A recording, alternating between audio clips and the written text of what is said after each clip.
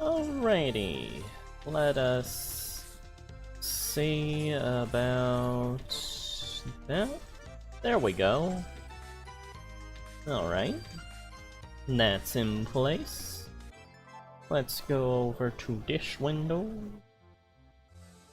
Okay, take this, put this here. There we go. And put this over here.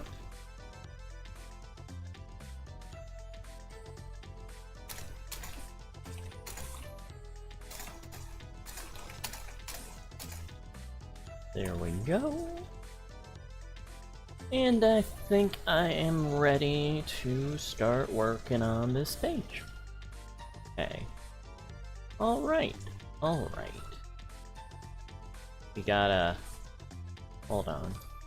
169. No. No. It's way too close. I'm sorry, I have to resize the screen here because it was set for what I have the size for the streams on the video games. So -45, -40. Okay, okay. And we will how do we do this? Okay. There we go.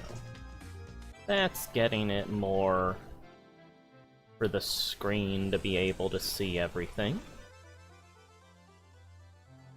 And there? Let's see.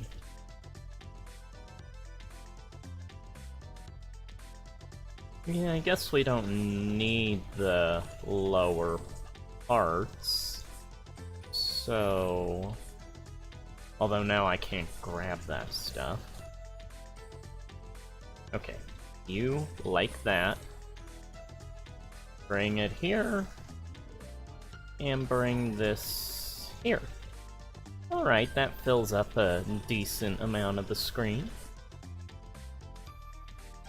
Get this lined up like that. Alright, that should be centered. Okay, okay. Okay. Let us get to work.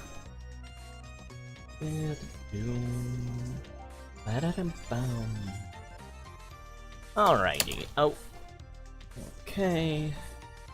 Let's lower the opacity, bring in the background, and we can start working on this. Alright. Zoom in, and let's get to work. Or zoom out and not work. Zoom in, zoom out, there we go.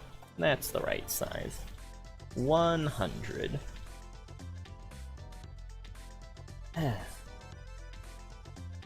am currently sitting here with a nice cup of a smoothie I made and some frosted flakes for eating/drinking while I work here.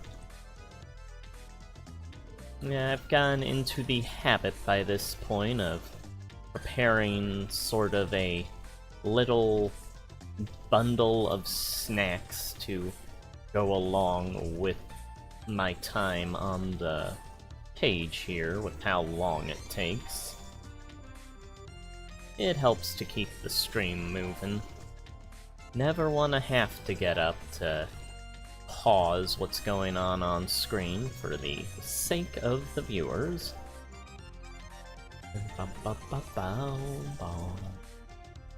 Got some nice Bomberman 64 here. Or I think in Japan it's called,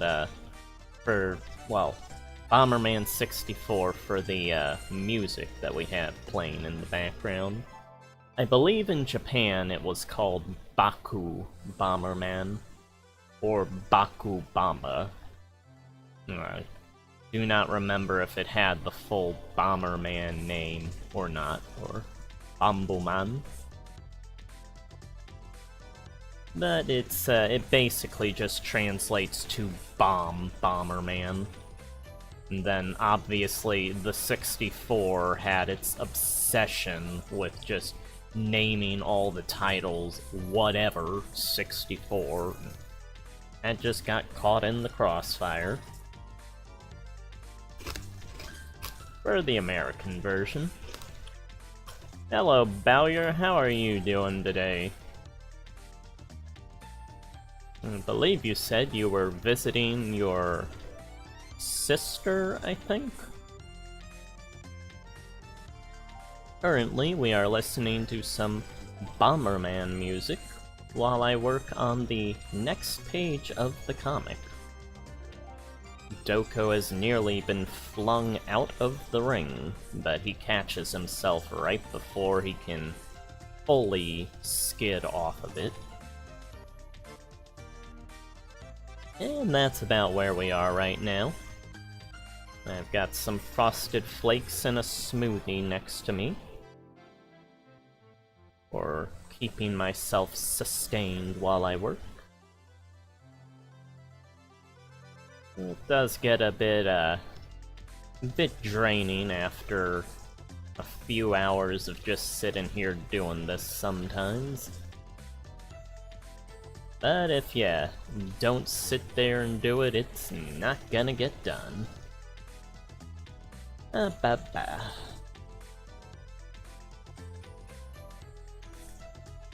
Oh, well, I hope your grandparents are happy to have you there. You have had a very flinging around between the relatives week, it sounds like.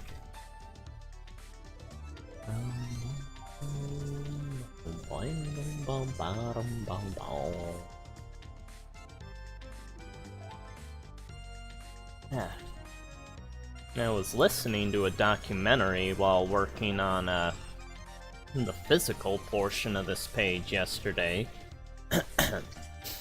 on the first video game cartridge ever created. Which is really just the story of, like, the Fairchild Channel F. An old 1970s video game system. One of the first. It was the first one, I think, to not just do Pong as, like, the only game on it, pretty much.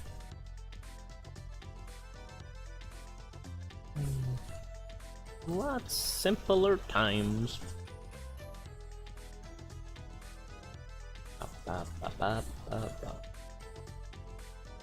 Yeah, they were having trouble with adhering to the what are they called? The cable something. Basically a group that, like, everyone would have to go through to see if their devices they made were allowed to be done based on the radiation they emit, and if it would interfere with, like, radio waves and stuff that are transmitted to keep people, like, alerted by whatever alert system happens.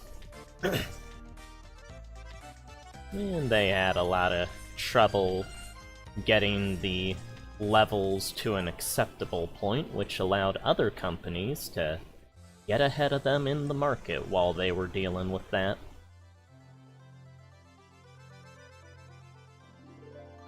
It's always a ruthless landscape of selling your stuff.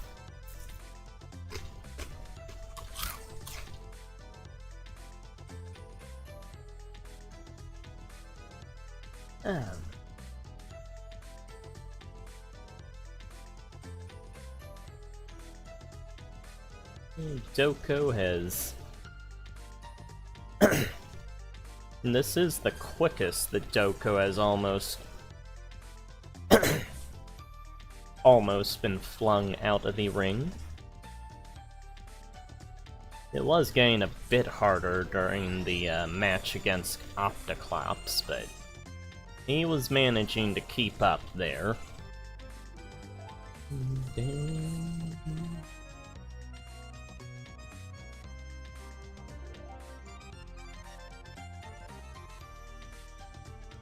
Yeah, it's always always good to have time to yourself.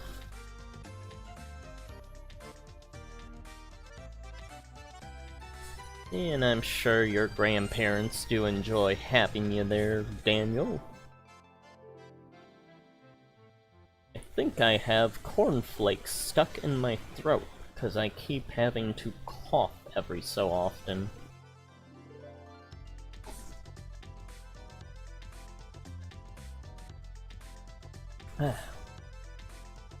Well, I hope in those Mega Man Zero streams I had been doing that the voice acting wasn't too cringe-worthy there. Was not really expecting to do that much for Zero 2, but but I'd never played that game before, so I had no idea how much they talked in that one. Nah.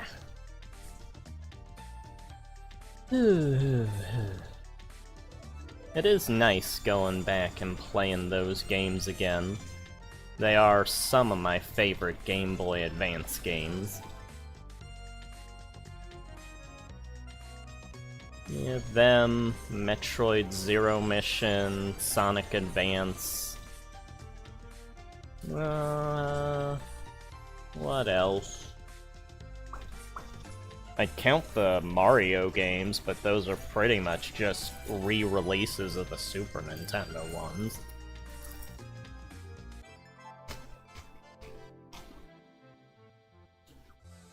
Yeah, either way, the Game Boy Advance is forever the greatest handheld system to me.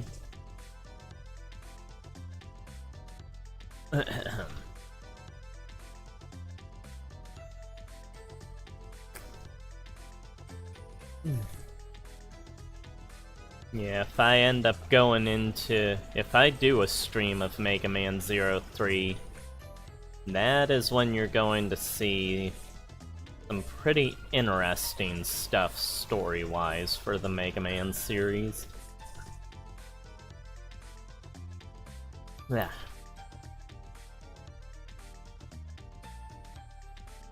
Get Doko's hair in here.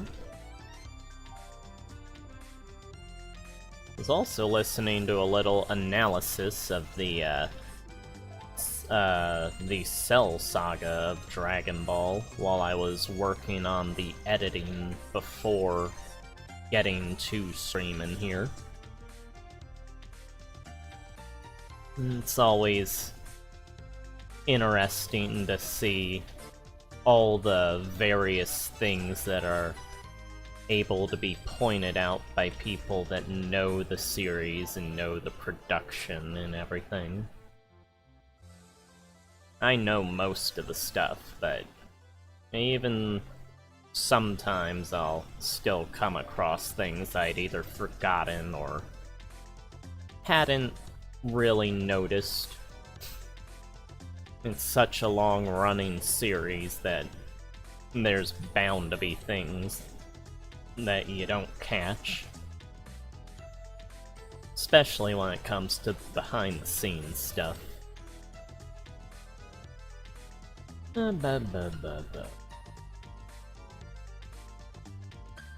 I think that Trunks and his warning from the future is basically, and it being about, like, mechanical people, is basically just sorta doing the same thing that Terminator did. I'm pretty sure it's a reference to that.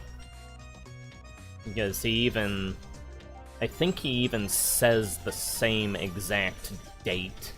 Like, the date that everything will happen is, like, the date that, is in Terminator...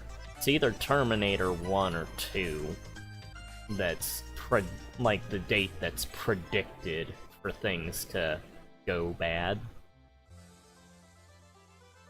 So it feels like it's a pretty obvious reference to Terminator with that.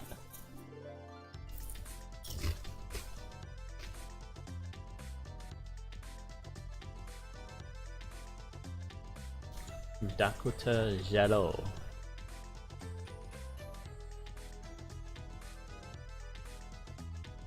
I'm pretty sure that Dr. Gero, it's supposed to sound like Dr. Jello, I think.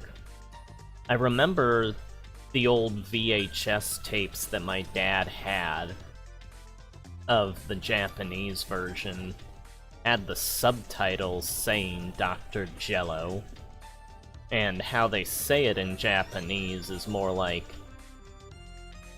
Dakota Jero, so I think it's probably supposed to sound like Jello.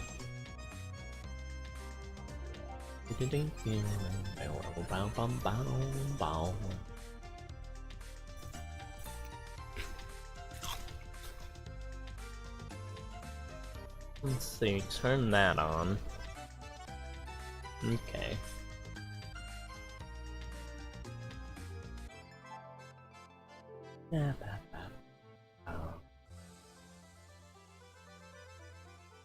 I'm just working on the comic all the live long day. I'm just working on the comic till my life passes away. Ba-ba-ba-ba-bow. I do love creating. That is my reason for existing.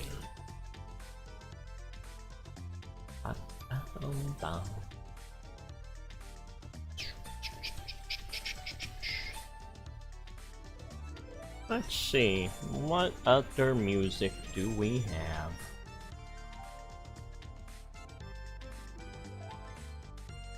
Ba-ba-dum. Bum-ba-dum. Maybe...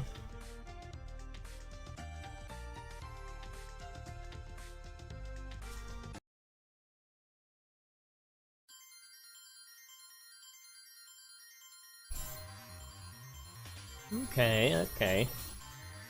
Yeah, I think this'll probably do.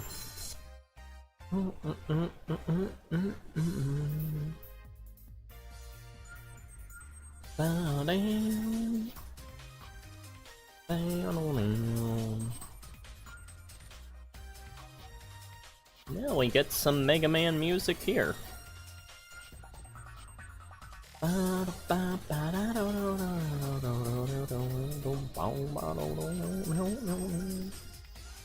For Mega Man games, it always seems to have a, not for every game in the franchise, but for a lot of them, it'll usually be either the grass area or the or the ice area that are the easiest to do first. Obviously, you can do multiple different levels when you start those games, but if you're going for an easier time, usually the ice and grass areas are the ones to start with.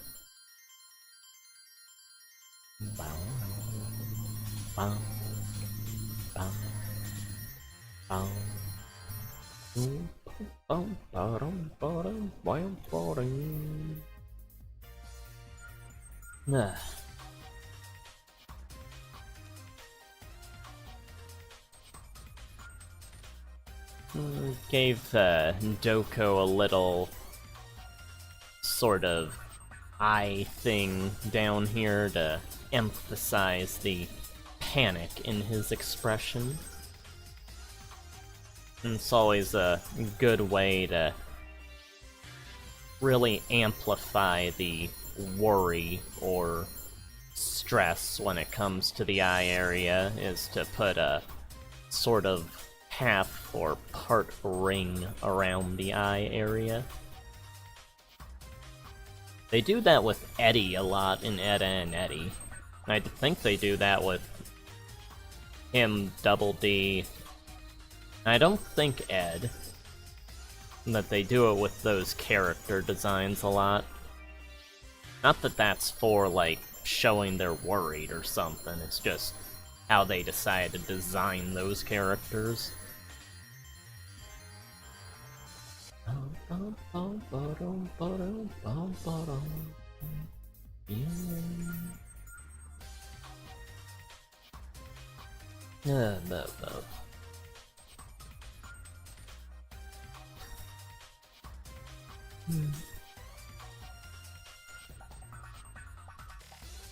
Nah, I'm not gonna... I was thinking about making this area underneath his chin black, but I don't think it's enough of an overhang to really put too much of a shadow there. Really, it'd work just as fine with or without it, but I'm not feeling like doing it for that one. If it were in color, you would just see the blue of his throat on his suit there. His and Stacy's suits go like all the way up to where the bottom of their face starts. It covers their throats completely. Yeah.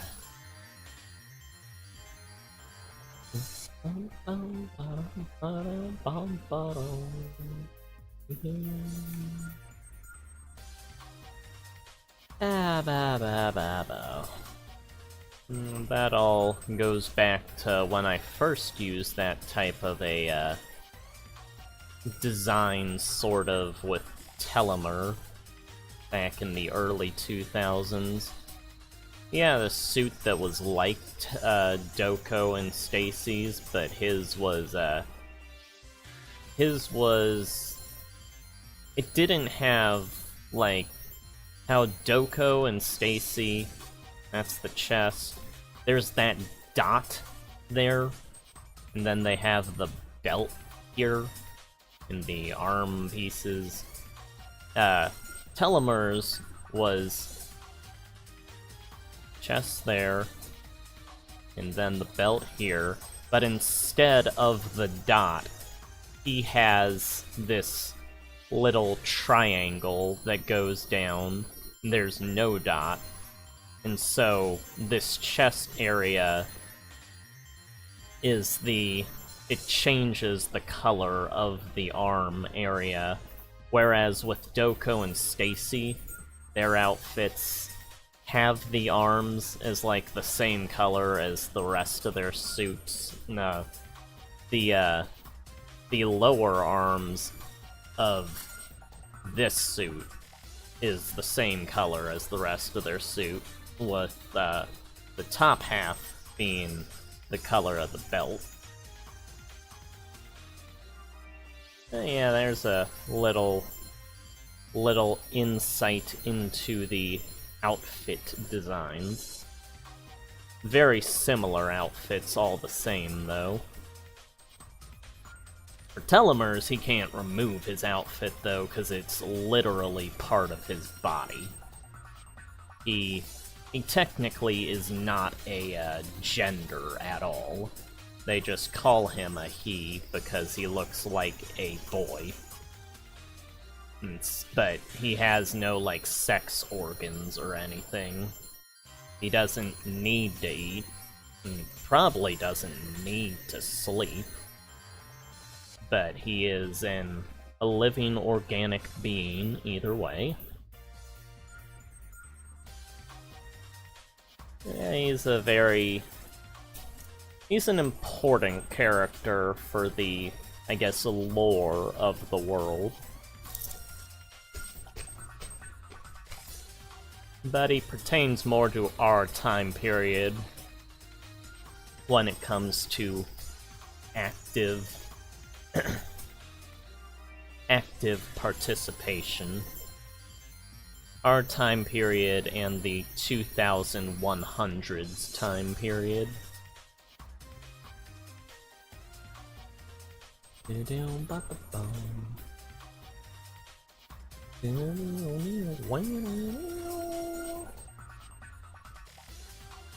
The future. Yeah.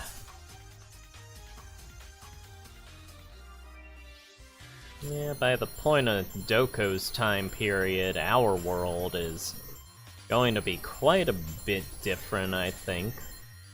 Always seeing all the information that comes in about, what all is happening with, like, sea levels and all that, and the haze in the air and everything. The air in general is a lot murkier than when I was younger, so I imagine it is going to probably get quite a bit polluted over the centuries. Well, if, like, nothing changes. Preferably, something would change, but yeah, you never know with humanity.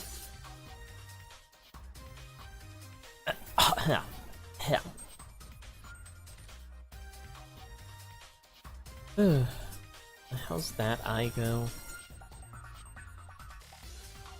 Huh. I guess I'll draw it like this. It's one thing I need to remember. Need to write down Final...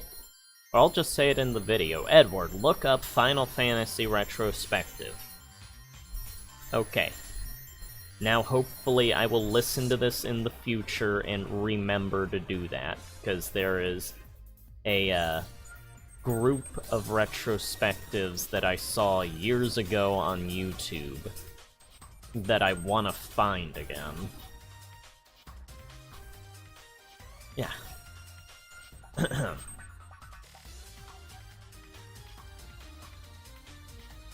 Yeah, it's always...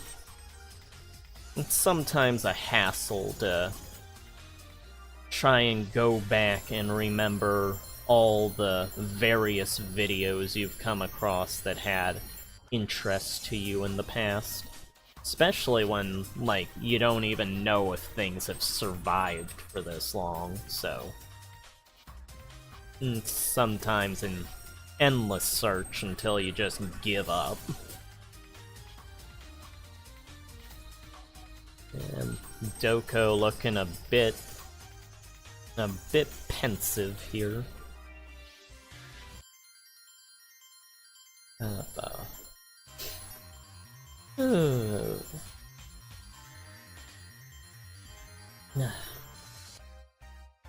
am almost out of blueberries. That's what I use to make the smoothie with. Blueberries, banana, and some oats. And obviously milk.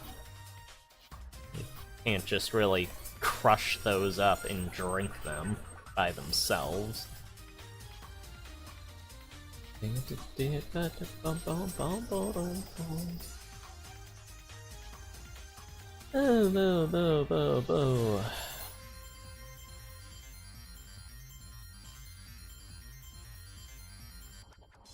Let's get the hair here looking... Is that okay? I think that's okay.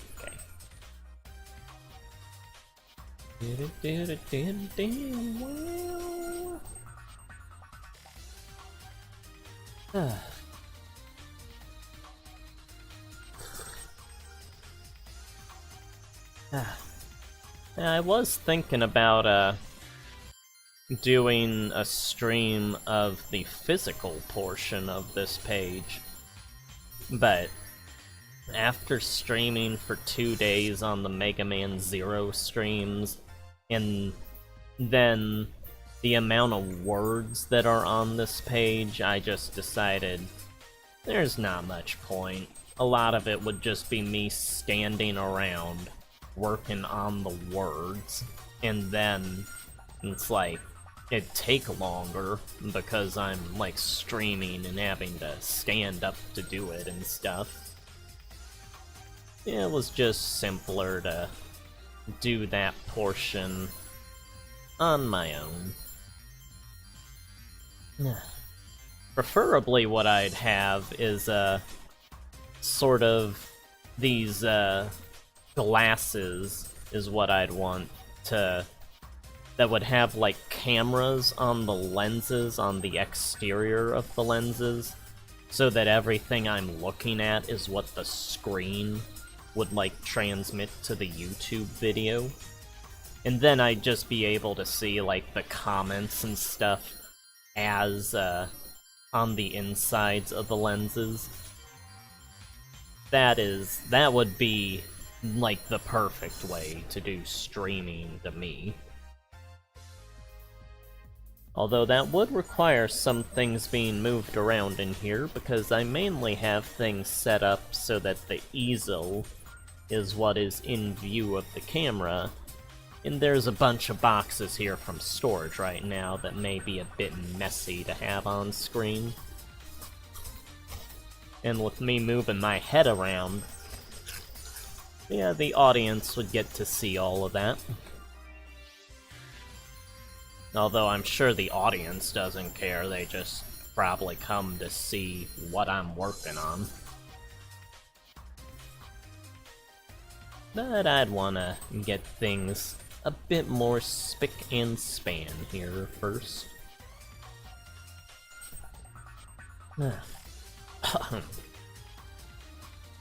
I guess if I had that, like, as my recording stuff, I could just walk around town and give you guys a tour of the, area that I live in.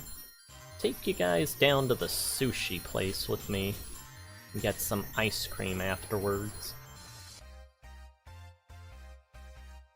But we do not have that technology to work with, so it's sort of just a dream at this point.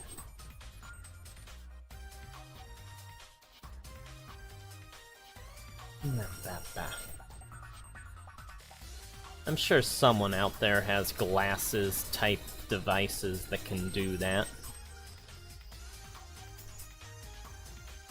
And I know there's those streamers that go out and, like, take the audience with them on the road and stuff.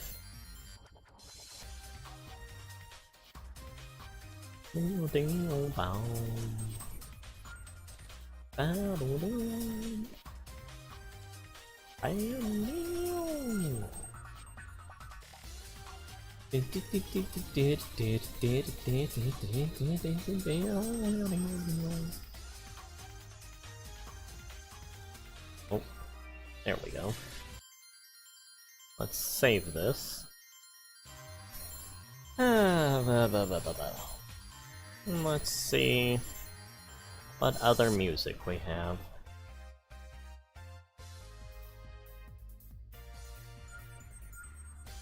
A lot of narration. A lot of voice recordings on here from back in, wow, 2019, 2017. Wow, these go back quite a ways. I'm kinda curious what the recordings are of.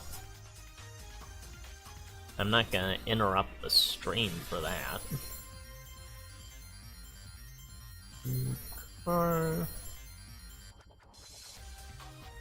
There's some Toonami music.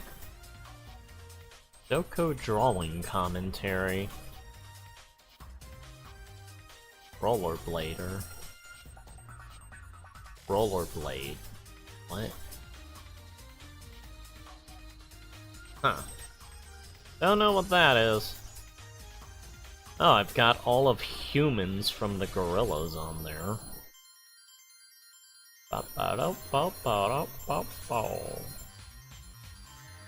Video games. Oh, that's all the Xeno Hunter music in that folder.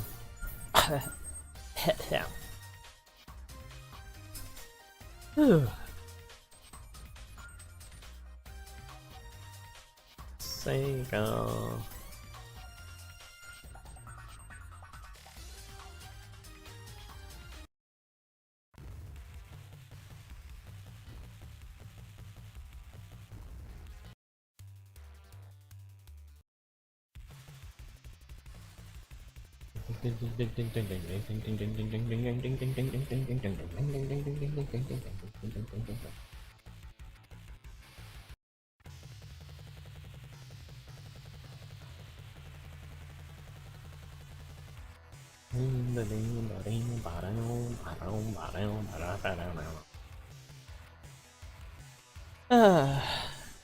I need to see if I can get a hold of a ROM of Phantom 2040. I always loved this game. It can be a pretty difficult game at times, but it's definitely one of the better superhero ones.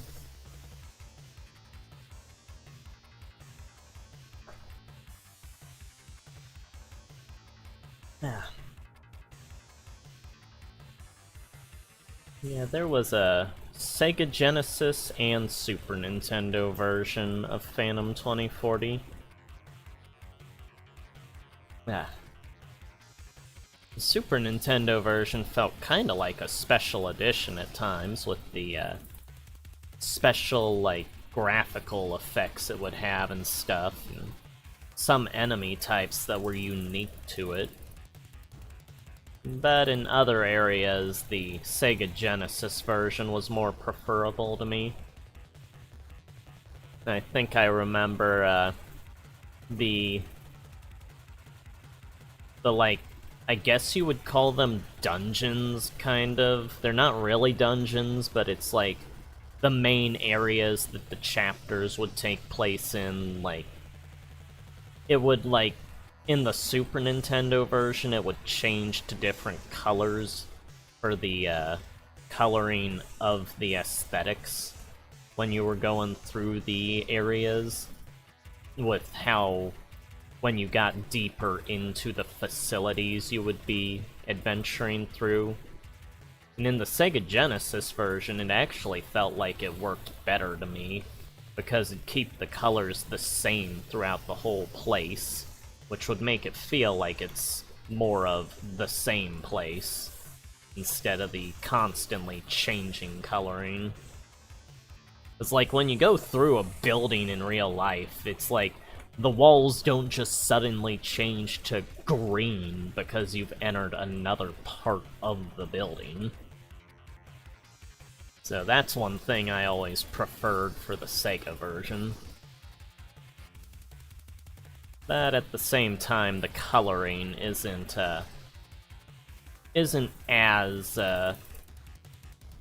like, the coloring in general is more contrasted in the Sega version, which at times doesn't feel as real feeling as the Super Nintendo.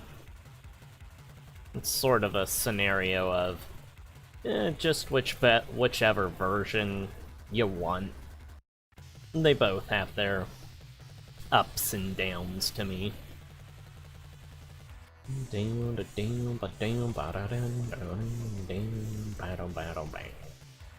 think this is the music that plays when you're infiltrating the Prometheus cannon.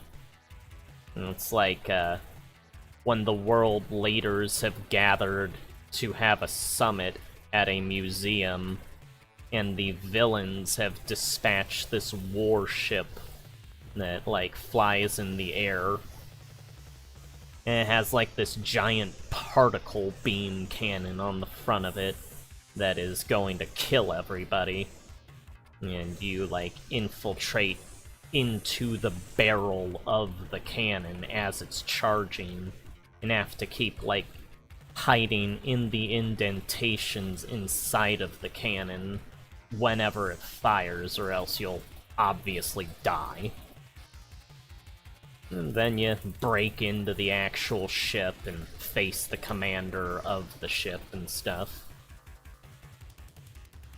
Pretty sure there's 7 chapters to the game, and that's chapter 5.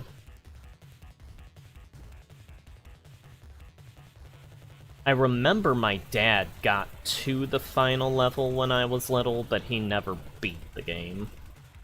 Sort of the same case of Sonic 2. Just never could beat that Death Egg robot.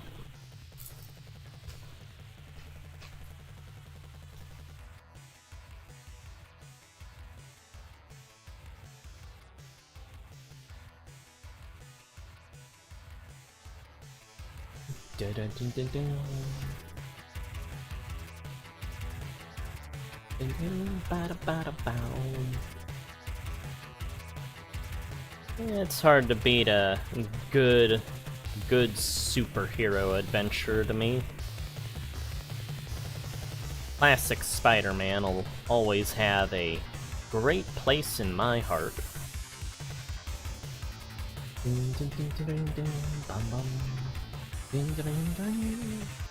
Did not care for some of the art of the 90s, but when it came to the things that were like retelling the older stories, like the cartoons and games and stuff, it made it feel pretty awesome with the stuff that they put into that time period of the supplemental material.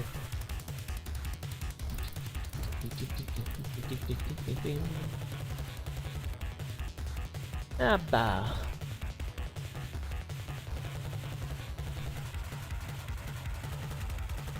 Doko in all his black areas. Just staring pensively at the screen while I work on him forever.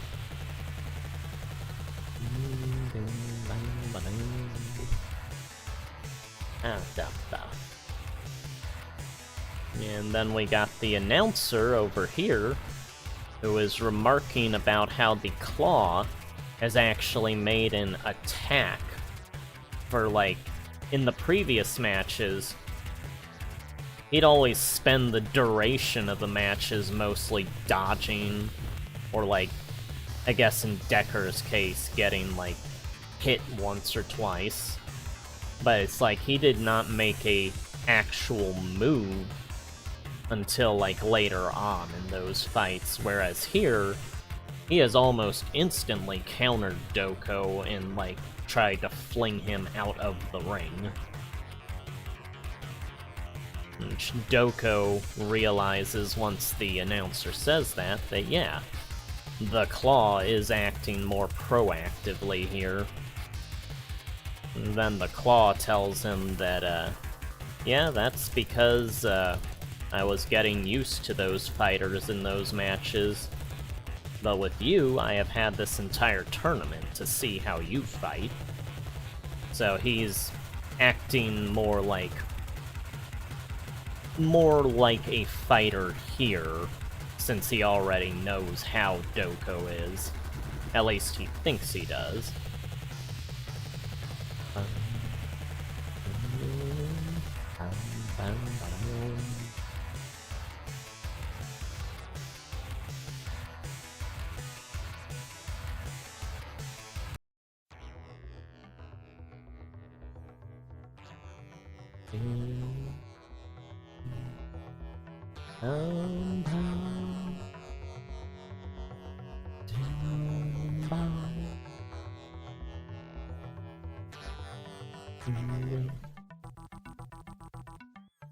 Oh, this is one thing I liked about the Sega version of the game, Phantom 2040. This track is a secondary track for the first chapter. For the Sega version, there were always primary tracks and secondary tracks. For the primary tracks, it's basically what the secondary tracks are, but more energetic. It's like when you're doing the main story stuff and progressing things. And then the secondary track is a more ambient or calm version of the music, which will play when you're, like, visiting areas that are not on the main path and stuff. And in the Super Nintendo version, they only have the primary tracks. For the stuff that the secondary tracks would play for, the Super Nintendo uses more of a just sort of sound effect background tracks, and it's not nearly as memorable to me, because it's not like actual music usually.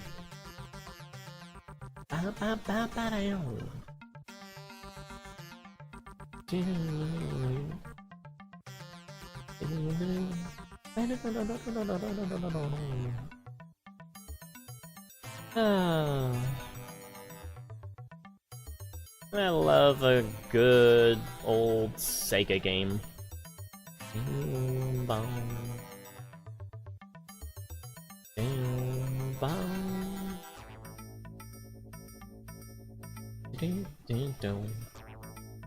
Bum bum bum.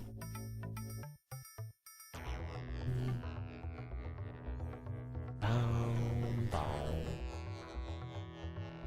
Yeah, I have most of the soundtrack for Phantom 2040 for both versions of the game, because of the review that I did, like, I think 6 years ago now or something.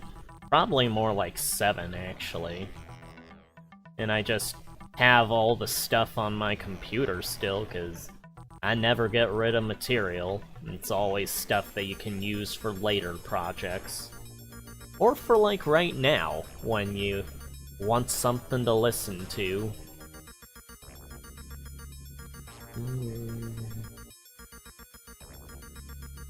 Bing.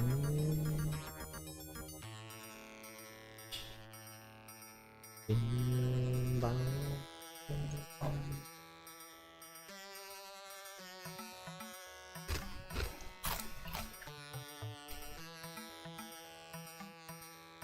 Yeah, the Phantom was always a character. The Phantom was a hero that I, like, would see every so often. More back during the 90s and stuff.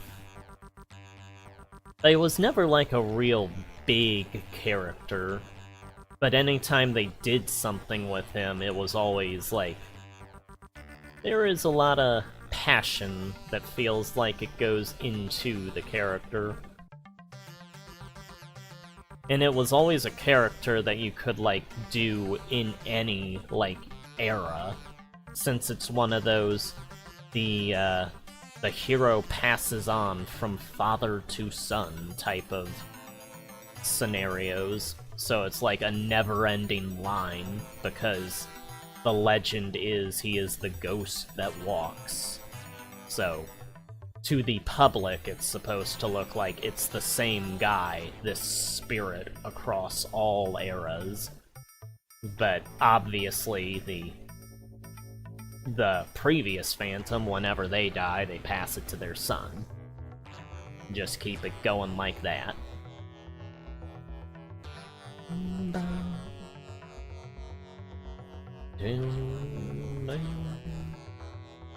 Yeah, Phantom 2040 is a lot different than the original Phantom stuff, but that's because it's set in 2040, which is like the far future compared to like the original stuff. It's kinda like the Black Panther in the whole passing the identity on to the next generation type of deal. And they both originate from, like, more of jungle-y type areas. Bow, bow, bow.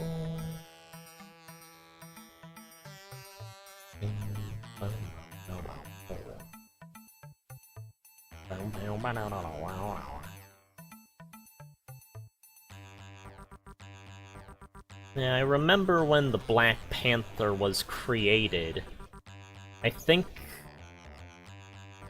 remember if it was Stan Lee or Jack Kirby, but one of them originally named the character Cole Tiger, which ended up getting changed to Black Panther. Probably for the best. Black Panther, first off, sounds a lot cooler, and feels a bit less controversial.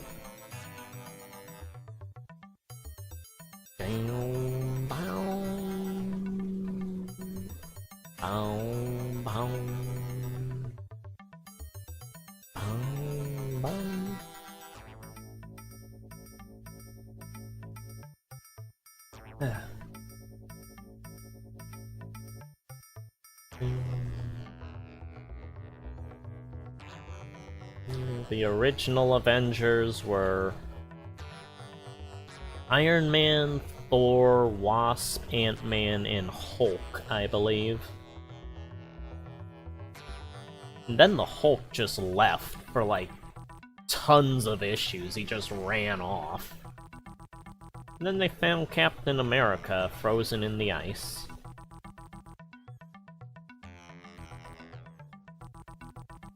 And every so often they would try to recapture the Hulk.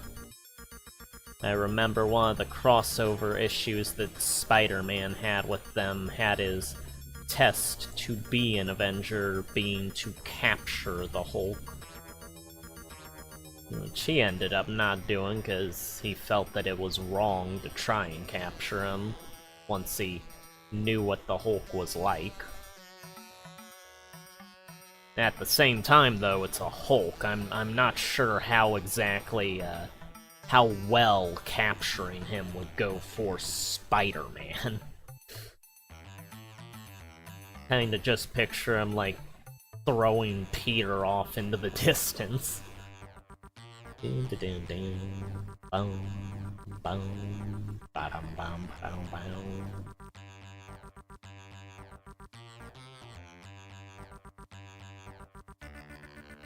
Spider-Man always had sort of a running gag, it felt like, where he would never, ever be able to join a team for whatever reason.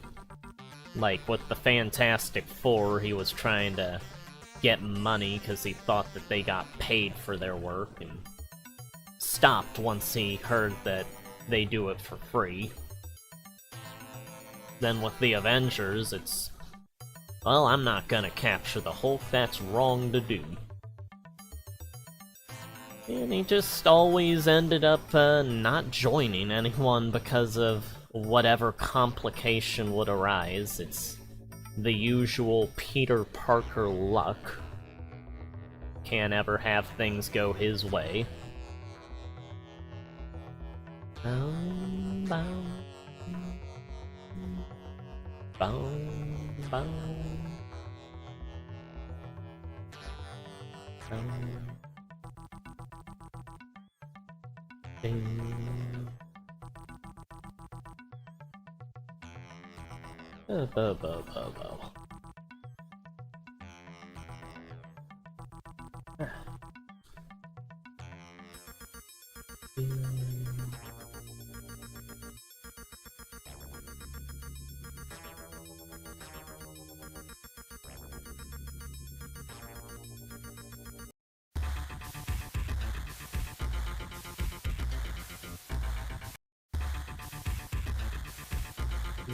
No, nah.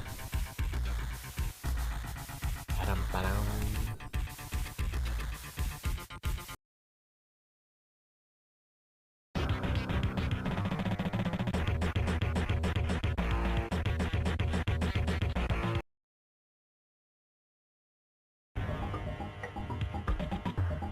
Oh, there we go.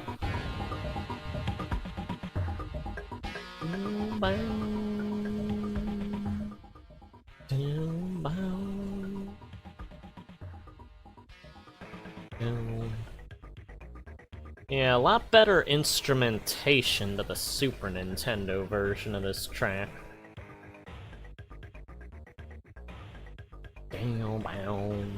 The Sega version still sounds pretty awesome to me, though.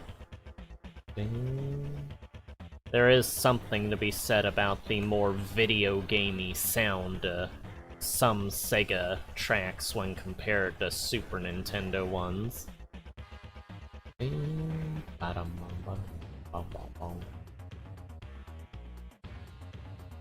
Earthworm Jim always sounded better on the Sega than on the Super Nintendo. But for that, it's mostly because the tracks were just, like, way too much about the bass and not much else in the Super Nintendo version.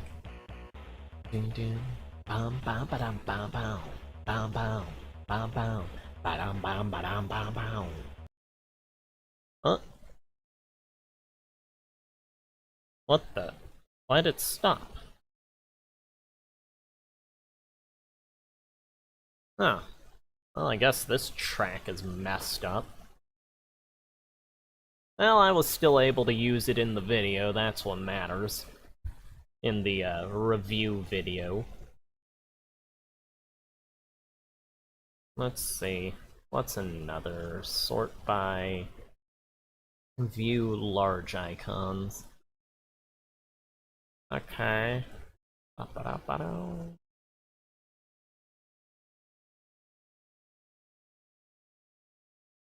Nah, not that one.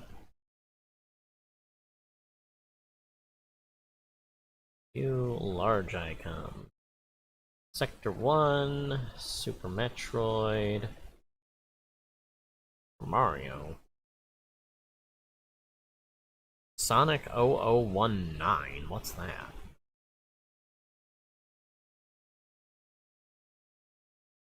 I'll just go with this.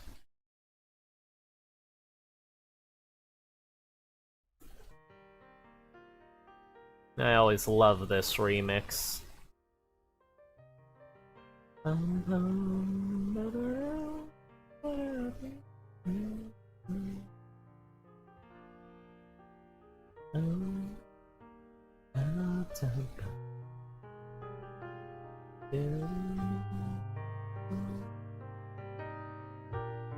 Did not mean to click that.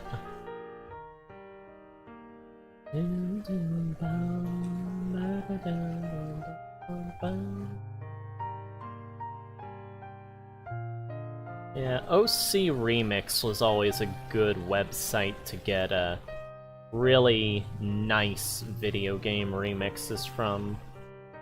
Overclocked Remix.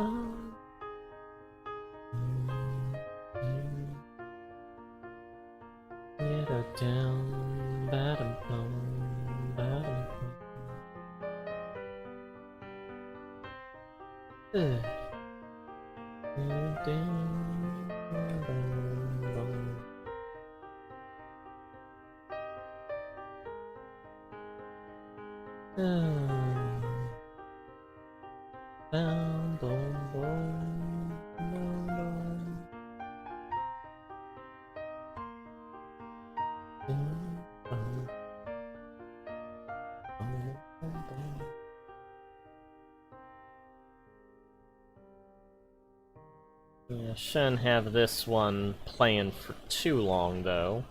With how soothing it is, it might make things a bit sleepy feeling.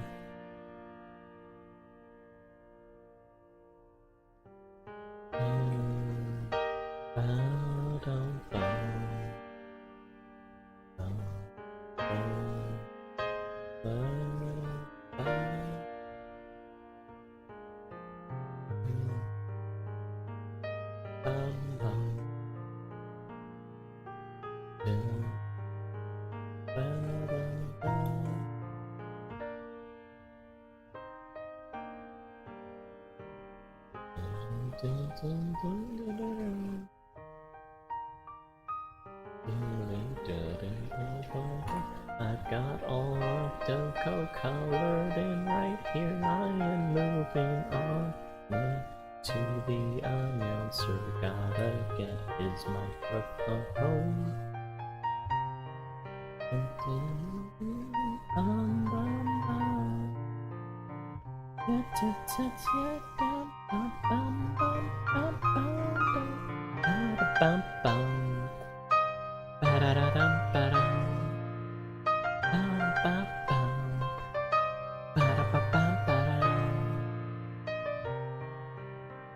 Yeah, Lava Reef Zone is like my favorite area of Sonic 3 and Knuckles.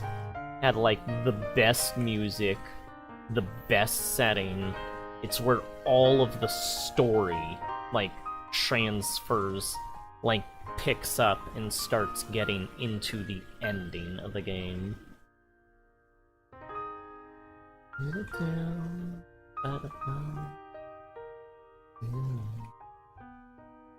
And that is one thing that Sonic 3 and Knuckles does particularly well.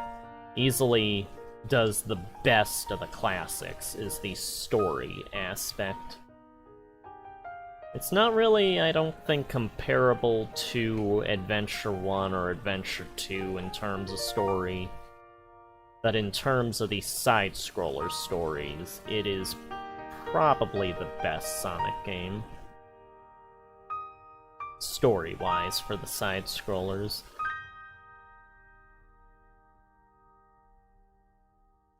These days, they don't even try for the story, usually.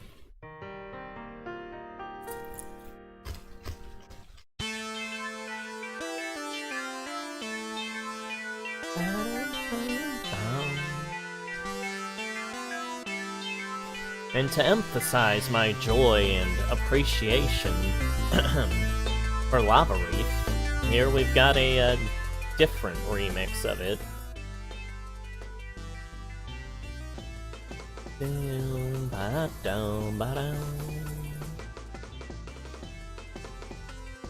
Yeah, this is not nearly as sleep-inducing of a remix.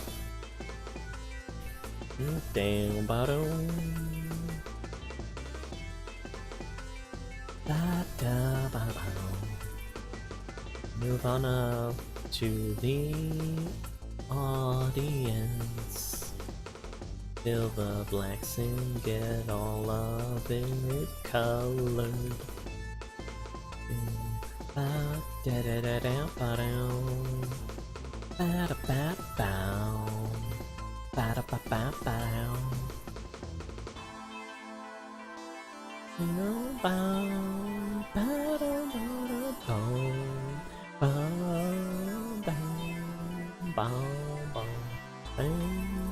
Yeah, ta ta ta ta, yeah, da ba ba ba. Down, ba da bow, bow, bow, bow, bow, what, bow, what,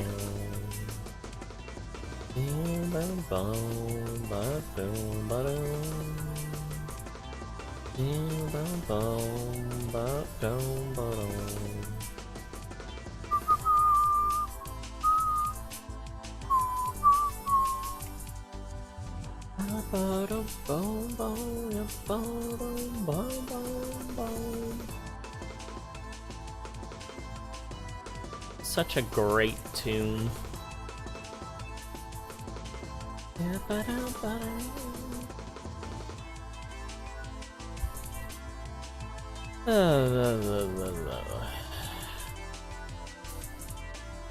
That person has sort of a boo gauntlet on their arm there. Probably shorten these shoes up here. Put in some blacks between the finger of this guy and the chair of this girl.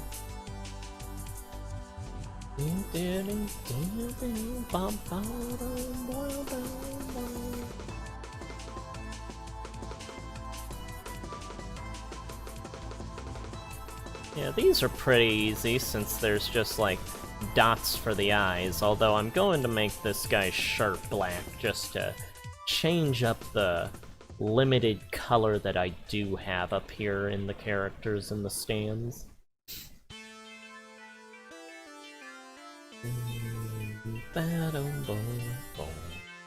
Yeah, don't want everything white and gray. It'll all just end up looking the same that way. Although you don't want them to look too standout-ish. Don't want the eyes to mistake them as someone that's important.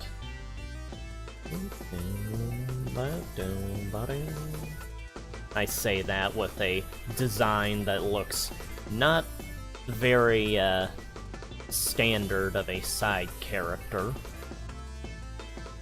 As these mechanical things along his cheek here.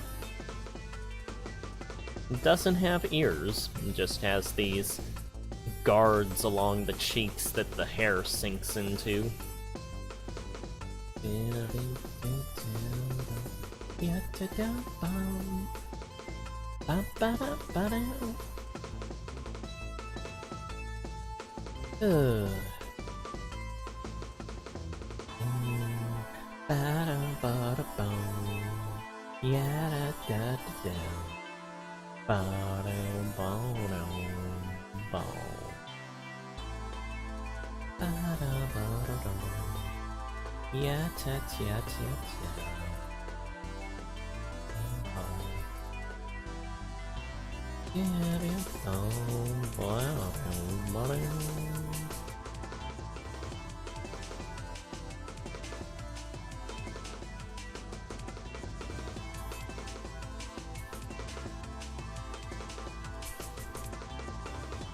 Yeah, once, years into the future, these videos that I'm doing these days of the comic will be here as sort of a making of material for the newer fans to go back and see what all goes into creating these things.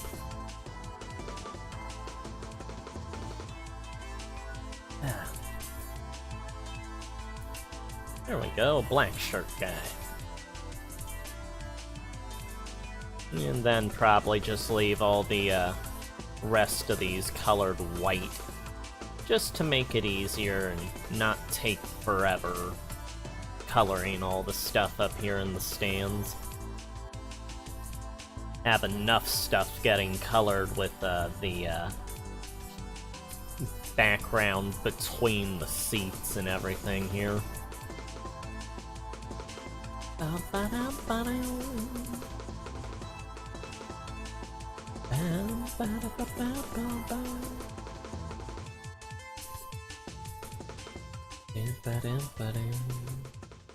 Yeah,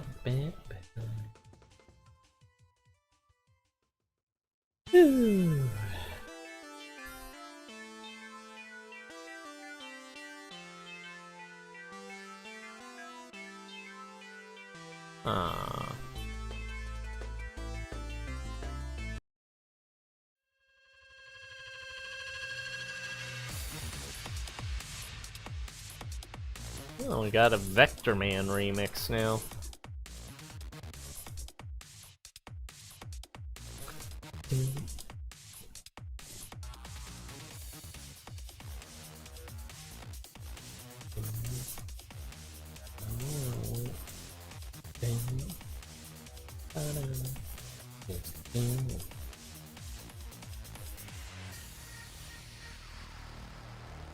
And of course, it's a remix of the most popular song in the game, the Ocean level.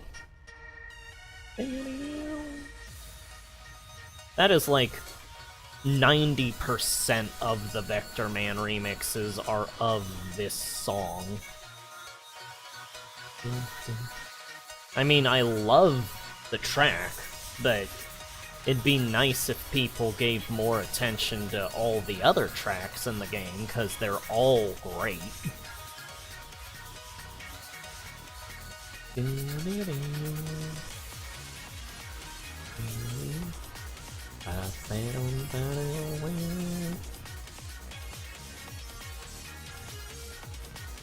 That's one aspect that I feel has kind of deteriorated over the years, is the music in video games.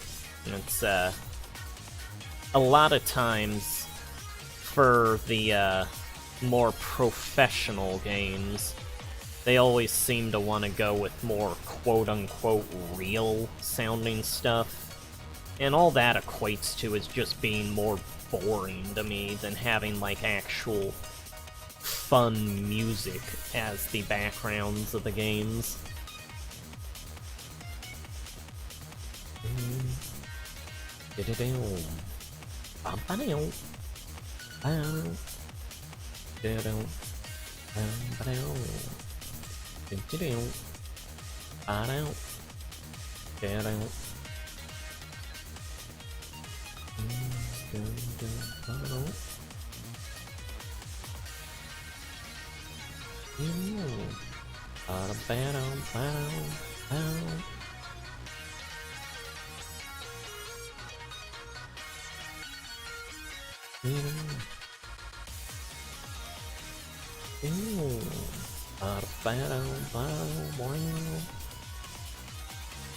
Okay, and get this little last area back here.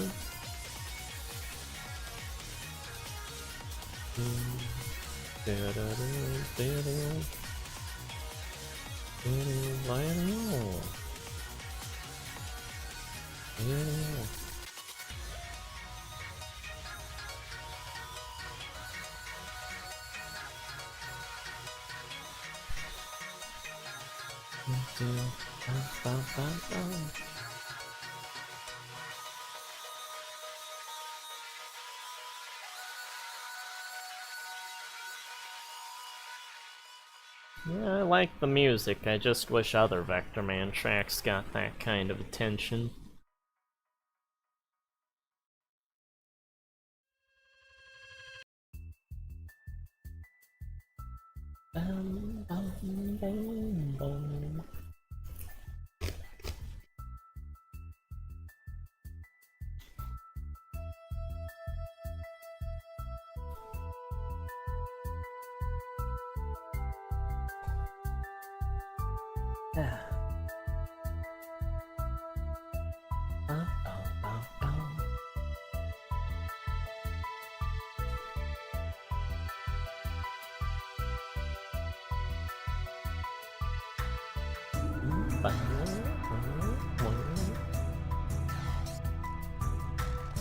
Yeah, Metroid music always works as nice background music.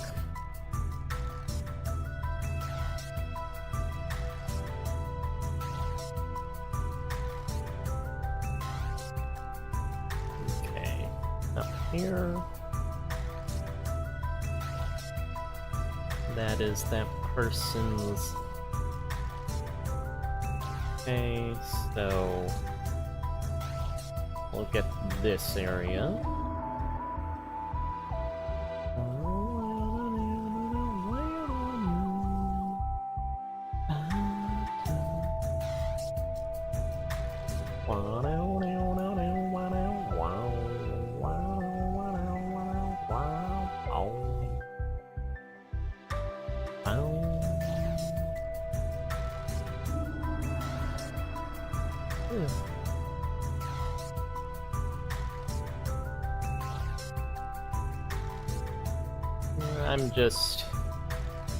I think I've got the characters in the stands in the previous panel. I kept an eye on who is where. So, this person here is that person there. You can see her boobs on the lower one, right there. I think she's a vampire, because I gave her elf ears with fangs. That's usually what that indicates in Doko's world.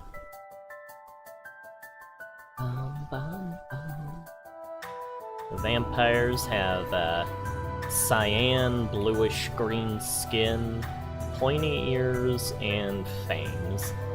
And I think red eyes.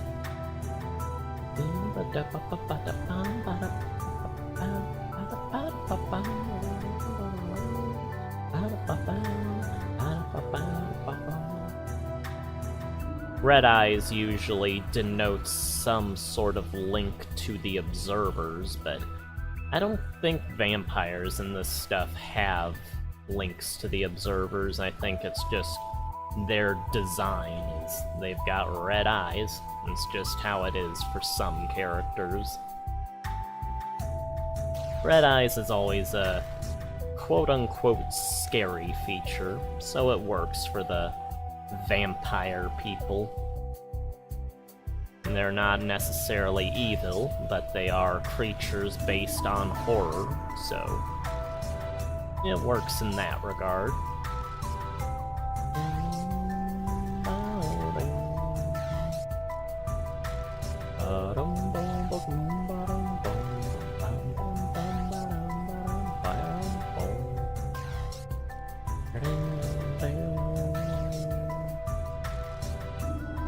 Oh yes, Ballier, the vampires in the comics do drink blood.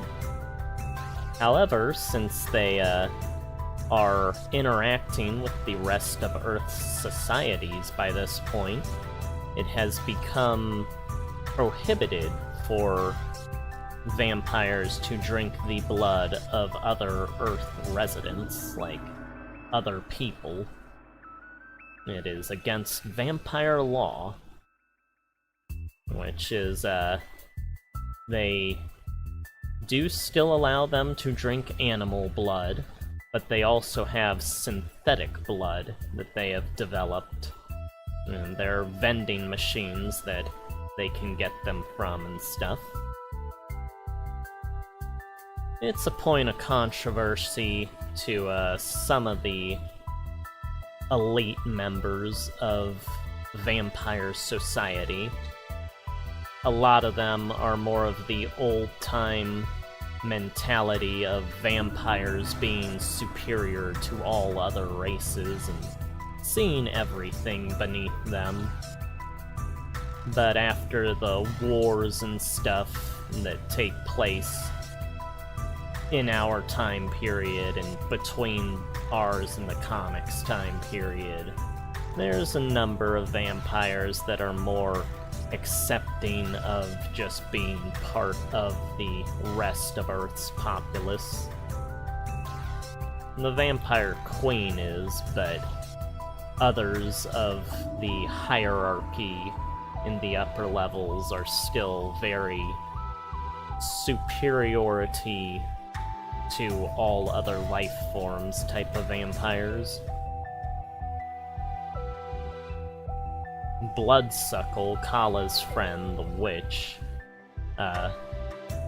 Bloodsuckle the vampire, he is not one that is really for being superior. He just wants to have a good time, but his father is one that is against other Earth people.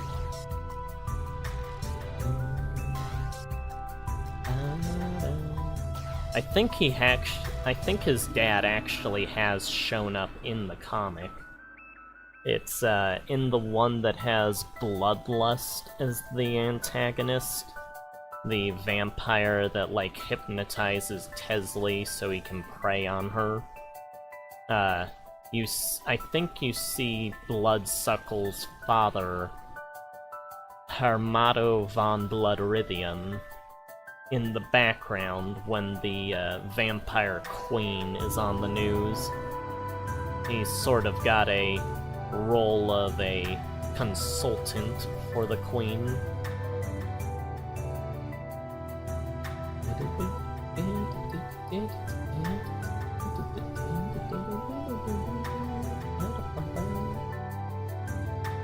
Yeah, but the comic hasn't told that that vampire guy and Bloodsuckle are related yet. But that is his dad in that issue.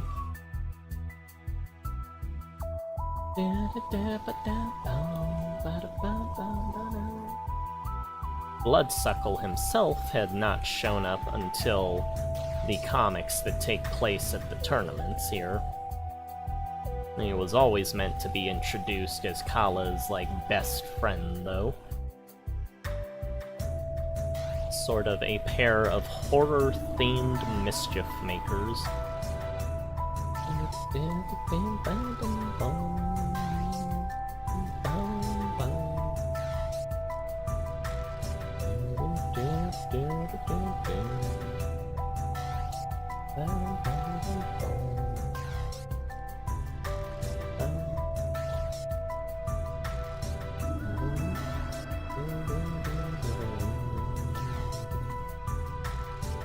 I'm not exactly sure what'll happen if the vampires do not drink blood, but I assume they'll at least get weaker and stuff if they don't have blood for long enough.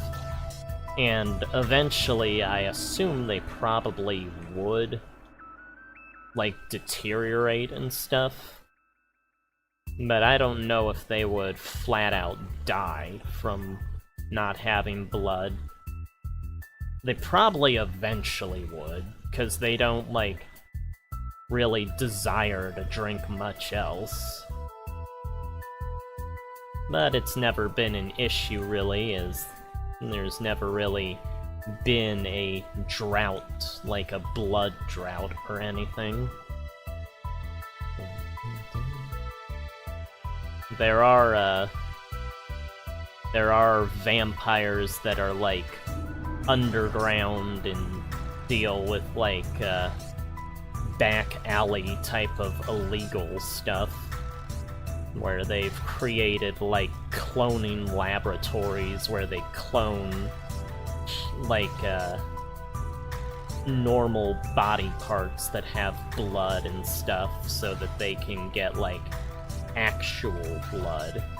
And those are sort of against ethics to have, so they're sort of secret operations by Black Arms dealer type of characters.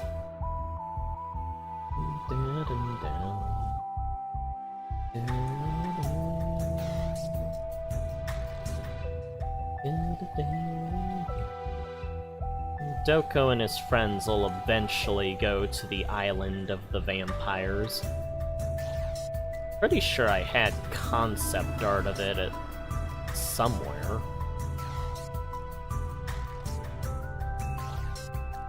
Actually, I can probably look that up here. Just hang on for a second.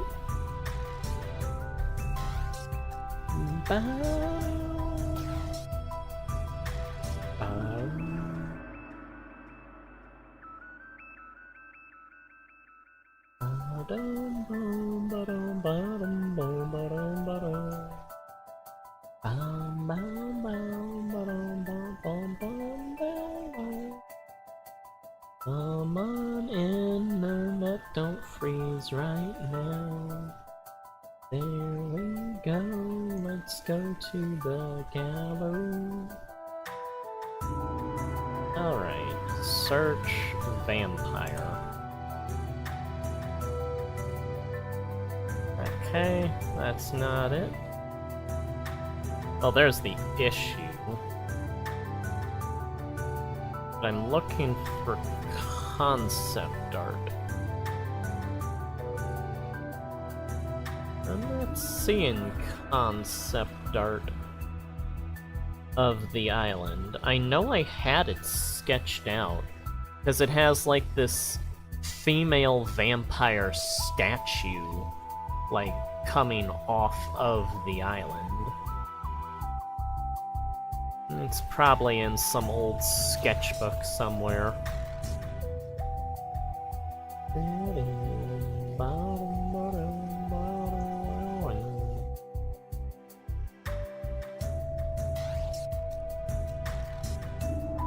Oh, here's if we zoom out here.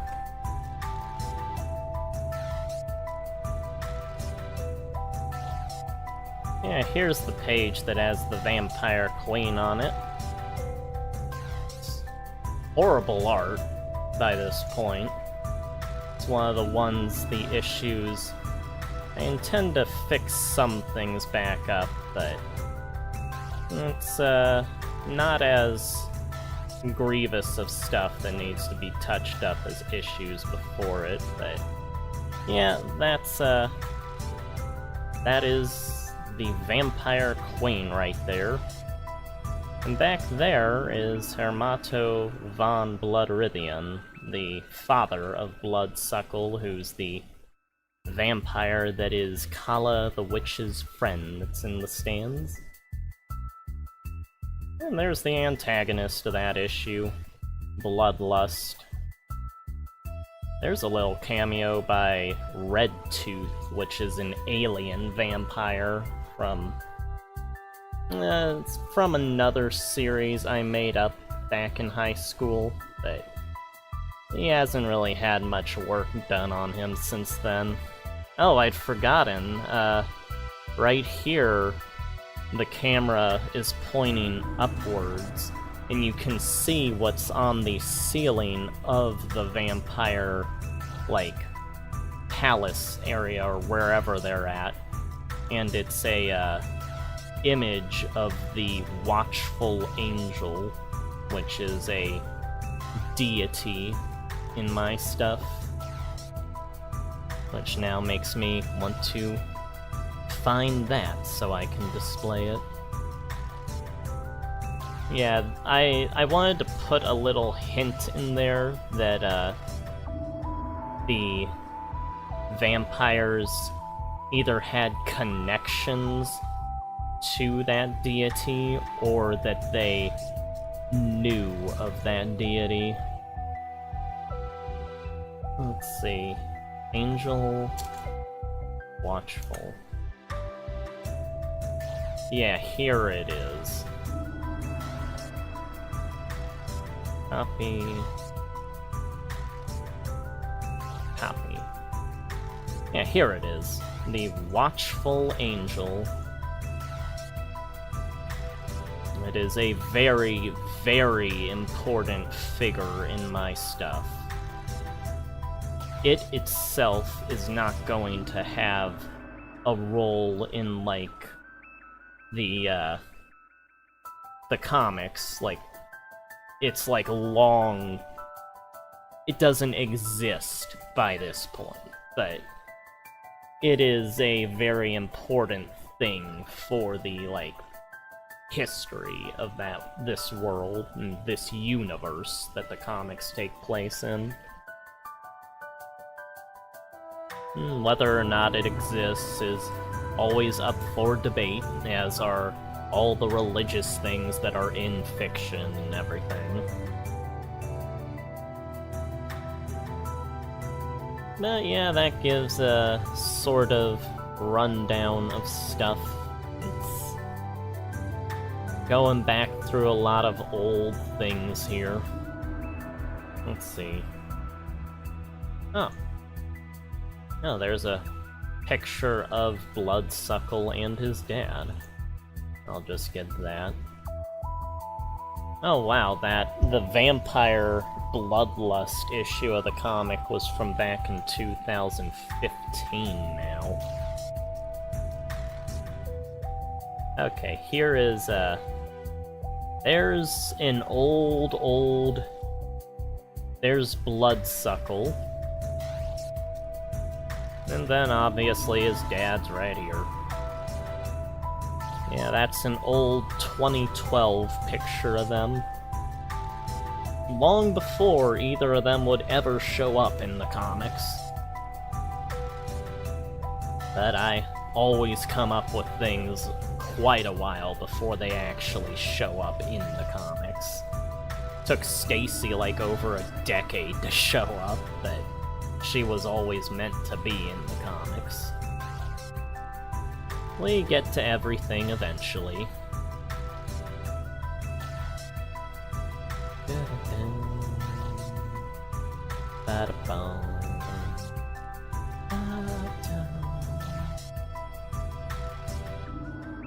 You gotta play the long game, as they say.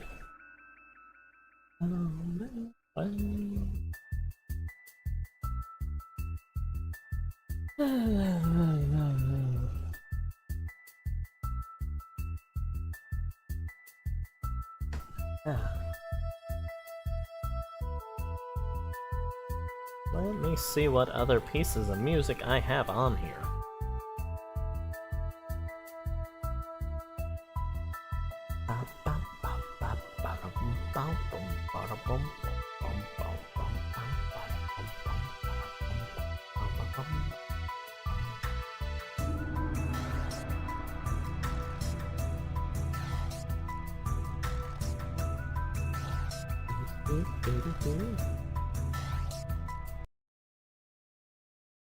Oh.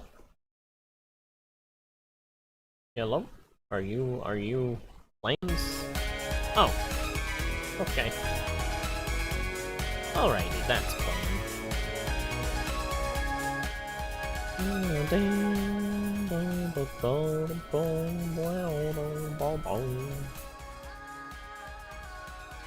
Yeah. Gotta love your Mega Man music.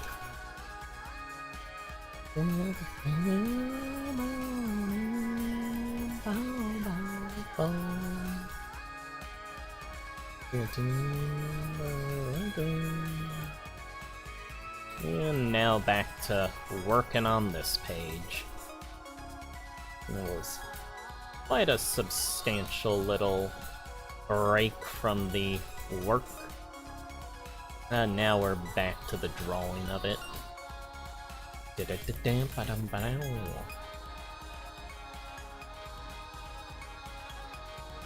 Yeah. I always love Mega Man ZX.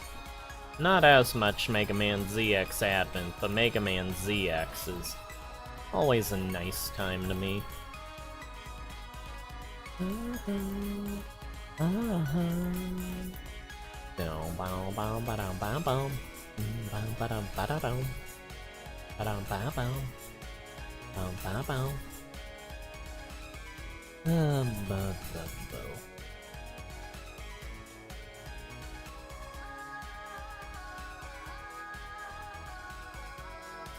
Ow.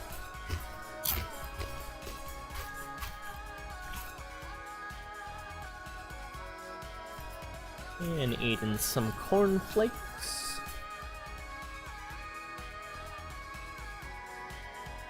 I wonder what day it is today. I have no idea. I think it might be Saturday, but I can't be sure.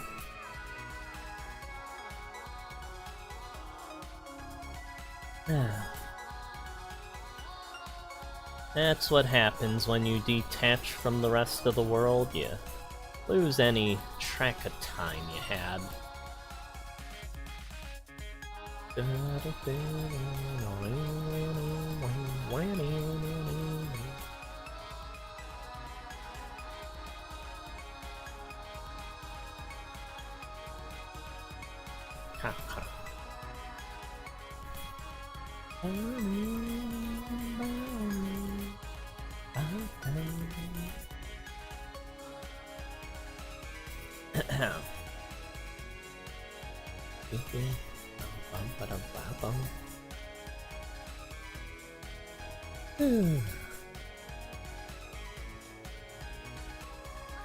I always like having music playing here.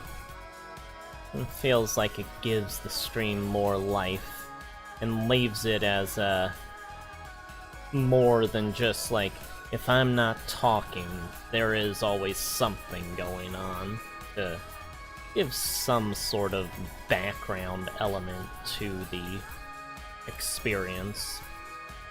It's better, I think, than just having a drawing going in complete silence.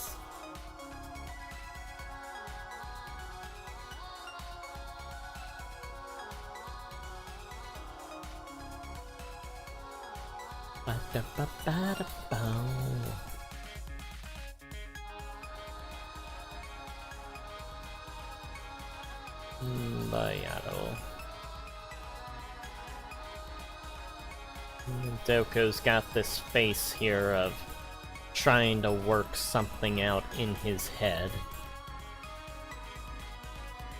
Just reacting to the revelation that was made to him with the announcer's words of, oh, the claw has actually attacked, like, for once, this early. Just immediately counters Doko instead of just continuing to dodge things. Oh,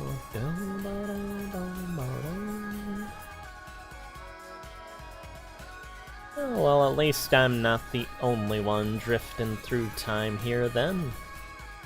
It's nice to have someone with me on this vague journey of lagging behind in the timeline.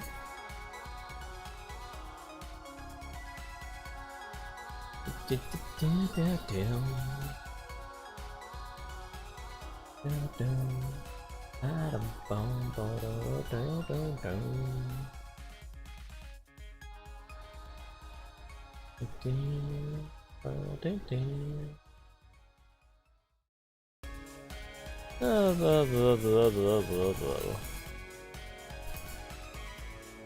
we go.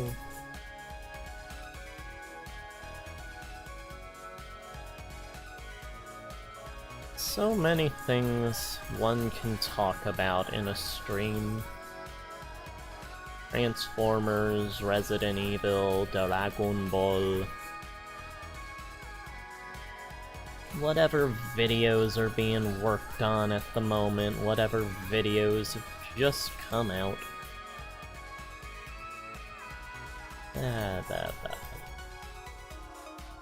So far, I did mention the documentary on the first video game cartridge.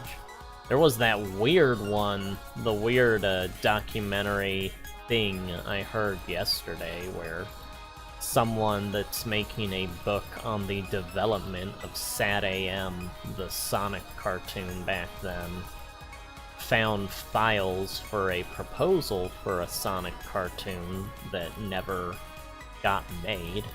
The proposal was from like back in 1993. It wouldn't have had Sonic as the main character.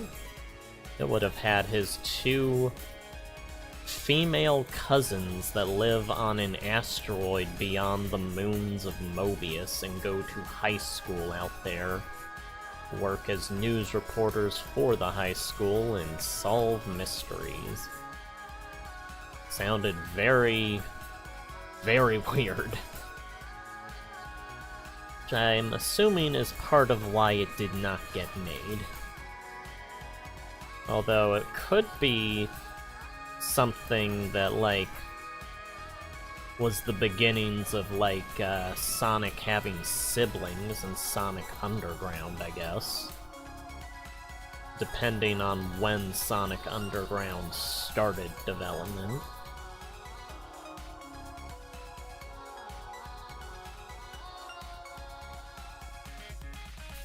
Yeah, apparently SatAM started development, like, well, was like the first idea they had for a Sonic cartoon. But because of, like, complications and stuff, the Adventures of Sonic the Hedgehog, the more kiddie fun one on, like, Disney, was the one that, like, actually started development and came out first. And then SatAM, the more serious feeling one, ended up coming out second.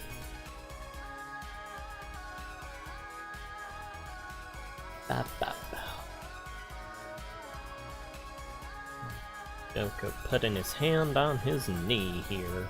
Well, not knee, upper leg that's bent.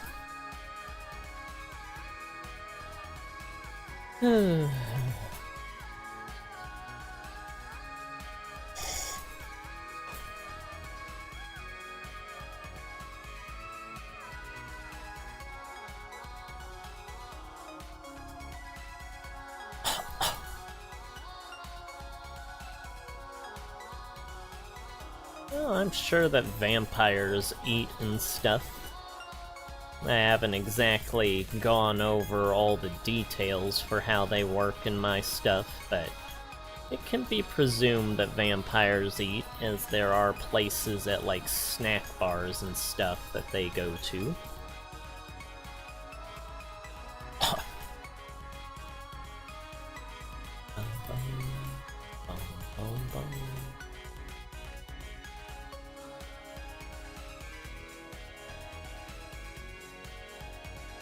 Yeah, I don't think vampires are ever going to be, like... I don't have any planned right now to be, like, huge characters in the comics. The closest to a main character vampire, I think, in the comics is Bloodsuckle. And he's more of just a side character, usually.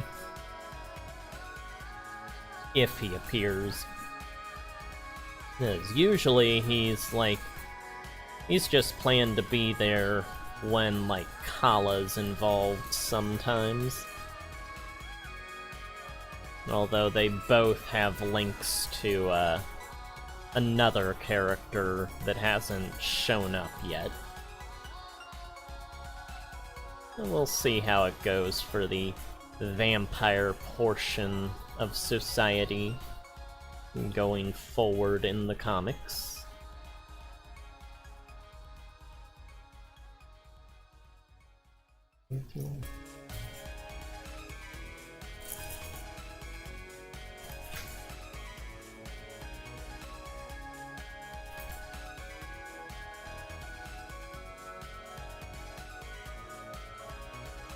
Taking a bite of cornflakes.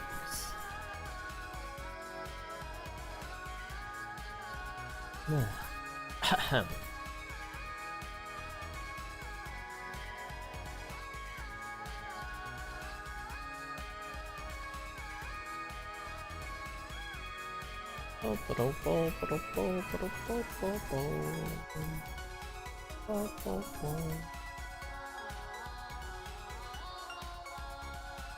I do have to wonder sometimes how long certain YouTubers will keep going as YouTubers.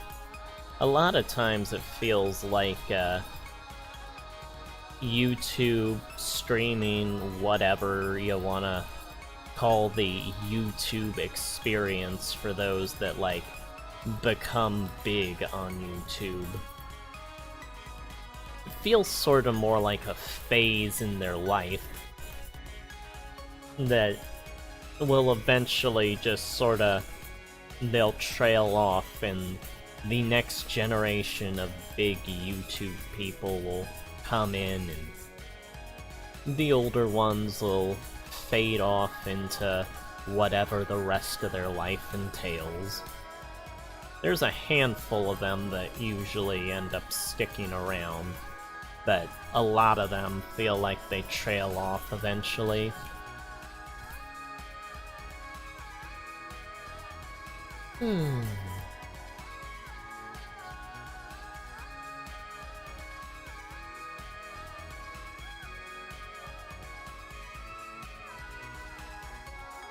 Huh.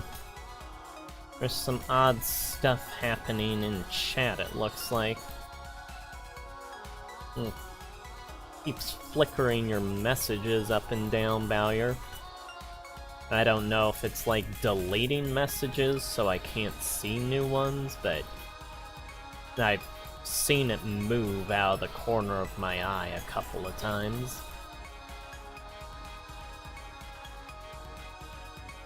Huh.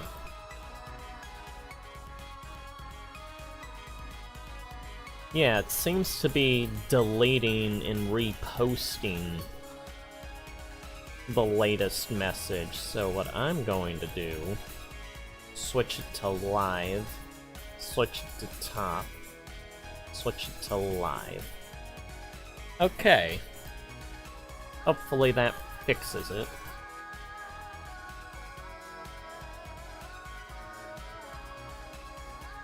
Yeah, streaming equipment is a bit finicky at times.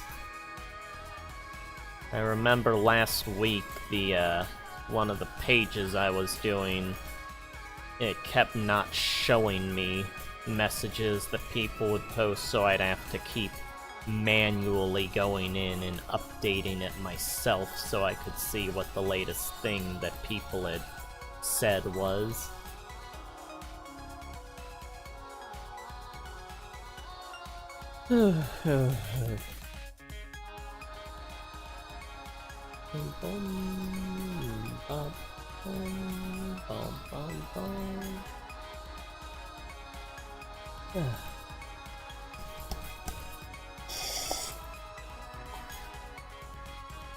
Let's see. There we go.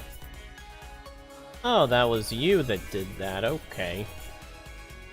Yeah, I didn't know what was going on, because I just kept seeing the chat change while I was working, couldn't really look at what was being said. Well, as long as the equipment's not screwed up, that's all I care about on this end.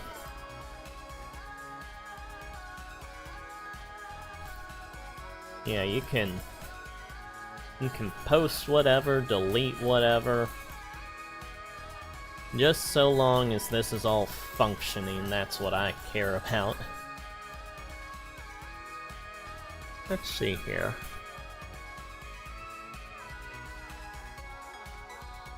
Oh, hello, tractors and tedders. Welcome to the stream. Yeah, I use GIMP usually for the computer art. I have used Krita for the tablet art, but usually I'm working on GIMP if I'm on a stream. And I usually got some music playing here, which I'm going to switch because we have had this track going for a while now. How are you doing today? You're just in time to see the comic I'm working on here.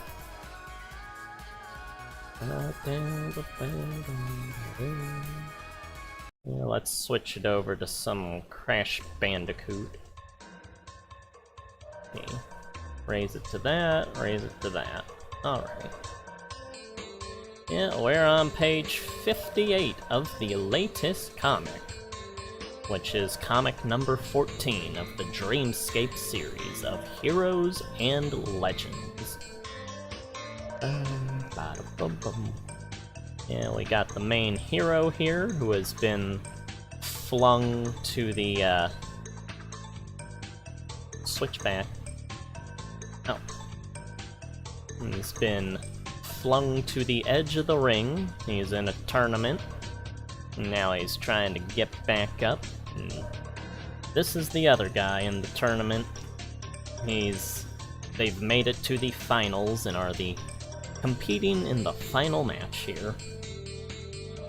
Doko, the hero, who has been realized due to the announcer what he's saying, is questioning the Claw here, because the Claw has not really made a real move against an opponent this quickly before in a match.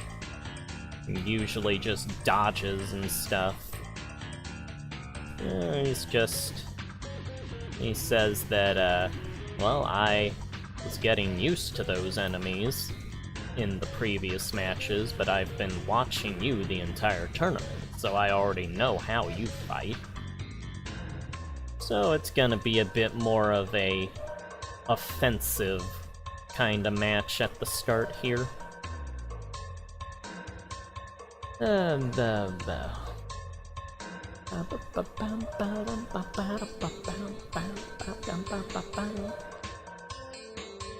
Oh yeah, it's always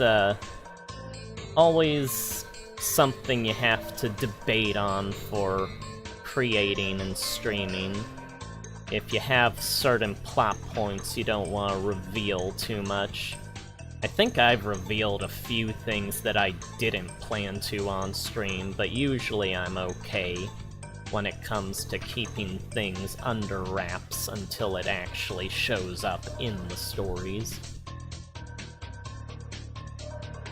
Yeah, it also depends on how many people watch your videos, like, not usually very many people watch mine, so it's not as much of a priority to keep everything hidden.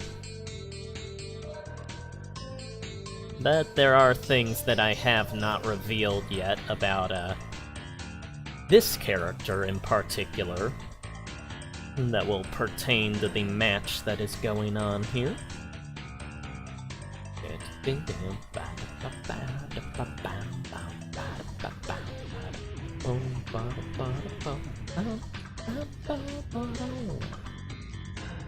But yeah, this is a webcomic that has been going on for how long now? I think since 2009 I've been making this. It's been a while. And we're not even into the main part of the, like, second saga yet. Unless you split the tournament and the area, like, the adventure after it into 2 sagas, then it'd be the 3rd saga that I'd be talking about.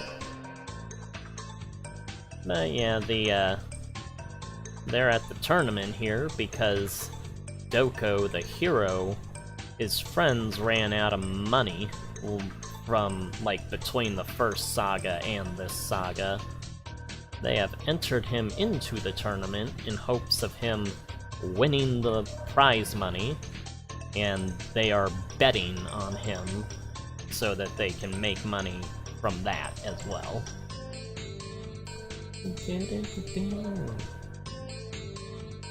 Oh, well, when I do video games, I tend to prefer side-scrollers. Side-scrollers, platformers, sometimes survival horrors. Those are the ones I usually go with. If you're using ROMs and, like, emulators and stuff, I would say that more primitive games are easier to run if you don't have too powerful of a computer. I myself have been playing Sega Genesis and Game Boy Advance games lately on my channel here. I've done Earthworm Jim, and then lately I've been playing the Mega Man Zero games for Let's Plays.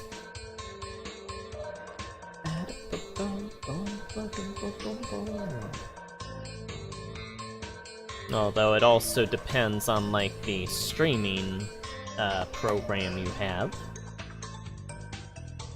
Oh, well, I do not have Gran Turismo on my computer here, so I don't have the soundtrack, but I can try to find it on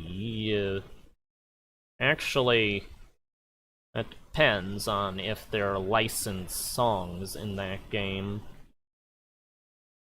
So, let me check.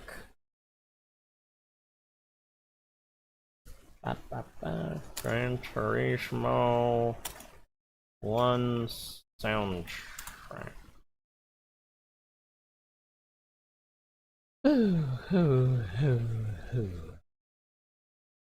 Let's see. Gran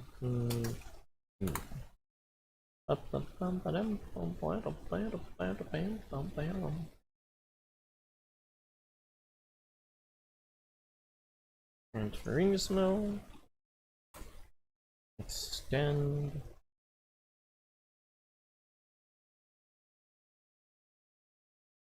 Alright, let's see here. Simulation. Here we go. You hear a lot of people talk about I hate the ads. Alright. Got rid of that.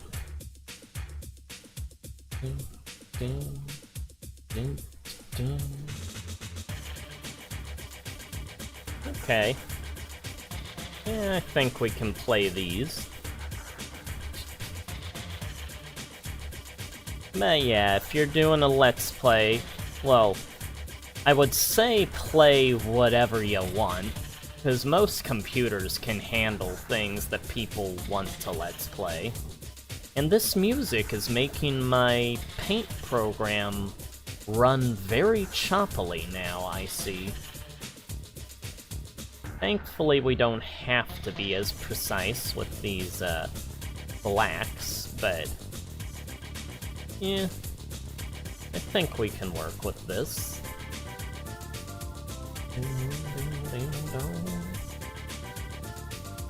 It's hard to beat a good PlayStation game.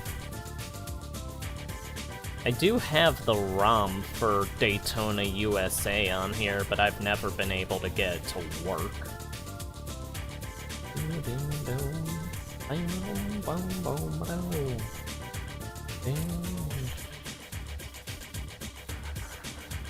When it comes to racing games, I think my favorites would probably be Diddy Kong Racing and Crash Team Racing, I think.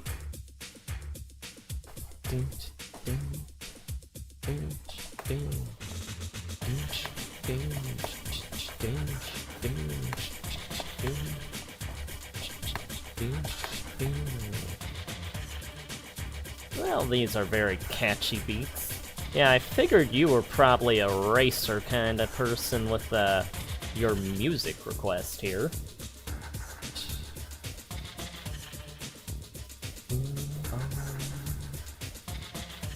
Now, older games are usually more fun to me than modern ones are.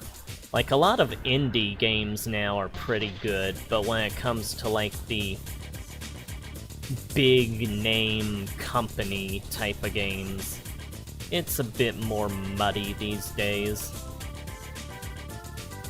Them focusing too much on, like, realism type stuff instead of it just being, like, fun type of games.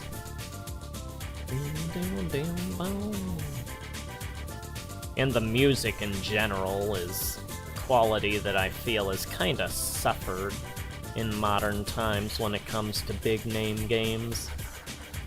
Not nearly as catchy of tracks in the background these days a lot of times.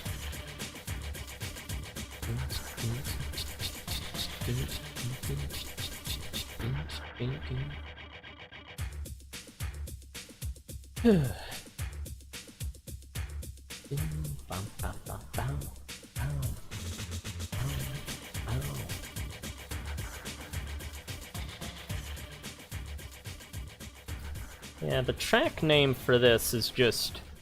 all it says for the track name is menu and home. And now we have an ad, which we are going to mute. I hate how YouTube's gotten these days with the ads. It's like every video I go to now has multiple ad breaks, and all of them are 2 ads in a row.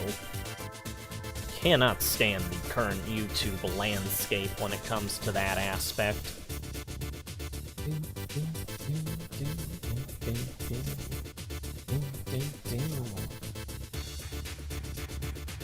Yeah, I've never heard this soundtrack before, but it's got some pretty catchy beats going for it.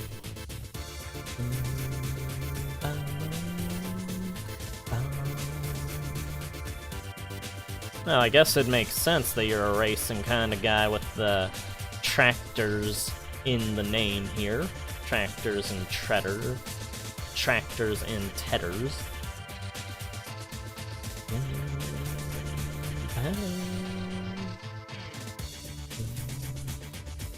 Oh, it's not a racing game, but I do love Crazy Taxi. I will play that game any day of the week.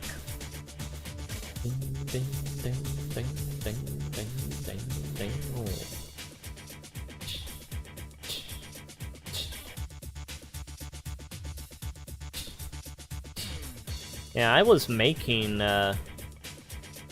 sort of 8-bit video game music a few years back for my Xeno Hunter idea.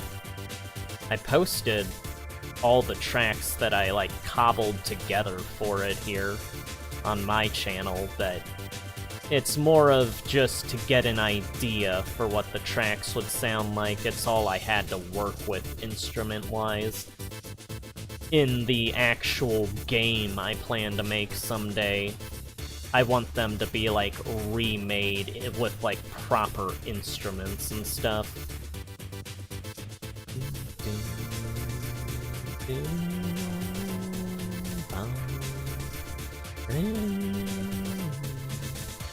I've never played Sega Rally, but I've always seen it. I know Sega did like doing some racing games. I'm pretty sure Daytona USA was like one of their arcade cabinets originally.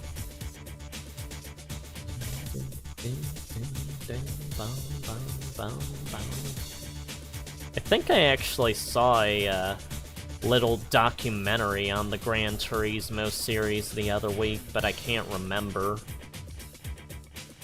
It may have been All Your History or Belong to Us. They always did like little documentaries on whatever video game series or company they decided to do episodes about. I think there's like 170 episodes or something. It was an old Machinima series. Okay, is there gonna be another ad? Yes, there is. No, I did not mean to do that. Go back. No. Go back. There.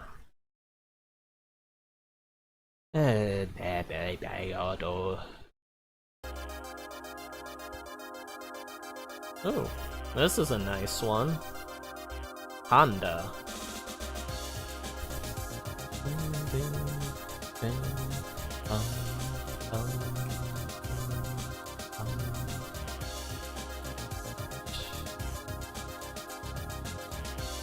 Yeah, no. Oh, if you want, like, the lore of the comic, that, like... This is, yeah, the tournament here is, the Shadow Tournaments is what they are. Which, the first one took place in the early 2000s, and, it was an attempt by the evil King Shadow to one of his various attempts to take over the world. And here, the tournaments are... The comics here take place in, like, the 2300s. So, these are, like, have been going on for centuries and stuff. And this is the first time the tournaments actually show up in the comics. But it sort of gives, the readers were never told, like, when the comics take place, but this gives more of an idea of, the timeline and stuff. There's, like, a war that starts in 2008 and lasts until the mid-2020s that completely destroys all of our societies. By the time the comics happen, none of our societies are left, like America, China, Africa, whatever. All of that's gone. And, like, the water levels are so high that all of the mountains and hills in our time period are islands in the time period that the comics take place in. So that gives you more of an idea of how the world of the comics are. Yeah. Yeah, the wars that destroy our time period or our societies are caused by the evil aliens known as the Observers, which I can probably pull up a picture of if the internet will cooperate with me.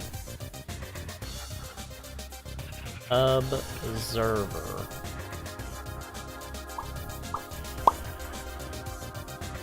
Okay. Oh yeah, here we go. Copy. And let's zoom out to paste this in. Yeah, that's sort of a scene of, like, what it's like during, well, I guess modern day for us in the comics world, is all these evil eye aliens just wrecking havoc. And let's see here. Get a colored look at one. Yeah, there we go. That's what an observer looks like in color. And this is a, like, doodle I did on stream the other, like, last month. And, oh, here we go. Yeah, this is their main... This is concept art I did of their main, like, vessel that they travel in.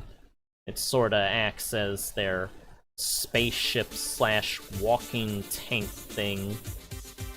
And the paint program is freezing. Hopefully it does not crash. Ding, ding, ding, ding, bum, bum, bum, bum.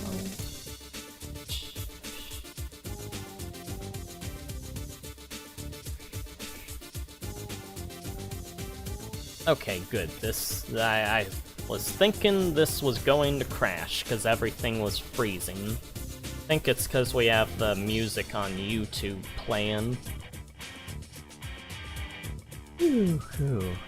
Okay, now I can see chat again.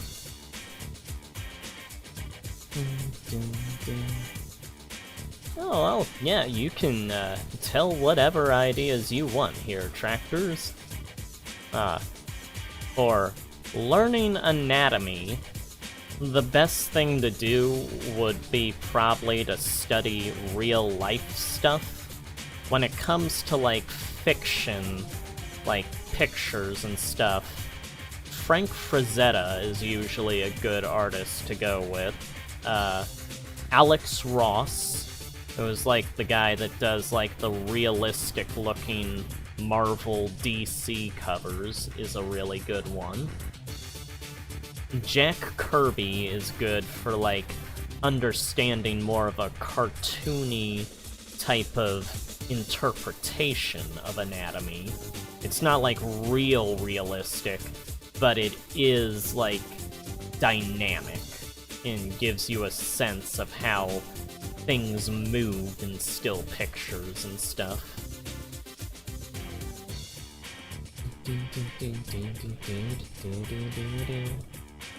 For speed and, like, action and everything, Jack Kirby, probably early Dragon Ball, that's the type of stuff that you'd want to go with, I would say. Although I guess these days, something like My Hero Academia would probably suffice.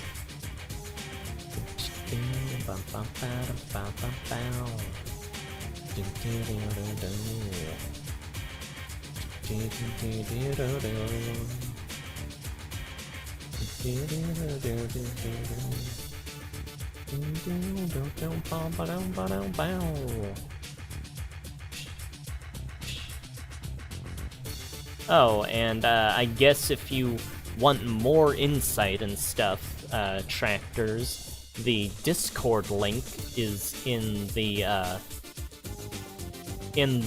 description down there in the video. Or here. I think... Yeah, I think that link that I just posted in chat is the Discord, if you want to stop by ever and discuss things there and stuff. It does have an art section for you to, like, put up art in story idea section for discussions on that and all that.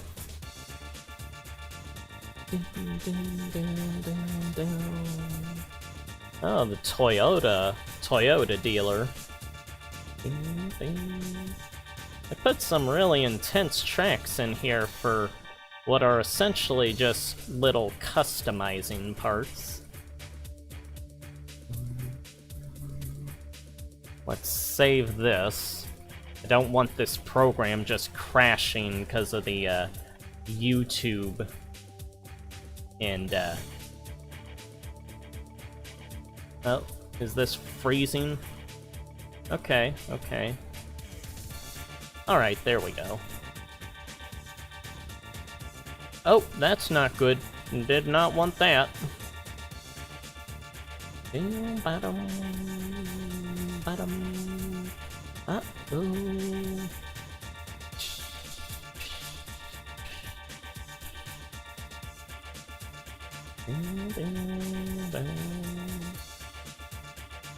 Alright, let's get rid of this here. put it on the wrong layer by accident, so it keeps messing up when I try to fill it in.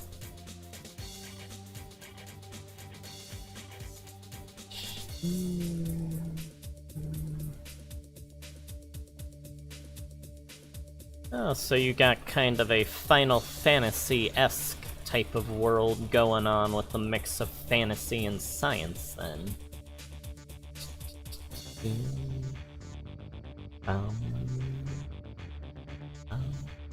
Oh, right.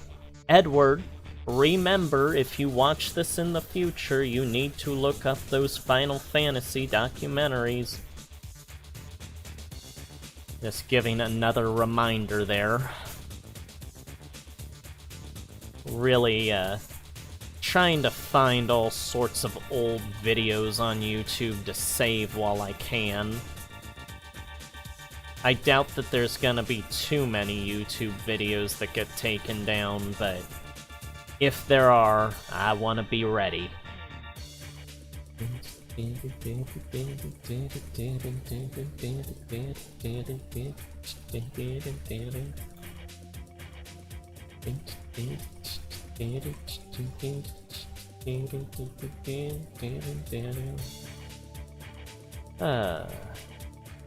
Oh, Doko. Yeah, Doko here is not really all that bright of a character. He's the main hero, but he is a complete idiot.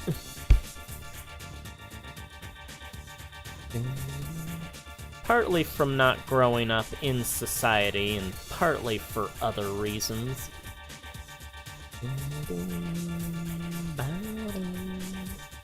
He thought that the girl character in their group was a dog for a bit because he heard the pervert character in the group call her a bitch one time, and the goggles on his head that link into his brain when he's wearing them gave him information that bitch pertained to a dog.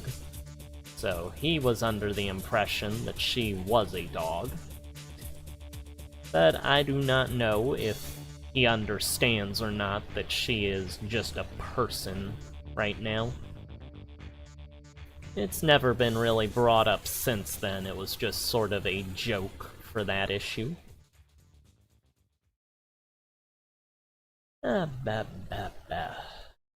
Before Bass Pro Shops. Shut up. Don't care about your stupid bass whatever. We're here for the amazing soundtrack that this racing game has.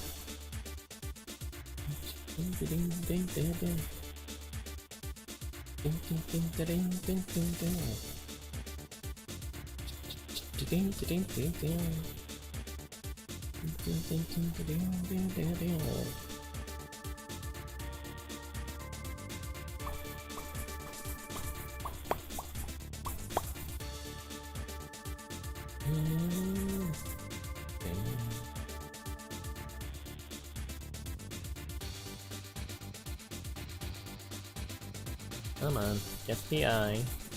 Get it right. There we go. That's a good circle there. Oval, I guess.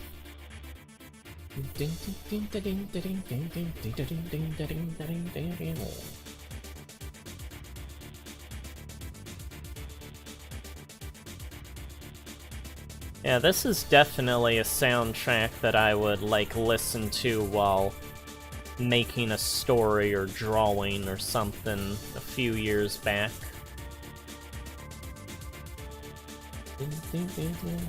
Usually I listen to music that doesn't have words in it so that it doesn't, like, distract me while I'm creating stuff. I used to be able to do that with ones that did have words in it. But with how things have gotten with me over the last year or so, it's a lot harder to focus now when they have words in them.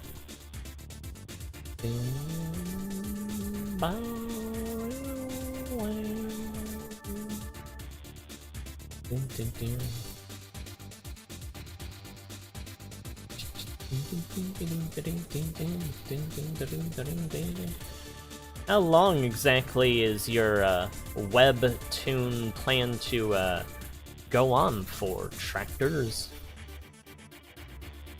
I'm figuring at this point that the comic series I do here is going to take until I die to actually finish, with how long it's supposed to be. Of course, I'm one person. Obviously, if I had, like, a team, it would go faster. And if I didn't, like, work on the animations I make and stuff, just focus solely on this, it would go quite a bit faster. And I've always got all sorts of projects going.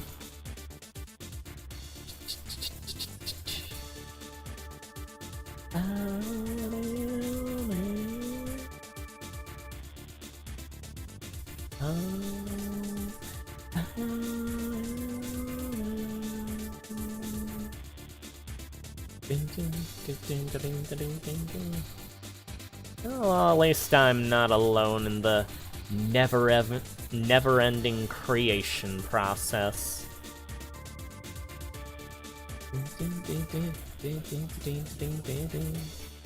You just gotta keep going. To infinity and beyond.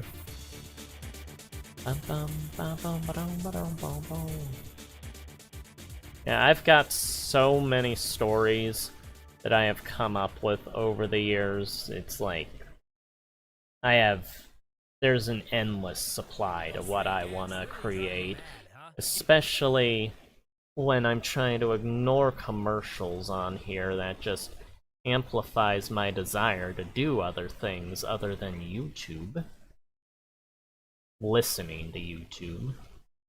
But once we skip past that, like here, it gets a bit better.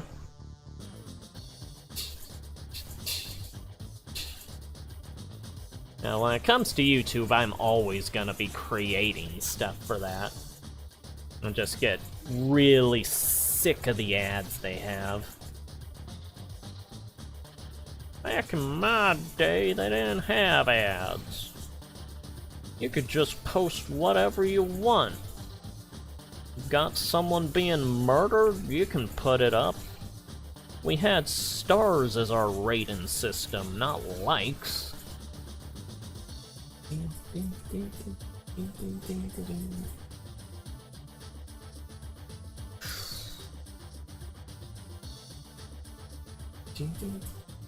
Yeah, I've got Final Evolution is like a horror video game I want to do.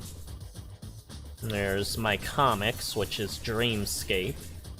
There's a collectathon platformer series I want to do, which would involve a character called Capper, with villains called the TV Demons.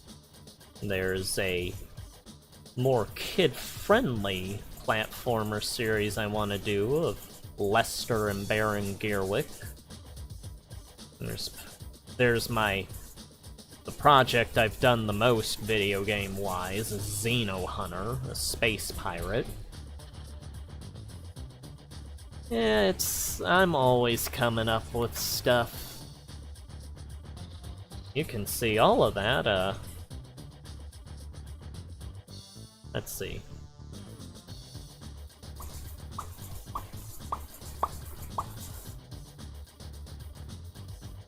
Oh. Yeah, you can see all of that. Oh, no. That's the Discord. Do I have it on here? Of Heroes and Legends. Here we go. Yeah, you can see all that stuff over here in the endless sea of garbage that I have made over the years. This goes on and on and on and on and on. It never ends.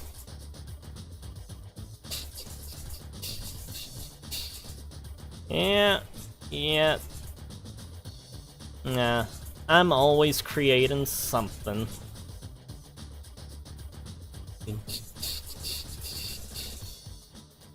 There's a me! And that is Edward. Pushing lunch from Dragon Ball out of the way in my Dragon Ball review. Now let's get back to work over here. That's not the work. There's the work.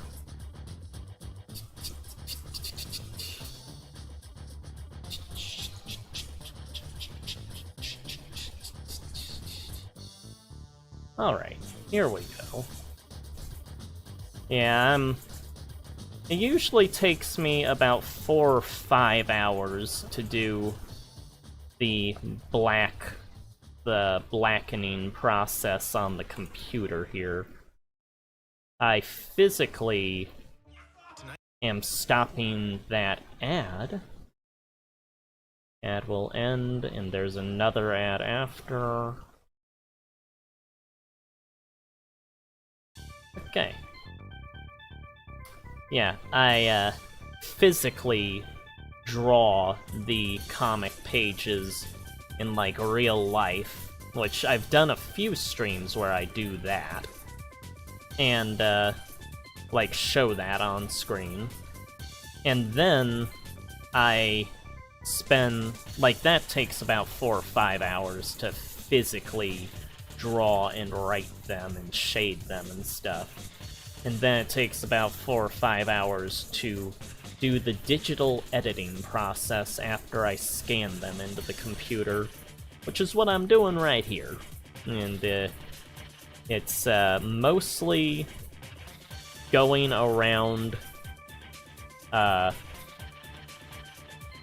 the outside and like making sure all the panel lines are white and stuff, and then making sure all the areas that are going to be black are pure black, because when you do that physically, the graphite will like reflect the light sometimes in the scanner. So I've found that doing like drawing in the blacks digitally is the better way to do it for this comic. I used to do it without a tablet and without like a tablet and stylus, but that takes like so damn long to do. Like it takes, that alone just took forever every page. Oh, yeah, it does take patience to create things that are like long projects to do, but it does pay off. You have a very strong sense of satisfaction when you get a project done, Tractors. I always love animating stuff. It makes it like there is no feeling that compares to seeing your creations actually moving and living. That is like literally feels like magic.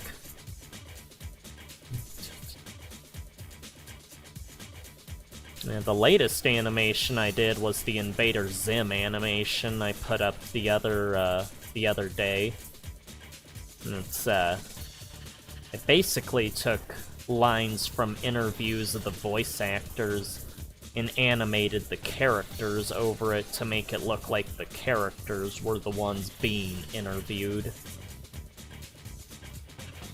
Took about four-ish months of work, but it was so nice to see it finally finished. Wouldn't take as long if I wasn't like so focused on making them move and feel like they're like, if I was a lazier kind of animator and just did the bare minimum to get them talking in like just an endless loop.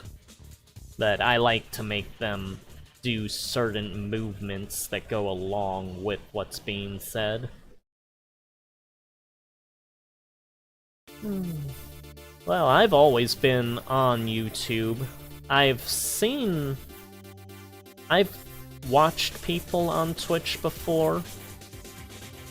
Personally, I think YouTube will always be the one that's going to outlast the others, so in that regard, I have never considered there really being another option for however good or bad that is. But I have seen a few people on Twitch over the years. My old Let's Player friend, SkullKid3, used to be on there. And used to stream working on a little point-and-click game on there. Oh yeah, 2D animation is always it's always more accessible to me, Daniel. It's like anybody that can draw, like literally anybody can do 2D animation. You don't even need a computer for it if you have the right, like, know-how. Obviously you want one for, like, recording purposes, but even just a flipbook is basically animation. And with 2D, it's literally whatever you can draw, you can animate if you, like, put the effort into it. Yeah, it's always been silly to me, the people that say that, oh, 2D animation is dying, or it's going to die.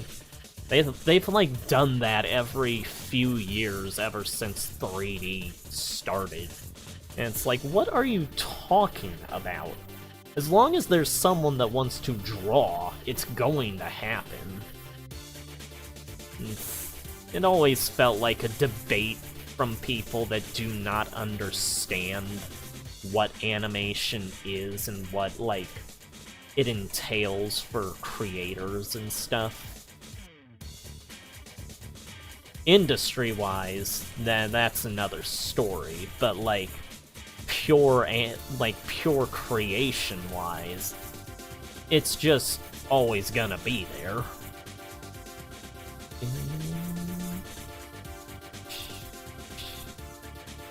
Yeah, an art medium is always going to, like, be an option once it's, like, started.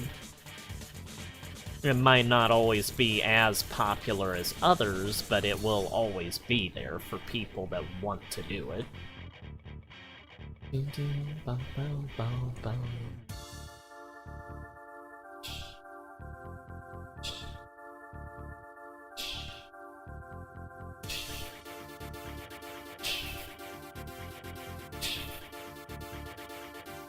Well, I thank you for recommending this soundtrack, Tractors. This has been quite the background music.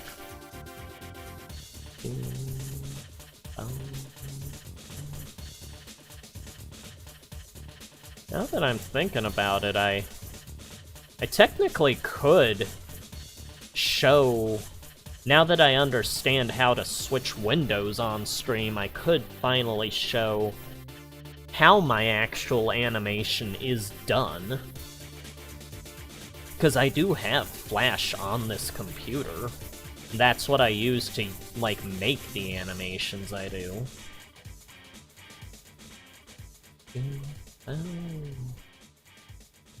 Yeah, I miss the days of Flash, like, online Flash games.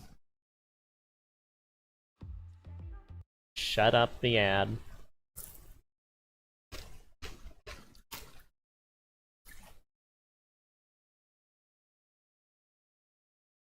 Wow, they put a lot of music into this game.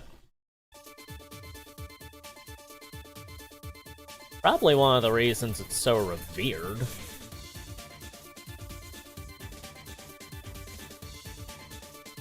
Yeah, no, people that talk about 2D animation dying is something that has never made sense to me. All you have to do is look at any channel that has cartoons and you'll see how it is.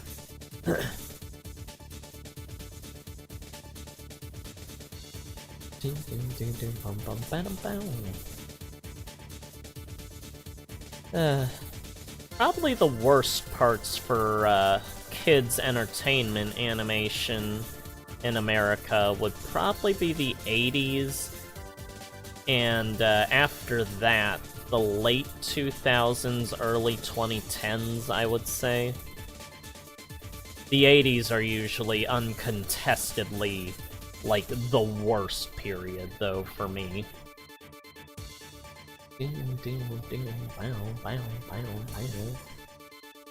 Yeah, that was when, like, the market had just been strangleholded by toy companies, of all things. And just had complete garbage animation done for it. Whatever is done to, like, sell toys, that was, like, the closest it ever came to, like, death for me for that medium.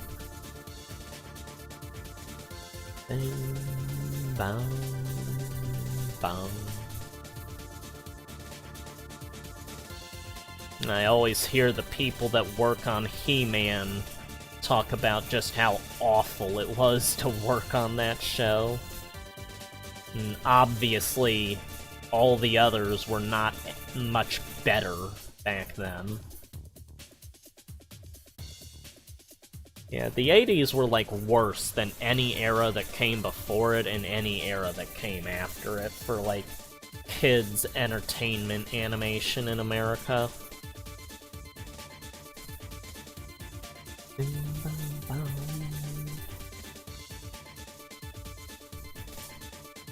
Now, there are some fun things, like, I'll always watch Transformers, but I won't call the original cartoon anything great. Like, you watch it for the movie, and then the actual cartoon is...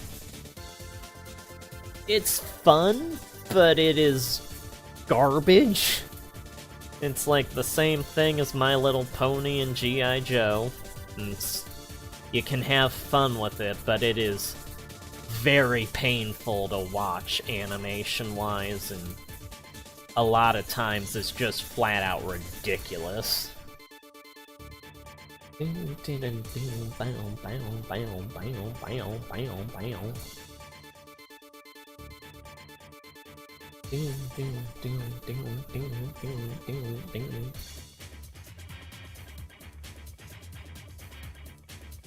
Yeah, somebody'll... there's an audience for anything, Tractors, but from my experience, the way to garner an audience on YouTube is you want to put links out to the streams you're doing on social media areas and stuff. So, like, Twitter and, Twitter... maybe Tumblr, maybe Instagram. Usually Twitter's the one I go with, because I don't really have the energy to, like, put out the link to, like, DeviantArt every time and stuff. Because it takes a while for me to put out the link and all the tags in the post that will attract people to it and stuff. I'll put it up in my Discord, but that's not really a place that everyone goes to see stuff.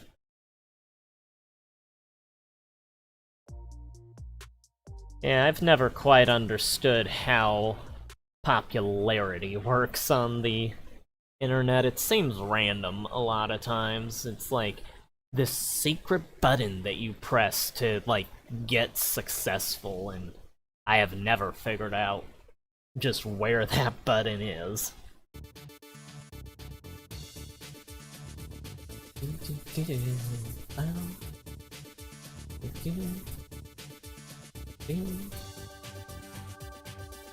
Someone that draws some of my favorite vehicles is probably Akira Toriyama. They're not usually realistic vehicles, but they look cool as hell. He is so awesome with that. And then the mechs that Yoji Shinkawa can do are incredible. His Metal Gear Rex and Ray and stuff. He is such an artist.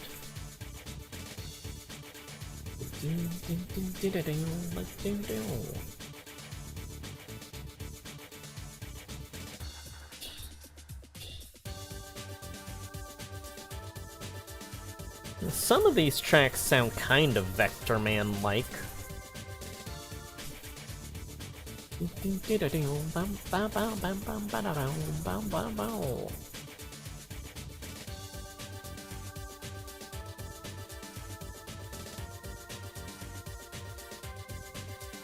Let's see here.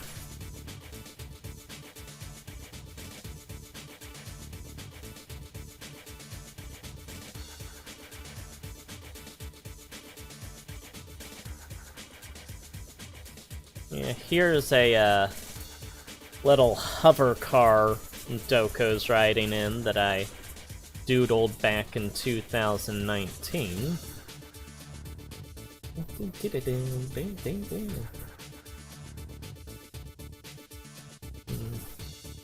Here's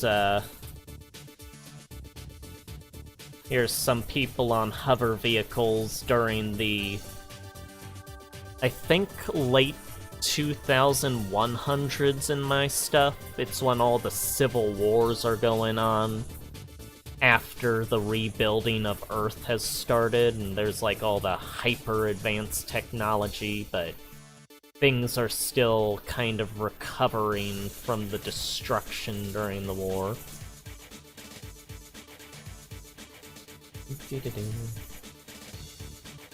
There's a futuristic tank vehicle that I made once. Let's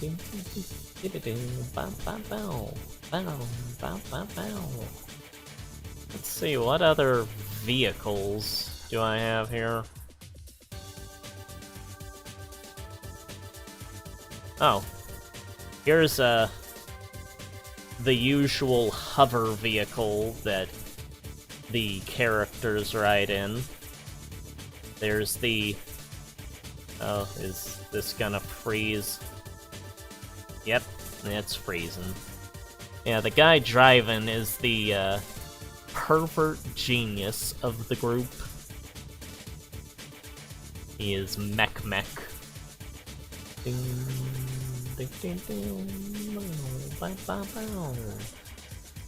Well, it's a good thing I saved before this, in case this crashes during this freeze.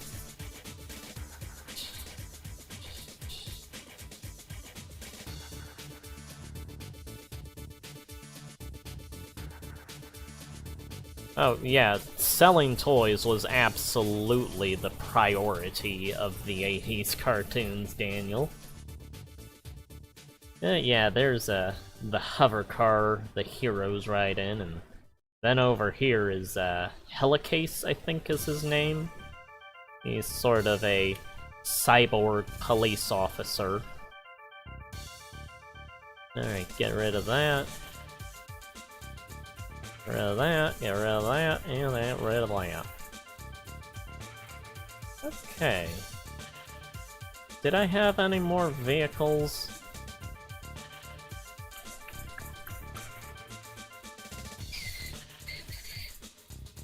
Well, there's my Transformers stuff, but I don't usually draw their vehicle modes that often. Oh, well, there's a few.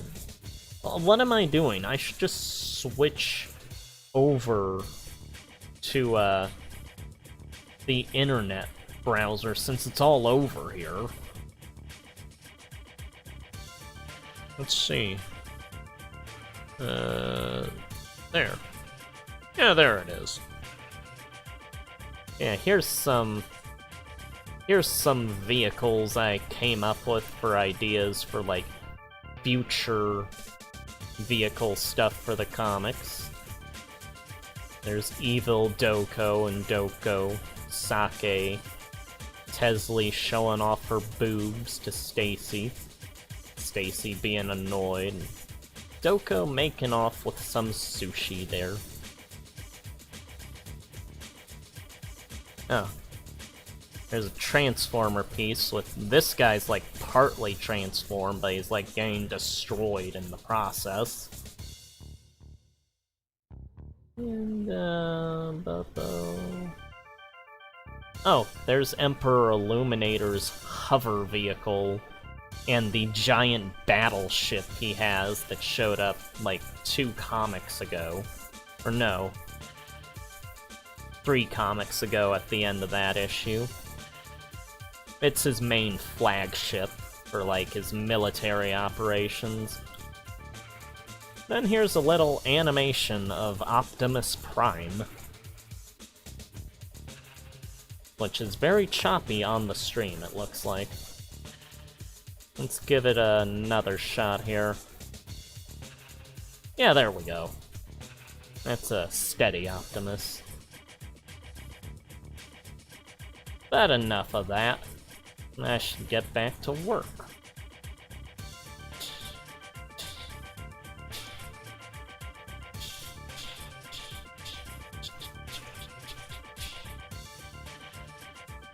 Let's go back here. Alright.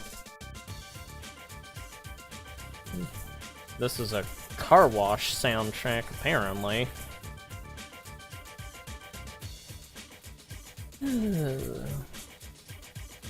Oh wow, you got a lot more manga reading that you're doing than I do.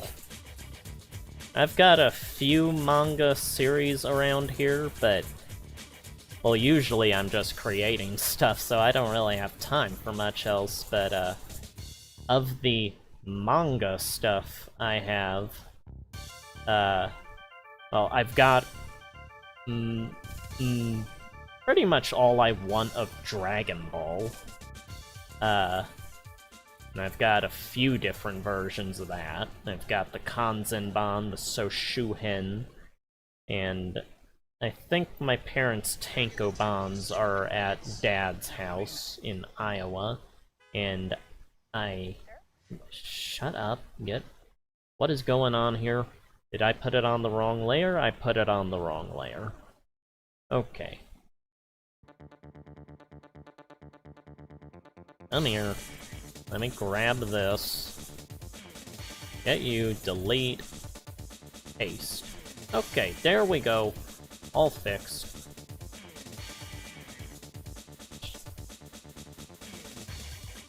No, the, one series that I do love quite a bit is Keep Your Hands Off Aizoken, which I've got all of the translated ones so far. Unfortunately, the anime of it only lasted like 12 episodes, but it's amazing. If you like creation at all, of any sort, I would highly recommend it. It's this show. 3 girls trying to make an anime, and all the work that goes into it. And then it goes into little scenes where they're, like, in the stuff that they're creating as, like, what are obviously mouth sound effects instead of actual sound effects when the things are moving there. Yeah, it's a fun series.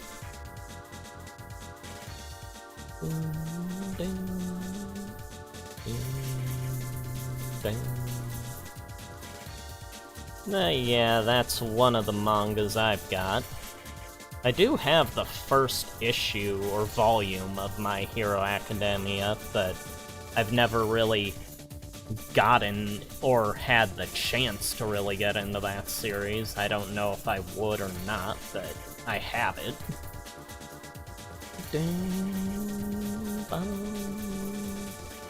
I've got some old Astro Boys here. Oh, I do have... What's the name? It's the Osamu Tezuka Samurai one. What is it? Osamu Tezuka Samurai. Dororo. Yeah, I've got that manga. I also have the anime, but I've not, like, seen the whole thing. Or, wait. Am I even showing this? No, it never switched over to... Oh, and now this is freezing up. Let's see here. Okay, there it is. Dororo. Tezuka. Yeah, this manga. That's what I've got for the samurai guy. And keep your hands. And there's Aizukin. I know they're making a live-action one now, but that's the issue that the volume I got the latest. The 3 girls making anime. And it gets like this when they're talking about the anime they are making, and have the mouth sound effects and stuff for things moving in those sequences. Very good anime / manga for anyone that enjoys creation of any sort. Gives a rather in-depth insight into how creation is done, especially for comics and animation and stuff. Let us get back here.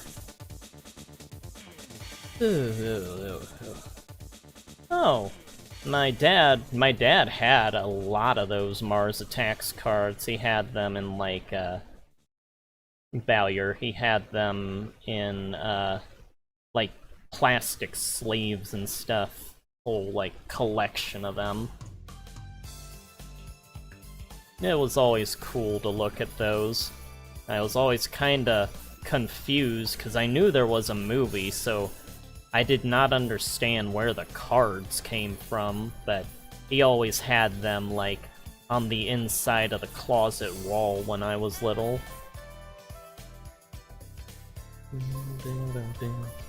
I would say probably the best toy or product in story type thing would be Bionicle, from my experience. It's, it had, like, all the tie-in movies, the online game, which was, like, the best online game ever created, and it, like, all interlocked with each other. It was, like, all different parts of the story that you would have to, like, see the comics, see the movies, and play the games, and read some of the books to get the entire story of, while also keeping it as, like, a toy line.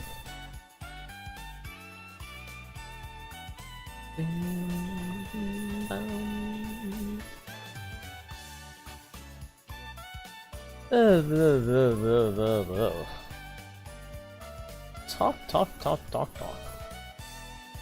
Comics. Yeah, here we go. Let's switch over to...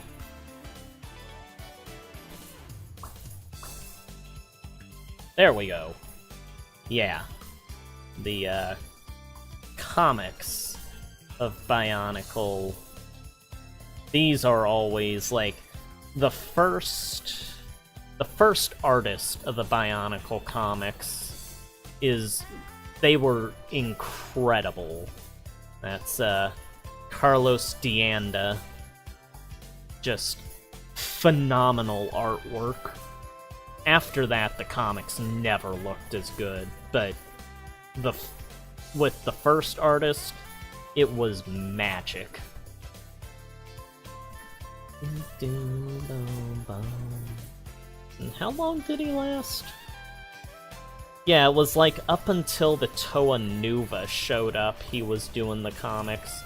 Then I think it switched over to the guy that was doing the inks, started doing the pencils. Let's see. Yeah, Carlos D'Anda, then Randy Elliott was the artist. Stuart Sager. Yeah, he's the guy that came on in Ignition. That's when the art got really different. I did not care for that. It's technically nice art, but not what I want from Bionicle. And then after that, Leigh Gallagher and Pop Mon was the final one, I think. Let's see if we can zoom in on one of these. Ding, ding, ding, ding, ding.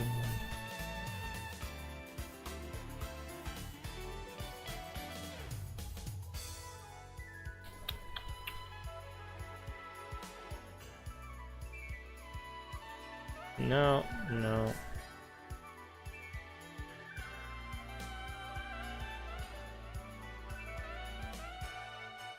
Come on, load. This computer is so much slower than the Windows 7 one when I have things running on it. Oh, there we go.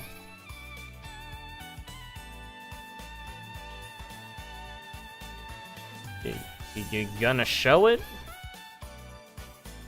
Or can you not see that? I guess this thing does not show? Windows Media. Well, it has the option to select it, but I guess it does not show that. Well, either way, I have made my point. That's... Bye. Get back here. Alright. Bionicle. Oh.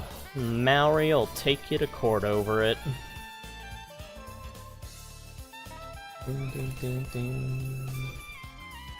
I forget what characters I had in the court case in, when I talk about the court case against Lego from the Maori people, but I in the Bionicle review video I did, I put together a picture of a Maori person with the judge as I think Vakama, and there were a few Bionicle characters in the courtroom.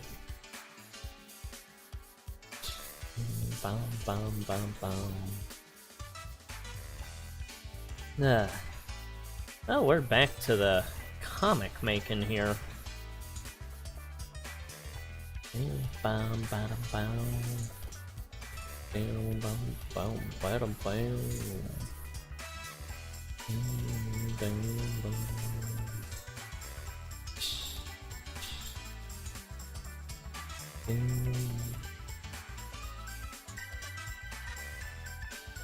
Well, this is a nice little track here. Again, Tractors, thank you for recommending this soundtrack. It does give a break from the usual tracks I have on here.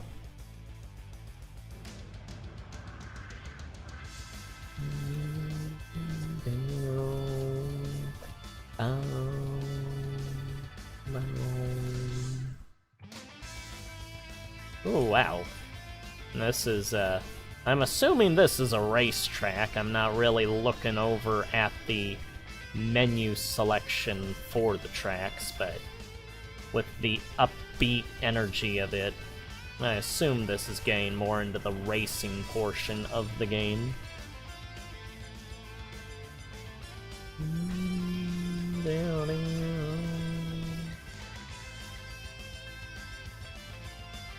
Oh, blah. Yeah, I generally don't go to YouTube for the streams for music because I never want, like, all the ads they have. But it is good to, like, for, like, variety if you can get past the ads.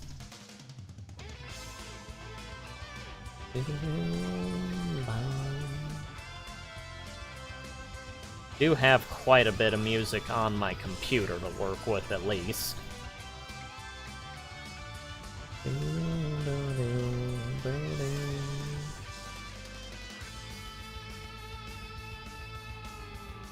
Whew.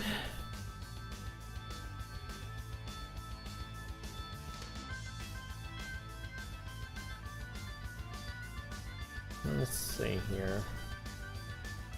Well, we only got 2 more panels after this. Then there's the, like, filling in the white line areas. But that always goes quicker than the initial, like, coloring in the black areas.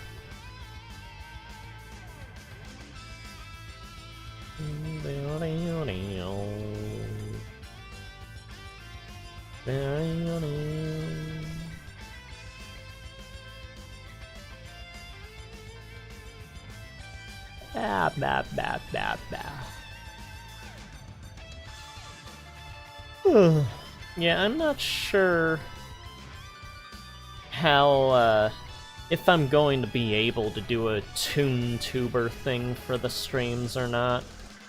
Because that whole process of me attempting to set things up for the TuneTuber, like, model was, I kinda tore apart the streaming program. I had to, like, re-download it and everything to get it working properly again. I think there's things that are too out of date now on the, like, TuneTuber setup with the versions that are available for the streaming program.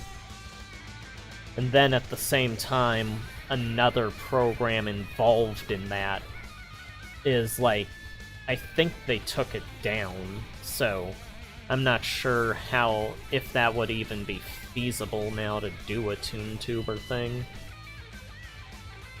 Would be nice, though, to have, like, a little Edward here talking on the side, like, showing it talking while I say things and stuff. But, well, we'll see what other opportunities present themselves in the future.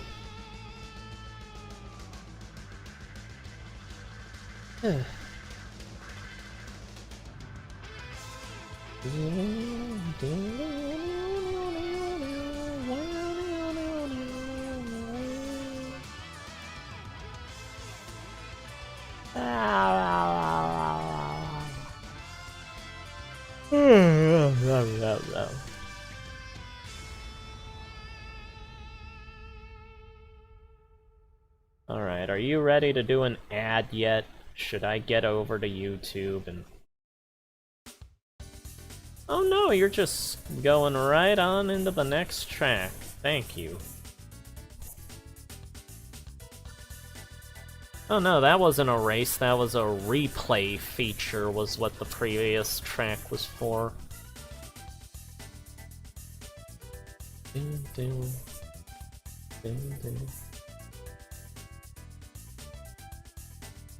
Okay, you can stop freezing. Let me click on things, please.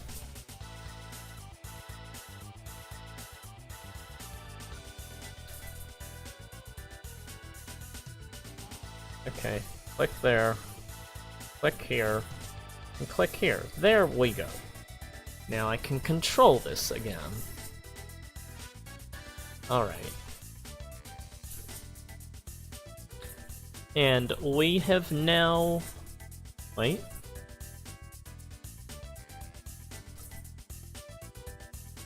Here. There we go. Okay, we are 30 seconds away from having been doing this for 3 hours.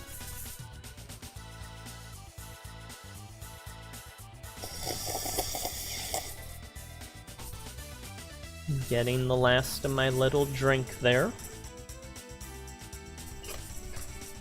15, 14, 13, 12, 11, 10, 9, 8, 7, 6, 5, 4, 3, 2, 1, 0.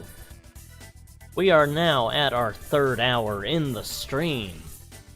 I do hope that you all cherish this monumental occasion. Yeah. For me, it's just another segment in my work. But for you, it was a very bombastic setup for the hour as it ticked down.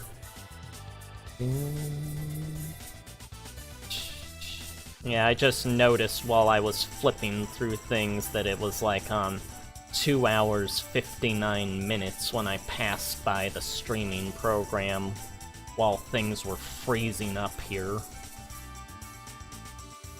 Yeah, this paint program GIMP gets a lot more finicky when I have YouTube playing. But it's not crashed or anything yet, so we're still going here. You want long streamers, Tractors.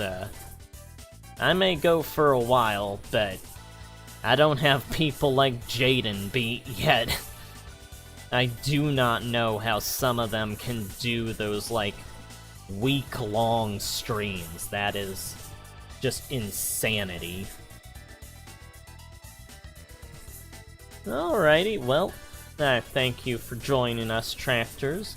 I can't guarantee we will be here when you get back, depending on how the break is, but if you do not see us again, the link for the Discord is in the description. Enjoy your break! I will enjoy my creating.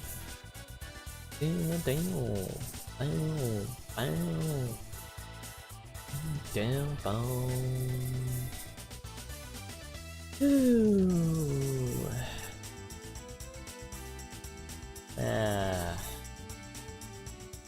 What should I do for dinner tonight? I have pasta that is left over, but I also have pizza in the freezer, and I do like pizza.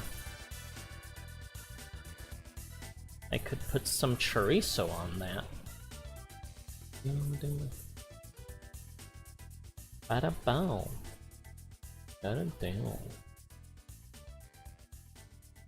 Get it down. Yada. Ba ba ba ba. Those fake ads. There's the ads. Get rid of this.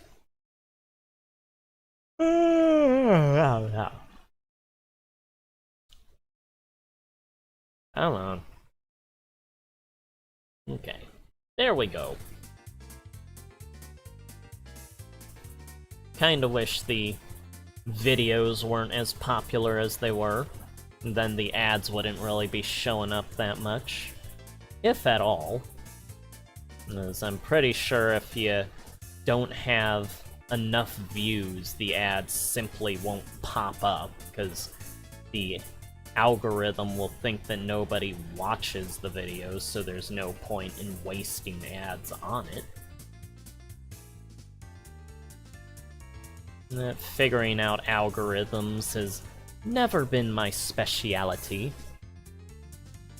It's always seemed kinda like a fruitless endeavor to me, because the algorithms are always changing.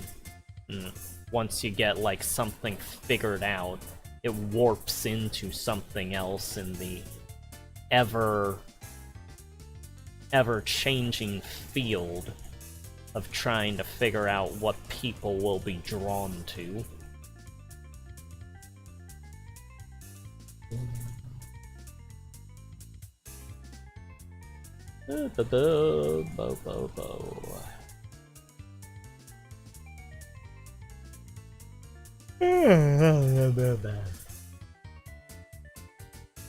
But since I'm on YouTube here, there is a plethora of music that is, like, extended.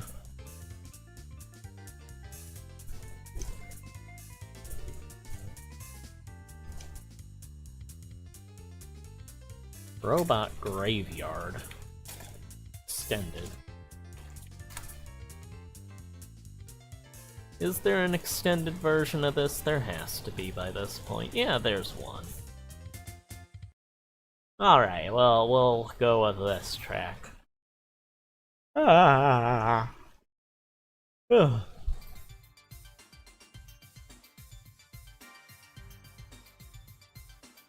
Go back over here. Go here.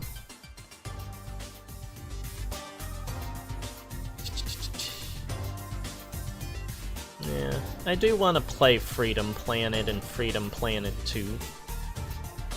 Just don't have anything that they're on, I don't think.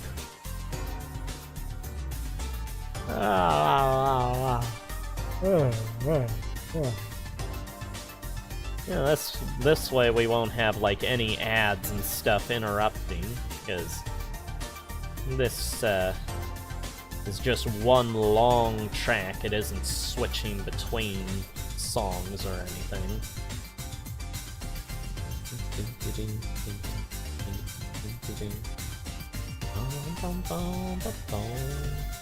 Yeah, this is from Freedom Planet 2.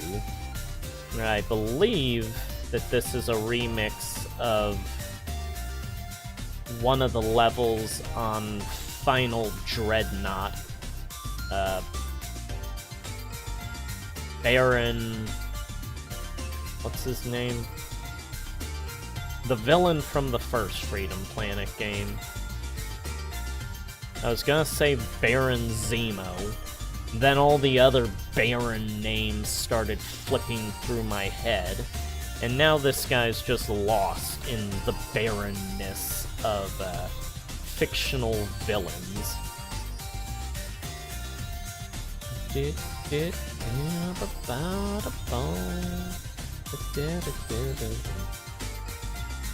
Now I want to say Baron Strucker, which is also another Marvel villain.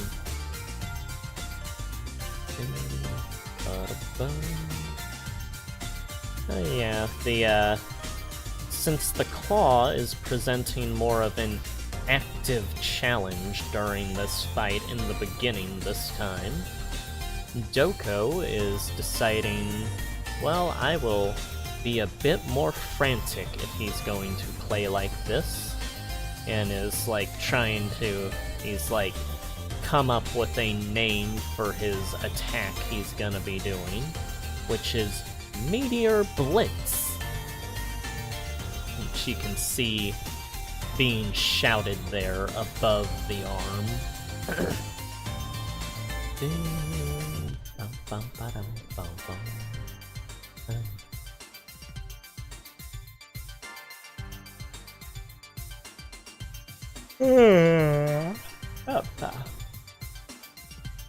Well, we've been on the internet a lot more than I would have thought during this stream. Showed some of my gallery on DeviantArt there. I guess I could have taken a look at Kuko over there, Bowyer, but I was not thinking of that.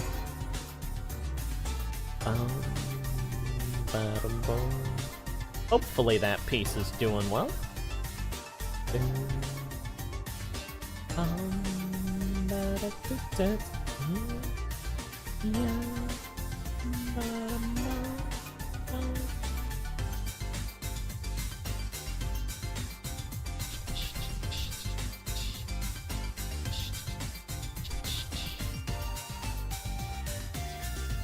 I put that Earthworm Jim piece I did the other day into a little Earthworm Jim birthday celebration contest. It ended up getting 3rd place.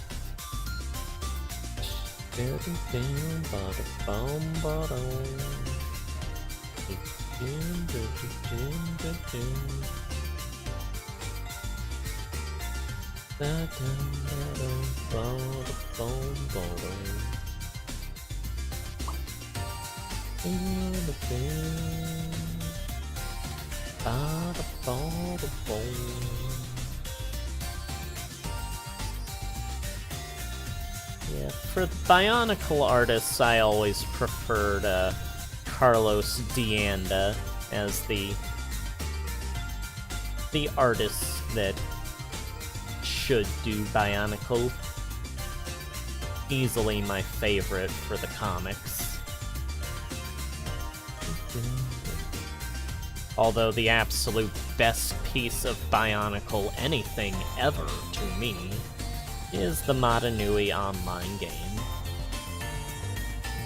It was so magic getting to experience that, as like every month something new would happen in the game.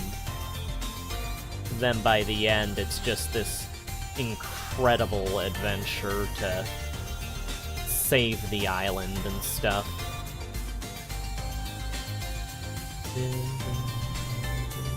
Although I believe that it ended up being like that because the computer game that was going to deal with that Makuta stuff got cancelled.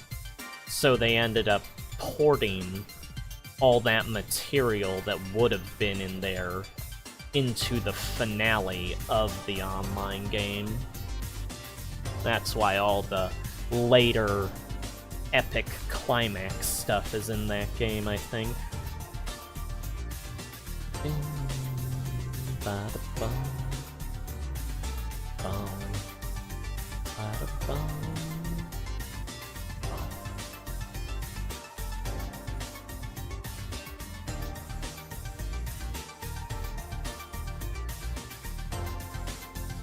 The people of the world are builders, but look into their hearts.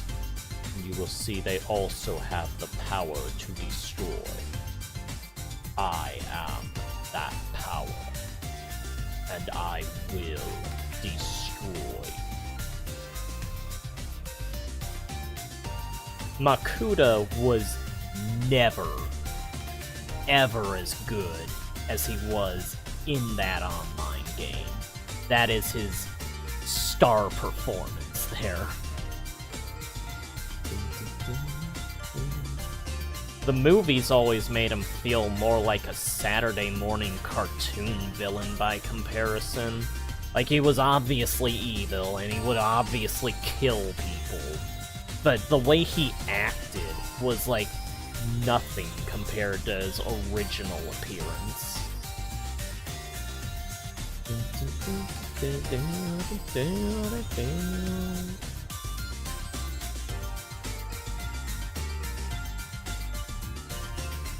Oh, wow.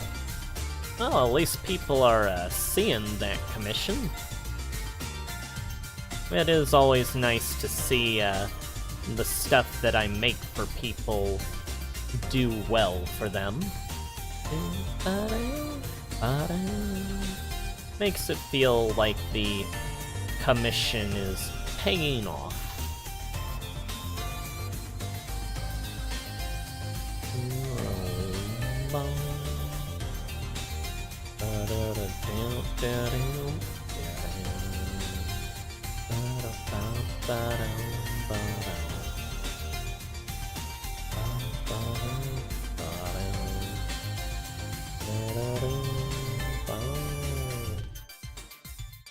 Lord Brevin.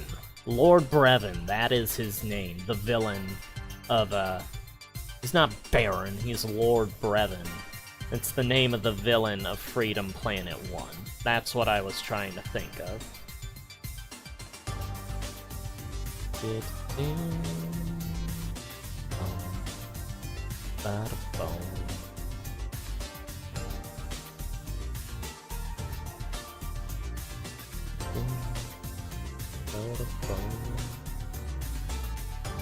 Oh no, class.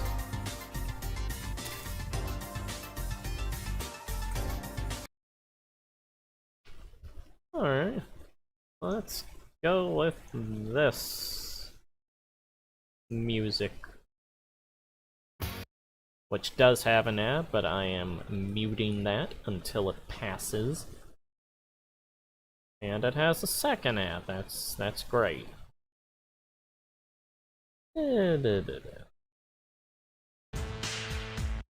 Alright. Listen. What? Why another? Get off my screen.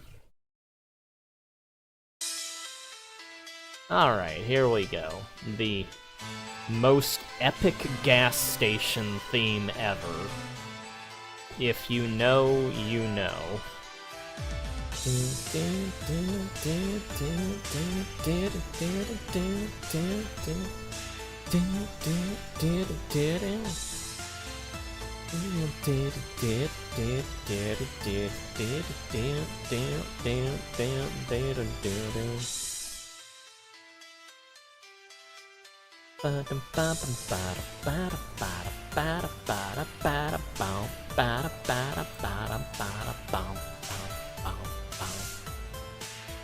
I always love the video games that this guy makes. He's like a one-man team, and he always makes just pure gold.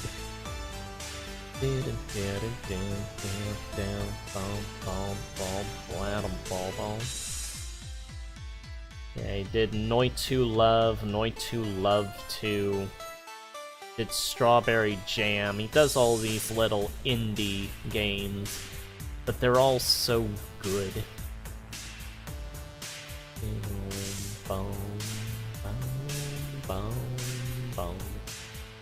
And this, Iconoclasts, is arguably his best work to me. I love playing it.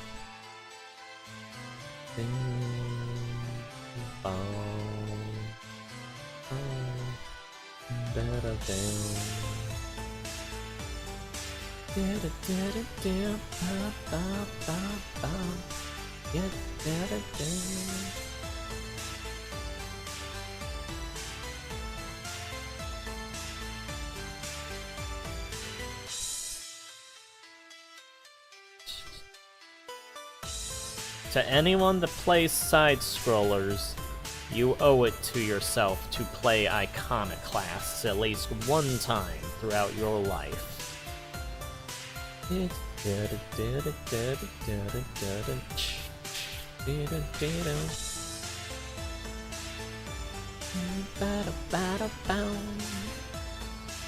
Oh, one thing that I do for the... whenever characters shout attack names, for sound effects I'll have words like in blocky letters in the air like this, but for attack names what I do to differentiate them is I put these black, like, sort of in the distance effects on them to show, like, more 3D blockiness to the words. And just started doing it as a way to make it stand out more. What the? Oh, it switched colors. Must have thought that I was trying to, like, grab the color and use it.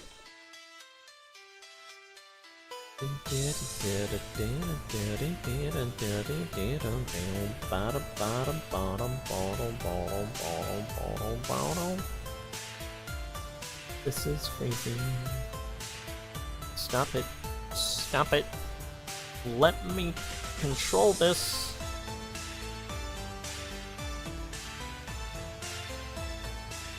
Computer?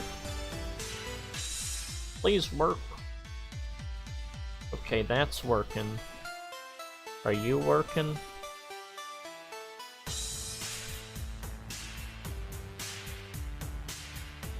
There we go.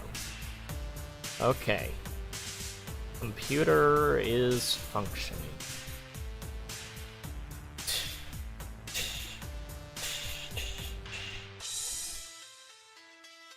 And now it's freezing. Again. Okay, there we go.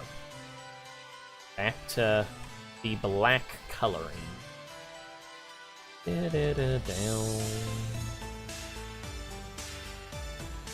Down, bump, bump, bump, bump, bump. Oh, I thank you, Arc Arrow. How are you doing? You have joined us in time for, well, towards the tail end of working on this comic page, which you can see here.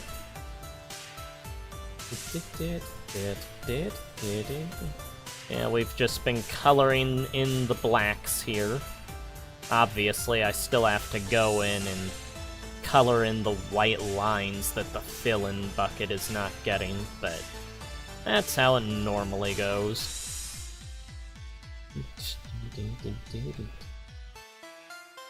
How are you doing today, Arc Arrow? We've just been spending the past 3 hours here.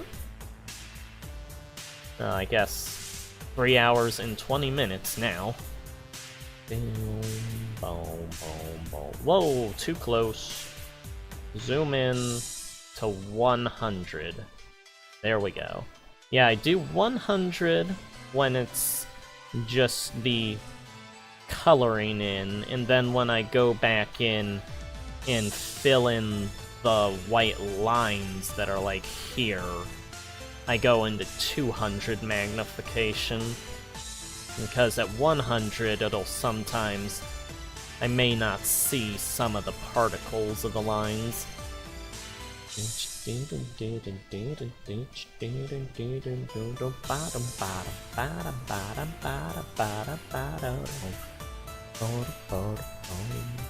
We are currently listening to a track from the video game Iconoclasts, which, if you like a side-scroller, you gotta play it someday. It is amazing.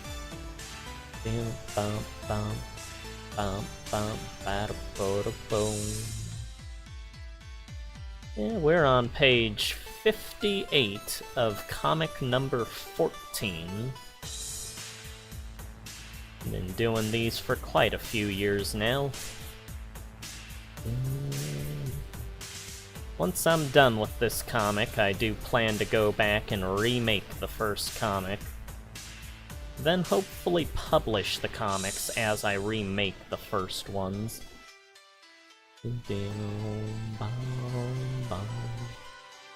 Oh well, I appreciate that you think that this is pretty neat.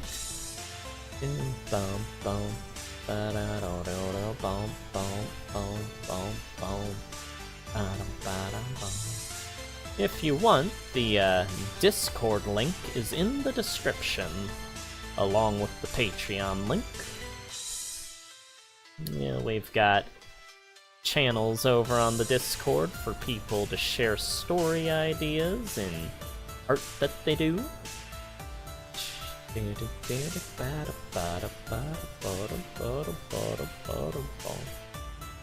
I guess, let me save this. Alright, that's saved. And I guess this is gonna freeze, so I can't control the computer. Just gotta give it a sec. Come on, wake up. Okay, there we go. Alrighty. Let's see here. Vehicle? No. No, no, no, no, no. Get rid of that. Click over here. Gallery. Come on.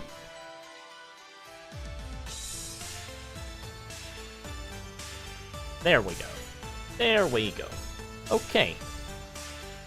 Now, if you like the comics here, we got quite a few pages over. Where is it? Over streams? Google search? What's that?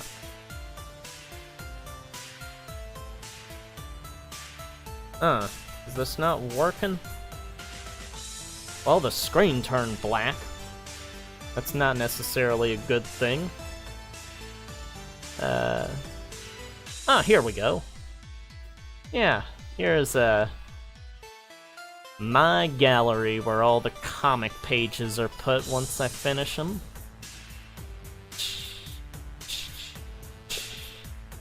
Yeah, it just keeps going on and on forever. You want 'em, you got 'em here. I guess, if you want, the link for it is over here in the chat. Down, Oh, never mind, it's not rahi.deviantart.com/gallery. There you go. There's the thing. But yeah, now we are going to switch back over to the art program so that I can work on the comic. There we go. Yeah, right now the hero of the comic is in the middle of the final match of a tournament that he has been competing in, because his friends are wanting to get money after they wasted all the money they had between the first and second saga of the comic.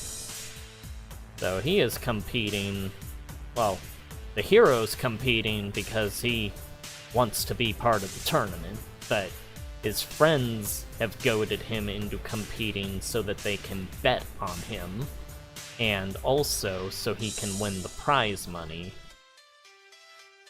And he's made it to the final match, so he is in the running to get the prize money. But whether or not he does is still up in the air. He does have this final opponent to beat, which is the Claw. The hero is Doko Rapilzo, who is a complete idiot, but he knows how to fight and likes to help people.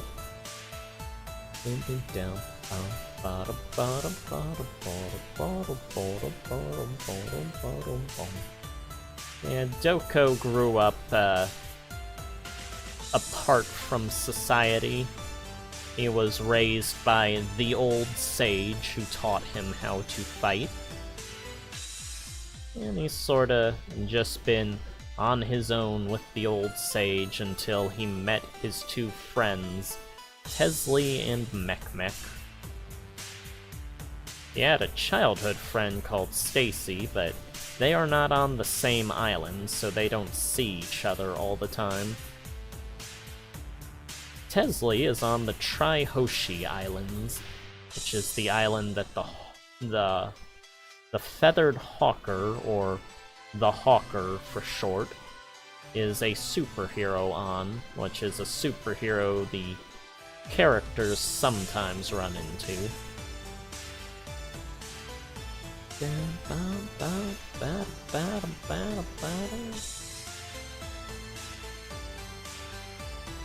Yeah, the islands in their world are mountains and hills in our world, but because they're so far in the future, the water level has raised enough that the hills and mountains of our time period are islands to them.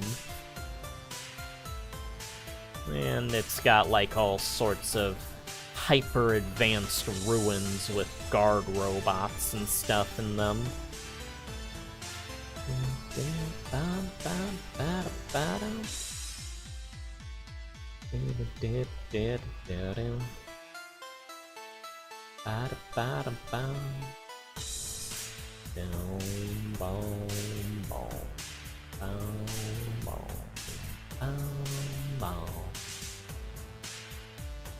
Yeah, about a quarter of my day is spent blackening the...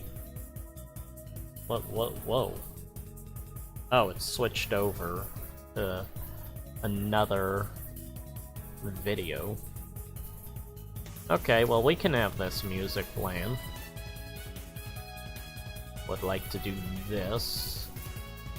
Go here. Okay, it seems to be alright.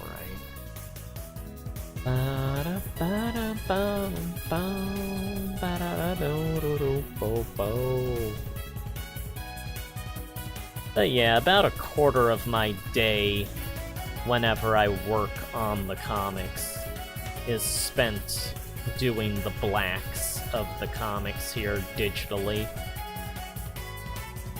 Another quarter is just spent making the page itself, like physically drawing it. I just use a number 2 pencil and scan it into the computer once I'm done drawing it. Which you all can see in other streams I've done.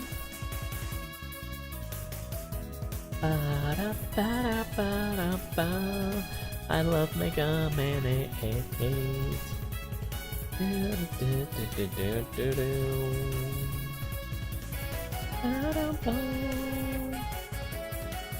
I always love Mega Man 8. I was always annoyed that they just went back to 8-bit after how good Mega Man 8 looked. Never mattered to me that it was like, oh, it's a retro look kind of thing. It's like, no, it looks bad now, again. You finally got it looking good and you went backwards. I will always want the better looking stuff, like better looking capabilities over, like, less good looking potential.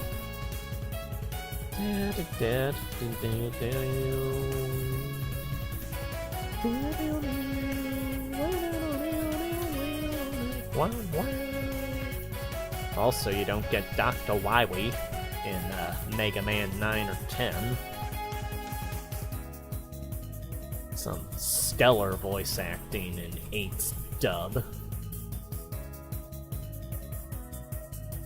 You can't beat a 90s Capcom dubbing. Just utter garbage. No, don't go. It's very powerful, especially against living things. Just so much gold dialogue-wise. From my understanding, Capcom basically got anybody that could understand English to do voice acting in games back then. Why are you not switching over? Thank you. Now you can switch to the fill-in tool.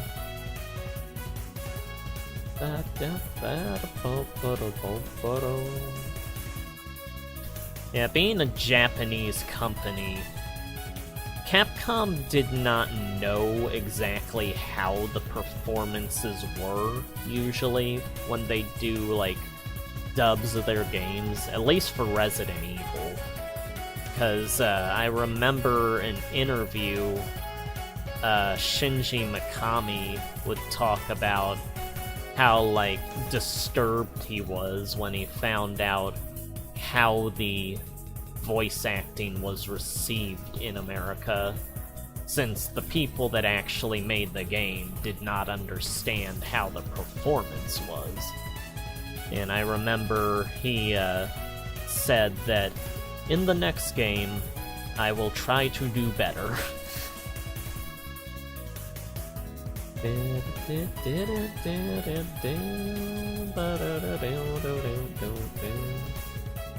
Yeah, a lot of people like to say that Resident Evil was purposefully bad But that is not at all the case. It was just legitimately that bad.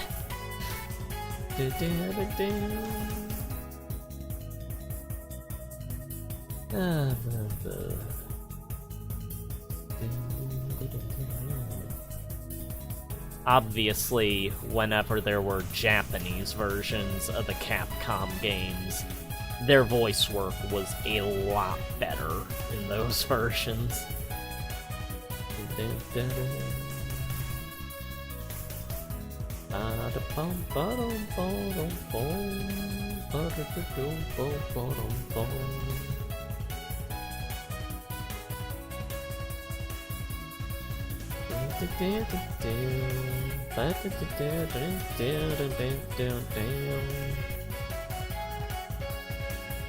Okay, got the wrong thing here.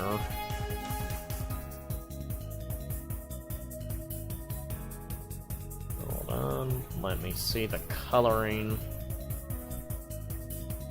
Okay, it says it's back to black. Are we tired of this song yet? It is very redundant. It's a very good tune, but I don't think I can keep this up for much longer.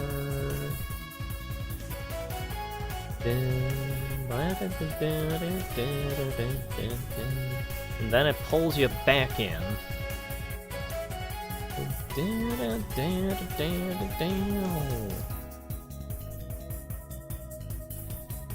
There's some very nice video game music out there. It's just a shame once you've like gotten to the end of what you can tolerate listening to after enough loops of it.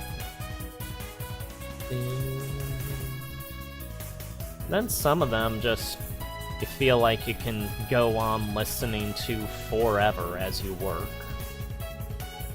Partly because you're more focused on work instead of the thing that's playing. It just becomes the background for you.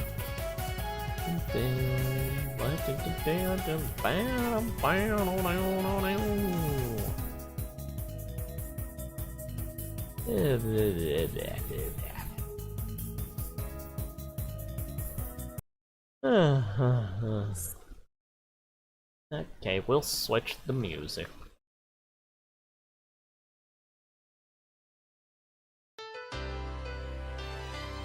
Here's the Dragon Ball Online theme. This is a track that I play quite often in my head while I'm working on the tournament here. It's what I sometimes picture playing in the background during the fight between the Claw and Doko.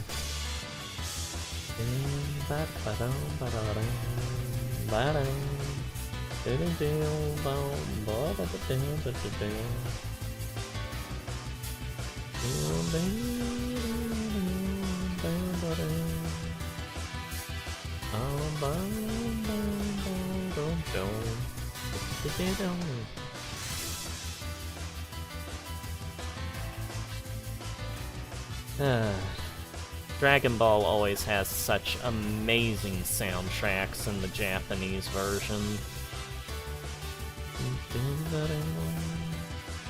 Never quite cared for the American redoing of the soundtracks.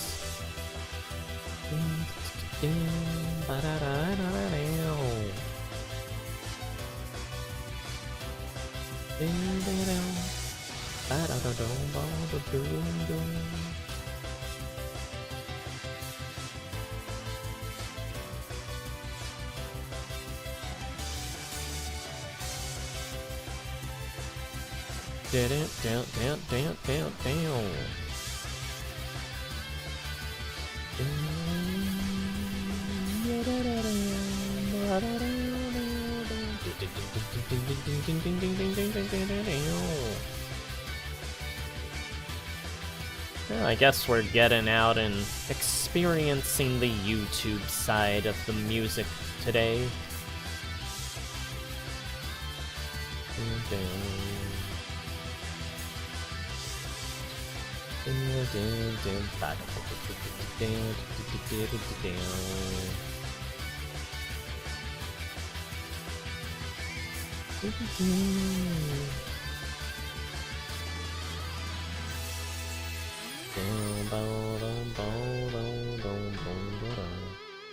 Yeah, and the video that plays during this opening in Dragon Ball Online is a tournament match. So it kind of suits what's going on here in my comic page.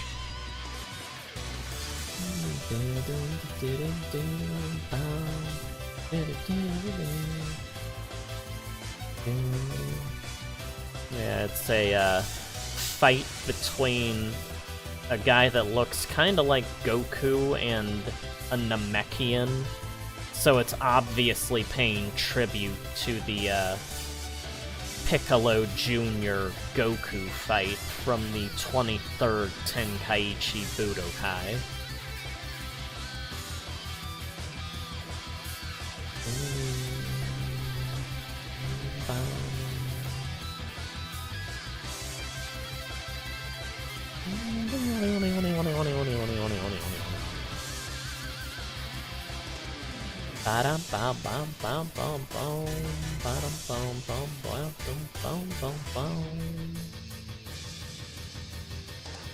Let's get another track.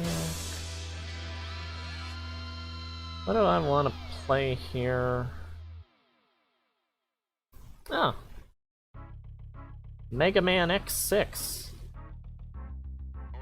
I'll definitely play this one. Won't play the game, but I'll definitely get the soundtrack. Fuck the game. Beautiful music, though.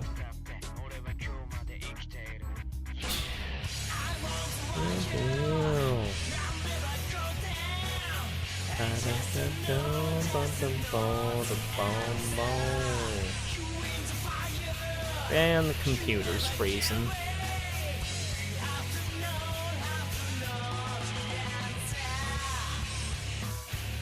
Come on, stop jittering.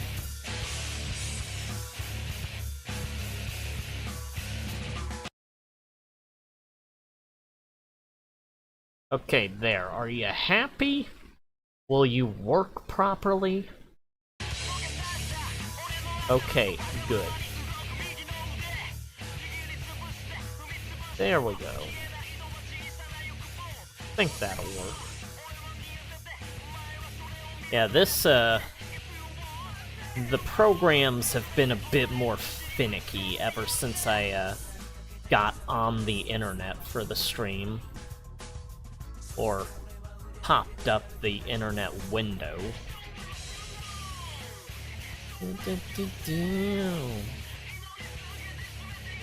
I think this is the voice actor for Mega Man X that sings this song.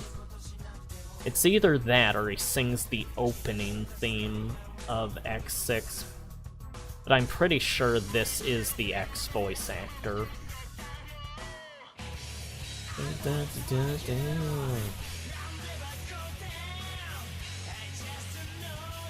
It's kind of weird how X6, of all games, is the one that gets, like, just, like, a phenomenal soundtrack at parts.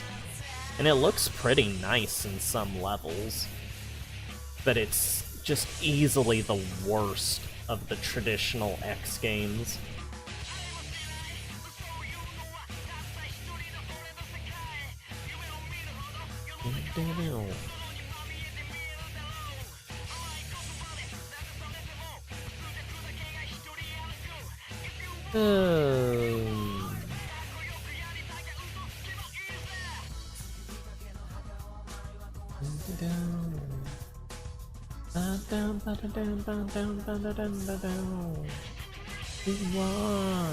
So what you say?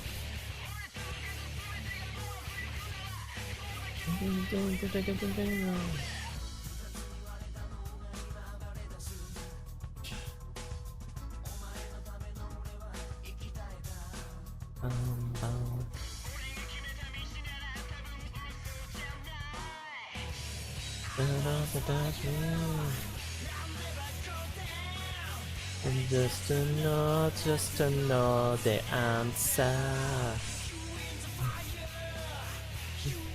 Get away. Have to know the answer. Want you. Wanna go down.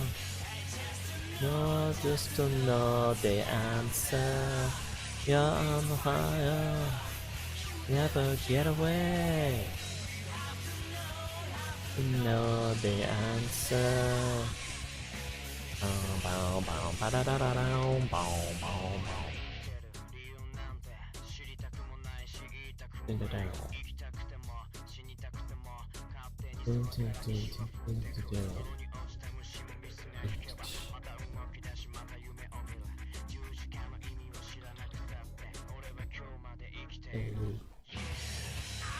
do want you. Just to know the answer. In the Maya. Ah, ba ba ba. Know the answer.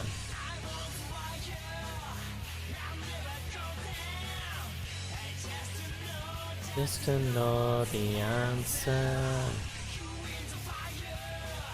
You'll never get away. Aye. Well, I got all the words, like, shadow behind them filled in. Except for this T, I need to get this arm of it.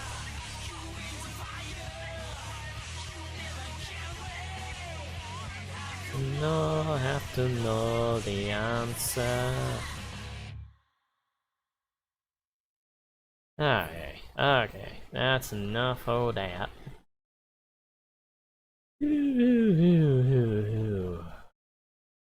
So many tracks to choose from.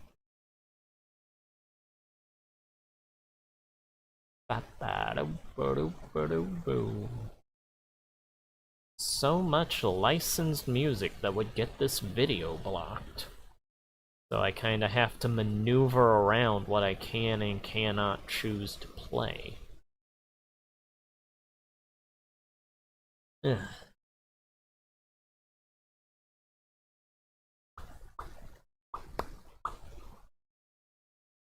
Let's see. There's an Invader Zim piece. What I'm made of. Dragon Ball Dissection. Anything but tangerines.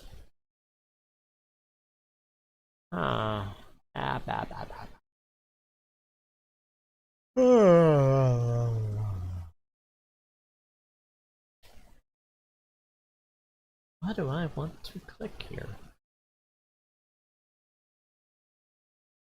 The answer. We just listened to that.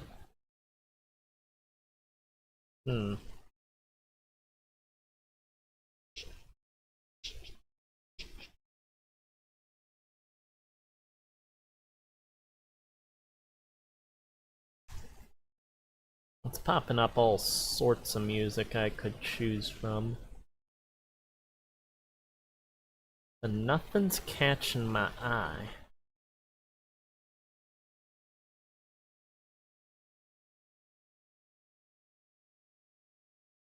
Okay. Back to the top here. Let's just click this one. And it's an ad. We don't need an ad.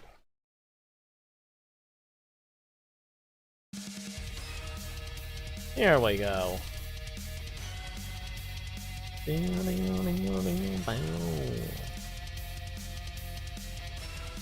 A little preview for Mega Man 04 if I ever decide to play it.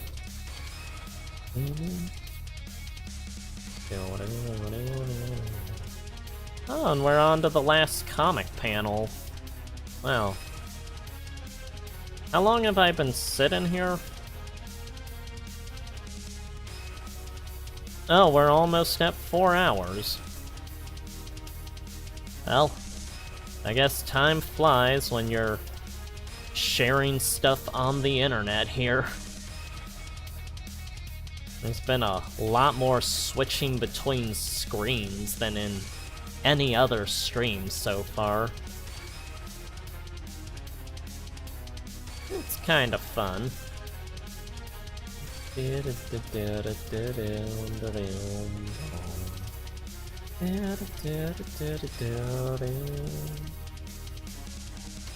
I got a bit of speed lines going with Doko here.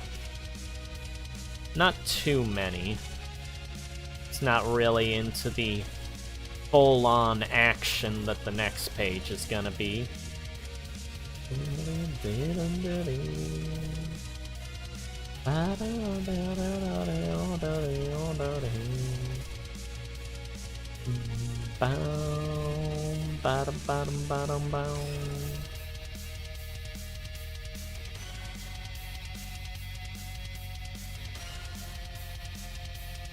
And we got quite a bit more speed lines up in the upper panel up here. That's the one that's supposed to be the really stellar shot for the anticipation of the attack. Which, again, he's gonna miss the claw, because the claw dodges, but apparently Doko is thinking he'll be a bit more frantic when fighting the claw from here on. Meteor Blitz, the attack name that he's saying for the attack, just basically is implying that it's like just gonna be a series of punches and stuff like that.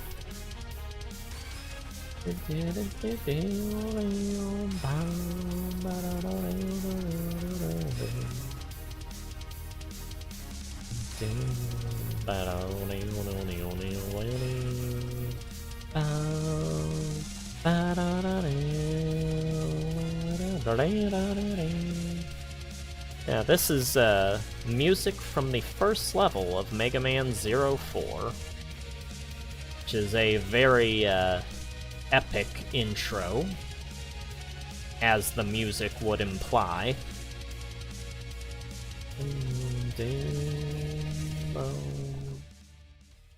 And it's fading off. Which means we are at the end of that soundtrack. We got Clover there.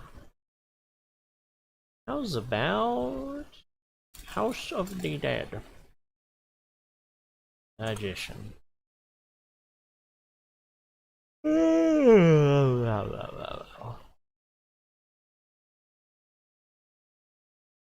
Yeah, I'll go with the non-ad, thank you. Yeah. A 10-piece chicken nugget. 2 for $6. Earn free food with the app. And now it's on to a Lindor ad. And now we're on to the actual music, which is what I clicked on it for.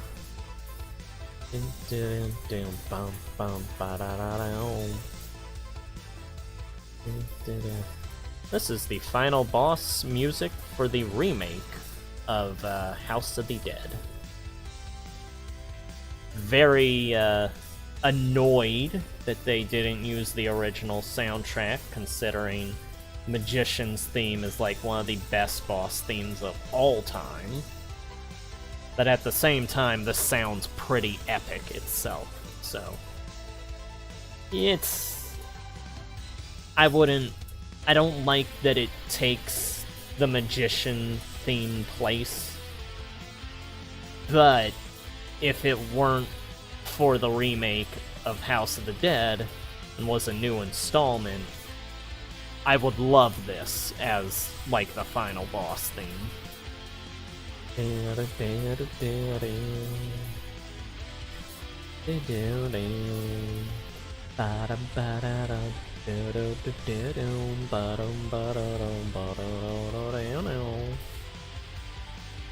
House of the Dead always felt kinda like taking Resident Evil, but making it an absolute joke.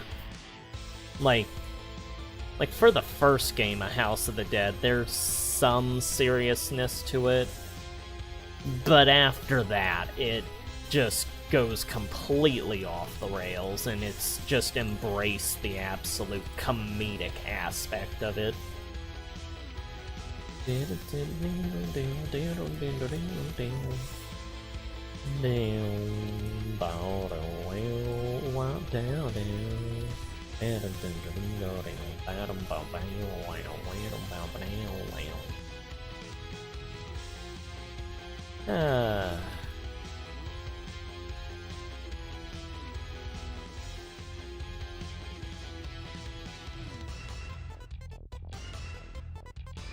Can I get done with this page?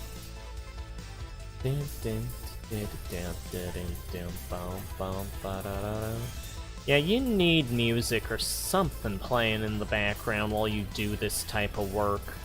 Because eventually you're just gonna go insane if you just do this in silence the whole day.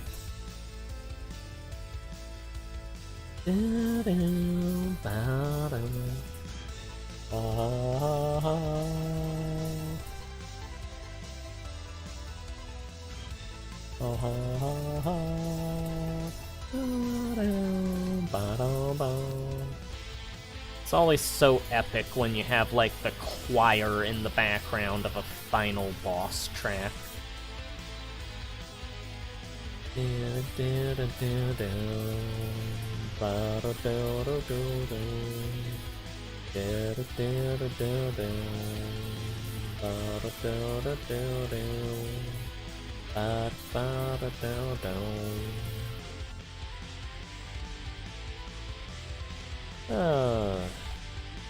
Doko, why do you take so long to fill in? Why can't you be like your friend Stacy and not have all these black bits on your design?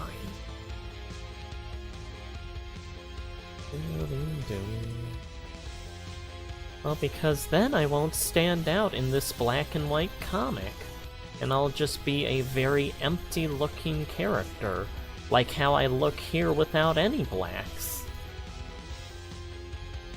Yeah, but it still takes forever to do all this. It's like the inking job, the digital, so I can, like, erase stuff.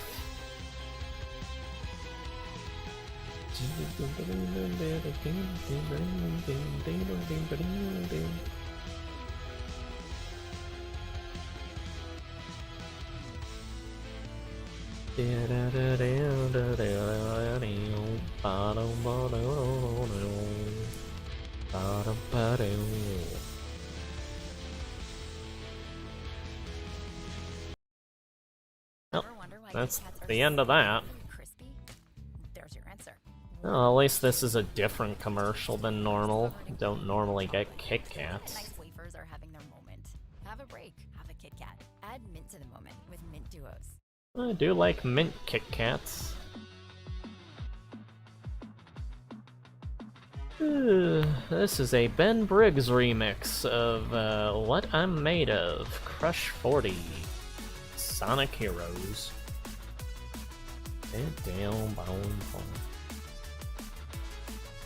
I always did enjoy aspects of the Sonic comics.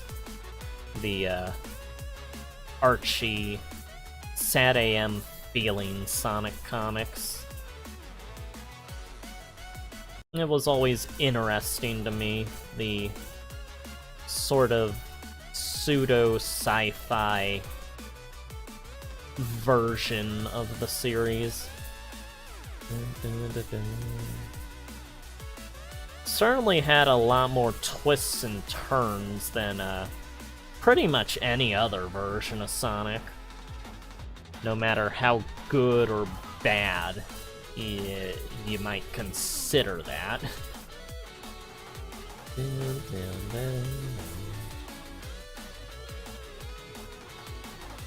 Always wanted to make a fan game of that type of Sonic. The Mobius Wars is what I'd call it. It's always kind of weird to me how there is a Mobius in like all the cartoons and comics and stuff. But it's like in the games all it is they're just on Earth. And like there's like no other world that they came from. It's just, oh, they're on Earth. That's where people live.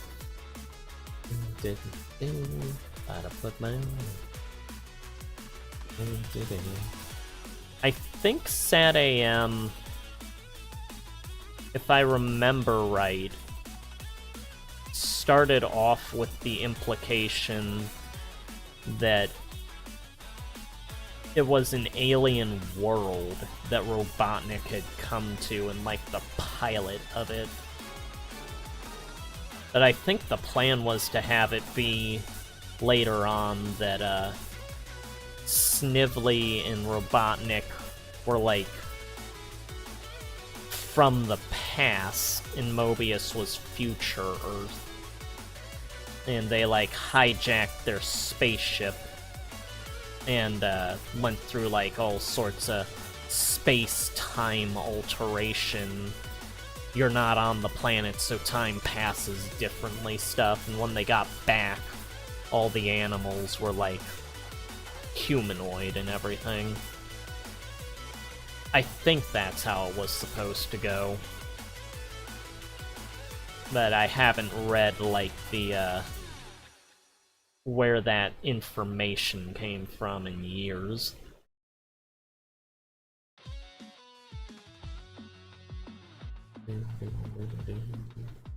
In the comics, it's obviously future Earth.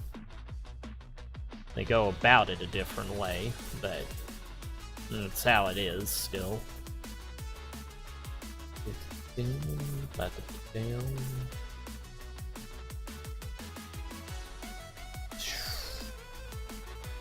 Come on, we're almost done with the blacks here. Bum, bum, bum. Dun, dun, dun, dun, dun, dun, dun. Bum, ba, dum, boom, boom. Dun, dun.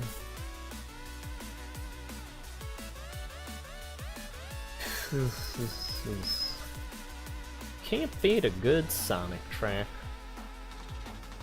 It's kinda redundant since practically every Sonic track is a good track.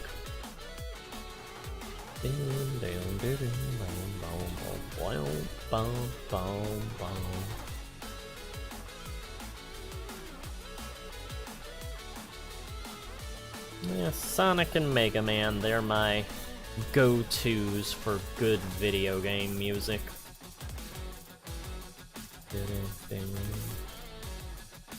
Mario was okay. Didn't really have anything that was like... It fit everything fine. It was always too simplistic to me, though. Banjo-Kazooie and Banjo-Tooie have some pretty good stuff. Crash Bandicoot is good.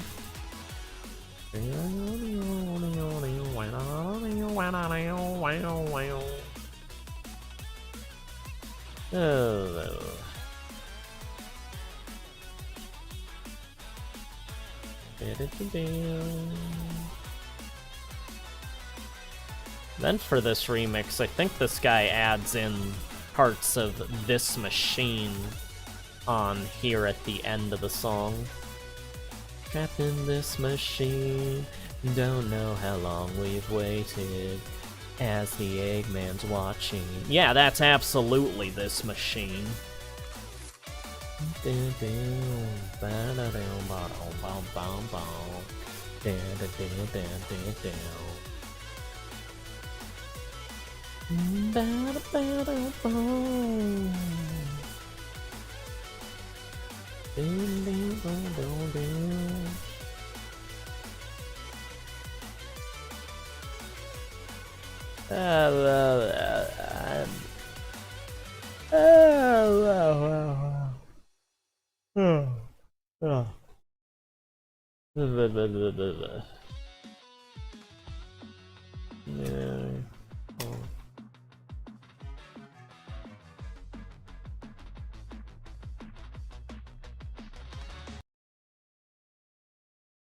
Okay.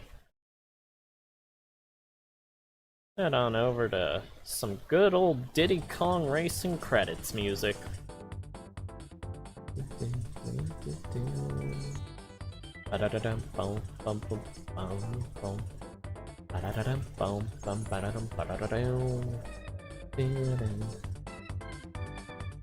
This was always such a just nice, happy track.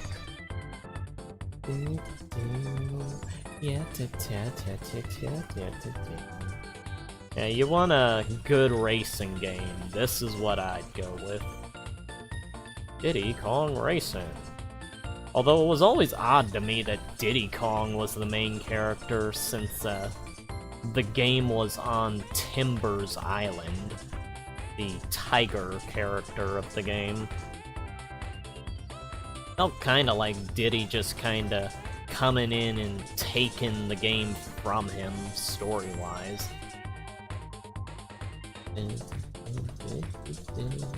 Still a great game, though. Then yeah, just don't go with the DS version. It's the songs on there are not nearly as good. And it's got those weird, like, blow in the microphone with your mouth gimmicks and stuff. You do get to play as Wizpig, though, if you unlock him, but it's just a small racer-sized version of him in a car. What I always wanted was, like, him riding on the rocket, being able to play as him like that. That or playing as him running. That's the hardest race in the entire game. Got stuck there for so long when I was little. So much anger. Day after day, just getting left in the dust by a giant magic pig from space.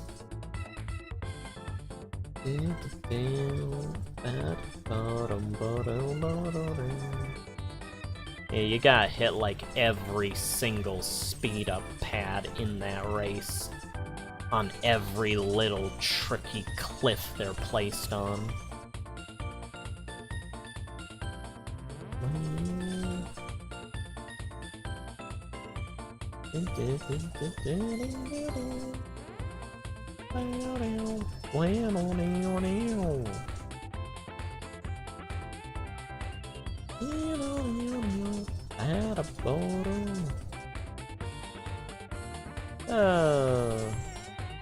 Well, I didn't think I'd be, doing this page for this long. But we are getting towards the end of filling in the blacks.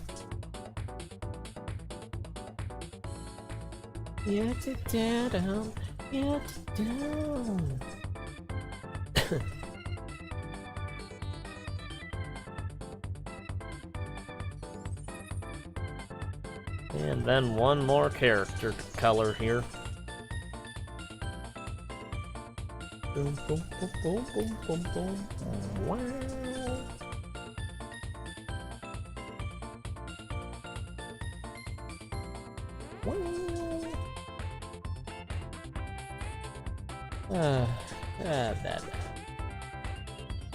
Now I don't have anything to drink, because I've long since run out of my smoothies I made.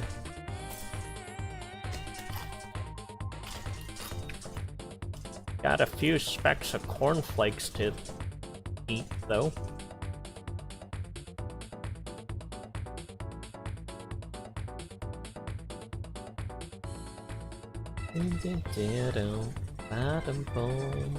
Yeah, ta ta ta da da da da.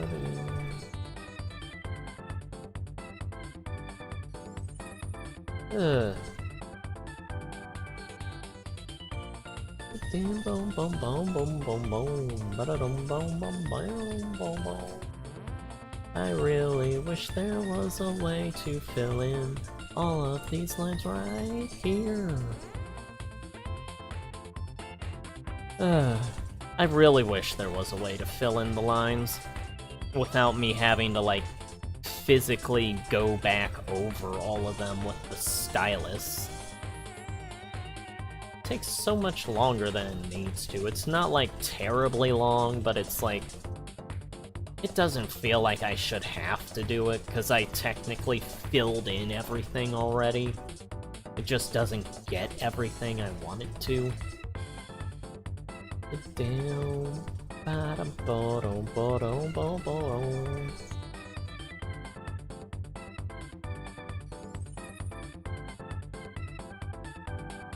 Whoa!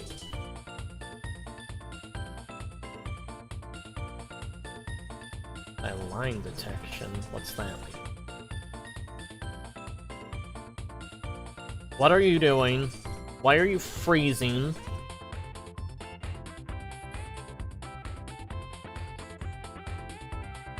Please stop.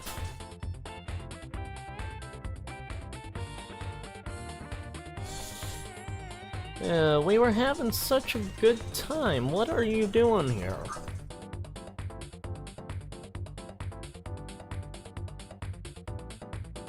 Mr. Computer? GIMP? Can I... Can I please get back to, my work here?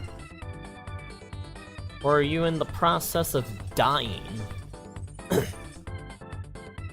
Because if you're gonna crash, I would appreciate it if you got that over with. If this does crash, I would probably just stop this stream. Because... yeah, it's pretty much towards the end of this.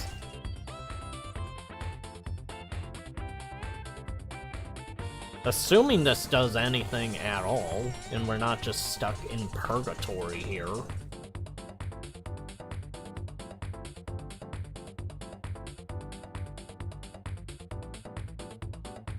Well, this is a great little segment. Just watching the cursor spin and spin, and the meh. Let's see, what did I even click last that would have caused anything to happen? It freezes completely when I go over the tool options box over here.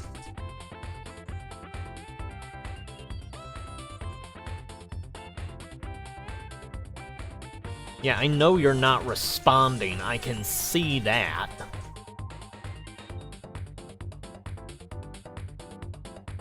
Well, the streaming thing is still going, at least.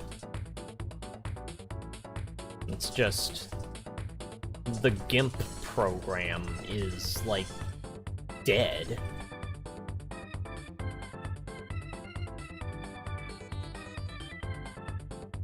Well, this might have to be the end of the stream if this, like, doesn't, like, start working again. I mean, we can wait here for a bit, but I'm not going to sit here for, like, half an hour waiting for it to, like, actually respond. Or wait for it to crash if it's trying to crash.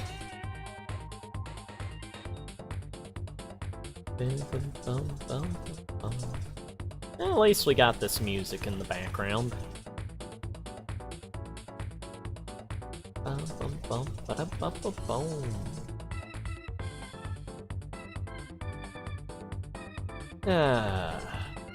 Okay.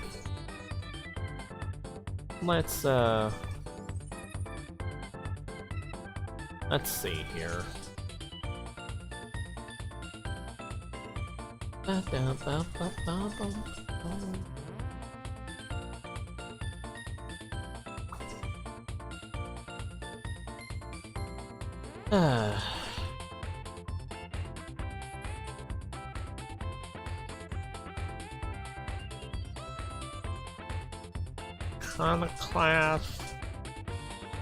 Iconoclast.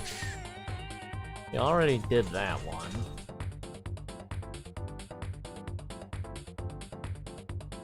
So, how are you all doing? This is, not exactly how I saw this stream going. But at least it happened later on than earlier in.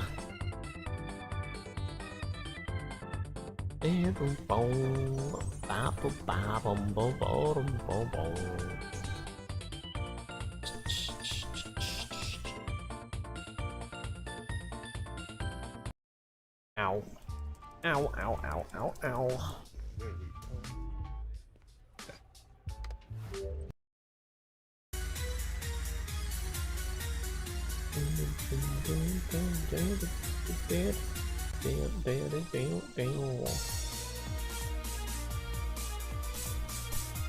Okay, Doko, I'm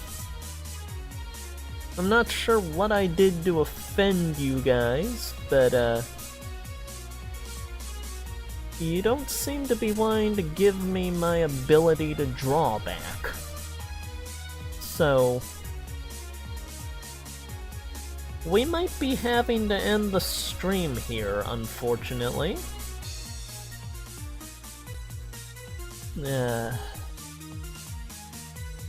Feels horrible to me to have to do that. Not really seeing what I can do to get this operating, though. Okay, I can move it.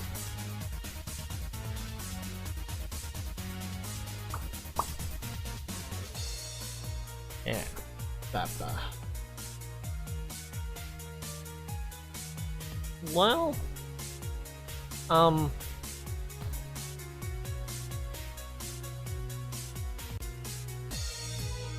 okay, now the screen has gone, like, white. That's not a good sign at all. That means the program's probably gonna crash. I only hope that I saved it soon enough.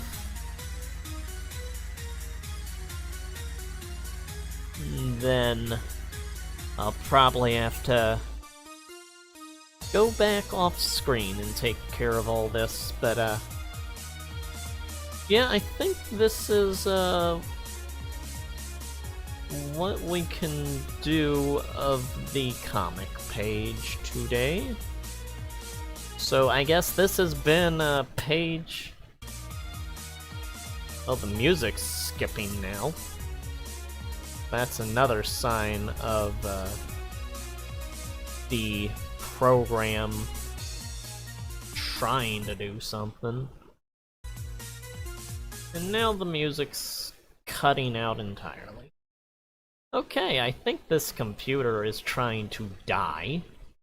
So, before that happens, thank you for watching and coming, and I guess this is the end of the stream. You saw me color most of the stuff, so I guess that is, and I did show a few times what the whole page looked like, so you can fill in the rest of the blanks of what it'll look like later, and when I put it up, probably later tonight. And I guess thank you for coming and watching and enjoying. you all have a good night, and I'll see you in a hopefully more stable stream. See you all later. Bye-bye for now.